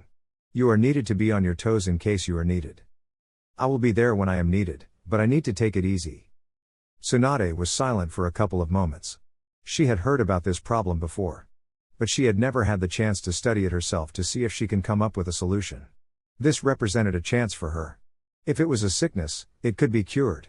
But it was something that turns the eyes old or genetic. She wondered if she could help it. Old age could not be cured. Instant healing was good, but it reduced the life of a person gradually. How long? A couple of months now, Sasuke admitted. And you didn't think it was important to tell me this? I didn't think there was something you could do about it. There has never been any record of anyone being healed from the blindness. The only way to correct it is taking the eyes of someone with close blood relation. In my case, I could take Itachi's eyes or those of my parents. It was not just curing the blindness, but he would also awaken the eternal Mangekyo Sharingan. With it, there would be no pain with Susanoo or Amaterasu. Tsunade frowned. But we still haven't been able to recover Itachi's body, she said. I will give you your time off. Rest for a week, and then come back to me. I will study this problem and see if I can come up with a solution. We cannot afford to have you going blind in this time. It would be frustrating to be staying at home with blind eyes while Naruto was running rampant in the shinobi world. Sasuke could not have that. He would go even if he was blind. It was better to die there than just sitting at home, unable to see anything. I will come, the Uchiha said before walking away silently. Once he was gone, Tsunade sighed. Just when you think everything is going well, this happens, she said with a shake of her head. Do you think Naruto knows? Jiraiya looked thoughtful for a moment before responding. I don't know, Haim. I don't know. I don't know anything with Naruto, anymore. I sat with him for then an hour talking about our days together, and he didn't even let slip a damn thing or even give me a hint. I still can't tell what he is thinking. But if it isn't Naruto, then who took Itachi's body? The Akatsuki? Jiraiya suggested. He was a member of the organization, and they probably took him because they didn't want him to be turned anywhere because of what he had in his mind. Or maybe it was Naruto who did it. But if we are saying that it was Naruto, we have to come to the agreement that Naruto was watching the battle, or at least had someone observe things for him. Tsunade adopted a thoughtful look for a moment. Well, given everything, it would not be far-fetched, she admitted. But why would Naruto even go that far? I know he was never good with Sasuke, but he isn't a petty person. You're forgetting the best trait about him, Jiraiya reminded the God I'm Hokage. Naruto is a calculating person. If it was him, then we can speculate that he was waiting for this moment. The God I'm frowned. I hope that is not the case, she said in thought. I read a message from the Mizukage. She wants to meet to discuss Uzushio. She has had connections with the Emperor and I know he was recently there. She probably knows what they are after. You should meet her, maybe you can get something out of her, Jiraiya said. Naruto isn't going to say anything to us. But the reason he is bothered with Kiri is because they are a major trading partner for Uzu and Nadeshiko. He also would not want to have them as enemies. I will try to arrange something, but I don't want to move things now. I can send Shikamaru there. I can't leave Konoha now with what is happening out there. Iwagakure and Kumo are mobilizing. We don't know what they'll do when they learn of our movements. Uzushio Gakure. The war room, it was indeed time for war. The battle lines were already drawn, and now they had to position themselves to defend and attack their enemies. Nagato looked around the dimly lit room. He was in his holographic image, alongside Konan. Yoshino, Naoki and Naruto were also in the room. He had been impatiently waiting for the day to come. It was finally here. They could finally realize their dreams, but they needed to navigate through the chaos first. What is happening? Nagato asked. Iwagakure and Kumo are mobilizing. We calculate that the first wave of attack will probably be at Amigakure. They will probably be trying to test you when they do so or just clearing the path for their main force, Naruto said. It is likely that Iwa will do this. They are far closer. Kumo will most likely move in the sea and land. Then we are free to crush them. Without mercy, Naruto said with a nod. I will come to join you afterwards. For now, we remind ourselves of this dream and our responsibilities to make it happen. How are you planning to handle Konoha once this is all over? Konan asked. They are not going to agree to anything that happens to both Kumagakure and Iwa. If they don't agree, we will have problems in trying to maintain the balance and peace. It would be a disaster if we end up needing another war to manage things. The other three cannot be allowed to turn on us, Nagato said firmly. Naruto had not thought of the possibility that such a thing could happen. Would Gaara and the Mizukage actually sit together and decide to go against the tyranny of the Emperor? An insane part of him thought the very was ridiculous. But he could not deny that Nagato and Konan do raise rational questions. Konoha will resist, but I doubt the Mizukage or Gaara will enter into an agreement that sees them waging war on us. Yoshino responded while Naruto was still thinking. Their personalities would not allow them. That aside, as long as we are reasonable in what we do, there should not be any threat of war. This means that we must be diplomatic in our means and must strive to engage the others in our actions. Kumo and Iwa must be given the independence to give them a sense of freedom. If we are too strict and reject them a chance to breathe, they will stab us the moment we show weakness. This is why we will do things in a manner that they can understand, a manner that leaves the villagers and shinobi without reasons to worry. Suspicions will always be there, but we must not give them ammo to attack us. The challenge will be to ensure that there is no civil arrest. Of course, the same measure you took in Ame must be taken, Naruto explained after he had gathered his thoughts. Would it not raise questions and rebellious attitudes amongst the villages if it becomes clear that we are purging those who disagree with us? Konan asked. I'm sure His Majesty will use a more subtle method that does not make things very clear. People can be killed without bloodshed. Politics will be given power for such situations. Aside from that, we are done with preparations in the island. Once things are set, we will allow the Kages to be the judges and we carry out those judgments. We just have to ensure that we give the Kages the authority but yet remain politically powerful enough to make them listen to us. Yoshino explained. If things are done this way, we rule discreetly. It can perhaps be a secret that only the Kages know, but we will of course employ an agency, with the specific purpose of guarding secrets and dealing with anyone who tries to release them, Nari said. If things go according to plan, we create a manageable world. Zetsu's threat? It does not diminish. He has warned me that Madara will return to this world. We will be cautious of this. If we had moved quickly, we would have taken his body, but Zetsu moved faster. Regardless, if we be on guard, we can manage things, Naruto said. For now, it is war. We will be on the lookout for Iwa's movements. If we see them, they will be destroyed, Nagato said before disappearing. Naruto was silent for a couple of moments before standing up. The other people with him followed him out of the war room. It was silence until he stepped out of the leader's tower. He looked up for a moment before starting to take the direction of his compound. Suna should not be a problem. But the daimyo might be problems. All of them must be silenced. Their political power will offer a wall that we don't need. We are working on that, Naori said. The only issue that remains is that of the water country. We have yet to hear anything from Haku regarding his mission. Summon him, Naruto ordered. Go now. Hi, Naori was gone within a second of the word leaving his lips. Should we be concerned? Naruto shook his head. Haku is trying to work out diplomatic means. He probably went to Kiri and had a pleasant chat with the Mizukage. I don't disagree with that. I am also interested in seeing how his method works. However, there is a time limit we must work within. Yoshino could understand this. He knew that Naruto understood Haku's position quite well, but he still needed to be ruthless in his decisions. Perhaps Naruto brought him in because there was no one like the ice user. They were all willing to do anything, but Haku could consider his emotions.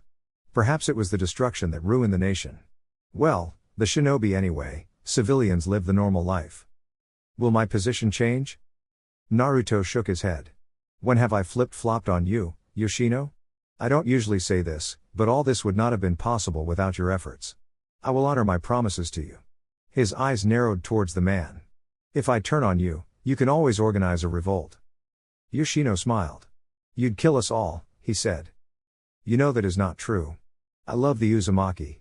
My younger days were filled with an obsession for this clan.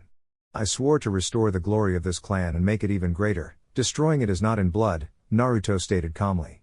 Let not one hear I just said that, or else I will have serious problems in the near future. I can imagine that, Yoshino said with a laugh. I will manage the elders. You don't have to concern yourselves with them. It is indeed true that you are not a full-blooded Uzumaki, but it does not make you any less of an Uzumaki. They know that, but I think they are more or less concerned about your recklessness. Regardless, when I met you, I did have plans to have this village restored. I lacked the will to do anything. Because of you, I developed that will and this village was born. As long as it is my duty to protect it, and lead it, there will be nothing more I want, not your throne. Once more, Naruto's sharp eyes turned towards the man beside him. He closed them for a long minute before glancing at the way ahead. I have never doubted your commitment, Yoshino, he said. Our task will be large in reshaping this shinobi world once we take over. We must author a system that will last. I expect you to continue to play your role. Of course, I will not bother you as much as I did before I assumed my responsibility. It will be a challenge worth tackling, Yoshino said. I have met someone. I would like for you to meet her not as the emperor but as my cousin. We are family, and I don't have anyone else. It would mean much if we could do this. With Her Majesty. Naruto looked thoughtful for a moment. Tell me the date and I will call Karen to come back. I will have to get the best drink first. But I will let you know, Yoshino said before bowing slightly, and then he was gone. Family, huh?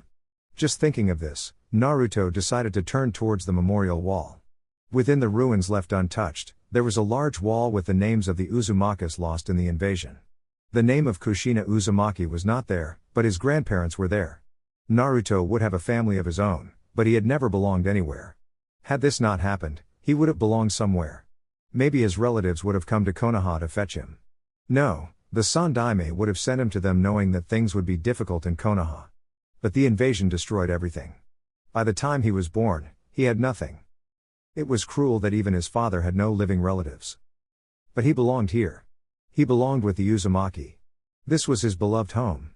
Konoha could be destroyed by the Kyuubi once more, and he wouldn't blink. But for this village, he would bite into his life force to protect it. This was his obsession, his greatest love. What? He asked, and Naoki materialized on his right side and whispered. Iwagakure is moving towards the rain. It is a force of about 1,000 shinobi. They are not the main army. I think these ones are just to clear the way for the main force to pass through the rain without any troubles. A 1-u? That is more by an excessive amount than I had thought, Naruto thought. How long till they reach the rain? With their pace, tomorrow morning. Is Nagato already aware? Yes, Naori said. Both he and Konan have already prepared. They will not allow them to get closer to Iwagakure. It is their desire that I may not suffer any losses in this war. They want their village to remain in peace even in this war. Naruto tilted his head to the side. Nagato is going to go all out to face the dangers then, he said. His shinobi will only move in when there is danger. It is rather careful measures from him. Well, no matter, as long as he holds on, I won't complain. On our side? Kumo is likely to move round 2,000 through the sea and the rest through the land. But they are not moving quickly. I assume they are still waiting for Iwagakure, Naruto said before falling silent. Can we watch the paths of pain cause havoc and still come back here without anyone reaching both the wave and Uzu? Yes, Naori said. Then we will depart for the rain. I want to watch the paths in action. I'm sure Nagato isn't going to go the battlefield despite regaining most of his mobility. All thanks to the power of the Kyuubi and Karen, Nari said. Should I inform Yoshino? Yes, Naruto said with a nod. He will make all necessary arrangements with his men. The following day. Rain Country. Kyuchi looked ahead with mixed feelings. He had enough men to cause Iwagakure to reconsider things. The village has never been considered that powerful. But there was a word that the leader of the Akatsuki resided in the village. Regardless, he still had to clear the path for the main force. They could not move through this country if it was not subjugated. Aniki didn't want a situation of the last where shinobi were lost because Hanzo would attack them. His movements came to a halt when he sensed something. Halt, he shouted as he looked up into the sky. There was a large bird coming towards them with speed. He held his hands together, ready for anything. He was not expecting to encounter anything before seeing Iwagakure. Something jumped from the bird and crashed into the ground just in front of him and his men in a resounding boom that caused large amounts of debris and dust to pick up. It took a couple of moments for the dust to clear, and when it did, the Devapath was on one knee, inside a crater. Konan slowly descended with her wings flapped. She hovered above the ground and stared at the army from the stone. It was just the two of them for this battle. Nagato had decided so. He didn't want to reveal any of his abilities when it was unnecessary. There was still a long way to go and many more battles to fight. There are a number of them, she said. The Sandaime Reikage is said to have stopped about 1000 shinobi. Do you think we cannot stop 1 The Devapath asked while still on one knee. Konan shook her head. She was quite aware of just how destructive Nagato's power was. She turned her focus towards the enemy. Shinobi from Iwagakure, what is your purpose? She already knew that. Maybe it was pointless even asking, but she felt she had to go through this first. We are here to request a way for Iwagakure to safely pass through this country and secure a line of supplies, Kyuchi said to the two. If a battle could be avoided, he would take that option. Denied, Nagato said through the Devapath. I suppose if we asked you to leave now, you would not do it. Kyuchi shook his head. The others are already planning to march. We cannot go back without a good response, he said in a firm tone. Aniki had trusted him to do this. If he had to go through these two to get things done, then he would do so. Still, these two did make him cautious. It was just the two of them, and did they think they alone were enough for them? Konan, talking is pointless, the Devapath stood up. Let us finish this quickly, he said. Konan nodded and then started to dissolve into paper sheets. The path jumped into the air before blasting towards the enemy forces in great speed. He crash-landed at the heart of them, both hands stretched out. Shinra Tensei. Boom. Kyuchi could only watched, wide-eyed as an explosion from within went off, blasting his men into the air along with chunks of earth. He could see many of them being blasted into the air, screaming and shouting. The debris forced him to jump back and close his eyes slightly. When everything cleared, he saw that where hundreds of his men once stood, only one person stood in a large crater. He gritted his teeth, so many men gone in just one attack. What was that attack even? Who were these people even? He didn't know anything about them. But they were obviously powerful, and what was with that Dujutsu? It was unlike anything he had ever seen before. He twisted his head to the side when he heard the sound of a shrill from a bird. The large bird that had carried their two opponents was speeding just above the ground in massive speed, heading straight towards him. Doton, Chidokaku. He raised the ground below him, causing a large rock pillar to sprout out and stretch along with him. The bird just crashed into the rock, and blasted through it. His men scrambled to get out of its path as it sped towards the orange-haired nin. Pain jumped onto the back of the bird before it took to the air. It dropped something, and then they all realized it had dropped those flashing things as it moved past them. Boom. Boom. Boom. A couple of explosions once more rocked through the battleground, some of his men getting caught while some used Doton to create rock formations around themselves. The explosions had some flames about them and took about a minute to clear. When they did, it was devastation to his men. He held out his right hand, seeing a butterfly fly slowly past him. It did not land on his hand, but seemingly stretched its wings, and a dreadful feeling swept through his spine. When he looked around, he could see thousands of those butterflies flying around his remaining men. Explosive tags, he wanted to warn his men, but a chain reaction just started to occur before he could finish. The butterflies started to explode one by one. The entire explosion of thousands of explosive tags caused even the ground to shake as the Iwa men were covered by a large column of flames. You think that was enough? Konan asked. There are bound to be a handful that hid themselves beneath the ground, the Devapath said calmly. They won't be worth even finishing. We could even let them go. Could, Konan thought. But they were not going to do that. Nagato did not have mercy. The walls around Kyuchi crumbled down. His upper body had some burns, his breathing slightly labored. He looked around, he could see hundreds of bodies lying around, being burnt by flames. What were these kinds of tactics? This was not war. This was not a battle. This was just a massacre. These people were just intent on killing them all without wasting their efforts fighting them. He needed to survive this and send a message to Iwagakure about these abilities. He held his breath and dissolved into dust. I was expecting to see the paths dance around this place, Naruto suddenly said as he appeared behind both Nagato and Konan. Neither looked at him as the Devapath responded, it was the most efficient way to deal with them. I don't disagree with that, Naruto said. I was just looking for a battle. But admittedly, the fireworks were quite lovely to see. Your unique ability continues to impress me, Konan, he said with a smile. Konan did not respond to Naruto. There are still survivors, Nagato. Naruto sighed. She continues to be cold towards me, he said in a sad tone. They need not die. I wish to test the facilities I have made in the island. They will become fine specimen to see if the bars can hold and the seals are as efficient as I was told. We shall call them war criminals, he said. Then our job is done here, the Devapath said. Iwa will likely bring more shinobi or choose another path. We might even have Kumo shinobi coming here. We must prepare the grounds around Iwagakure. The path said, walking past Naruto. The blonde remained in one place but only his eyes moved as he watched the path leave. We will contact you in case that happens, he said calmly. Later. Uzushio. Haku cautiously walked into Naruto's office within the compound. The blonde was standing by the back exit, with a small bird on his right shoulder. He was just standing there motionlessly but Haku could feel his presence. He stopped for a moment at the desk and saw that the work was already done. Well, he didn't like ignoring his work. He stopped beside the blonde before asking. I was not expecting you to sum. He was not able to finish as he was suddenly grabbed by the throat with an iron grip and then picked up into the air. His eyes widened in shock, seeing that it was Naruto who was doing this to him. He couldn't get the words out of his mouth but the cold look in Naruto's eyes made his heart beat quickly. Haku grabbed Naruto's hand and started to freeze them, causing the blonde to drop him.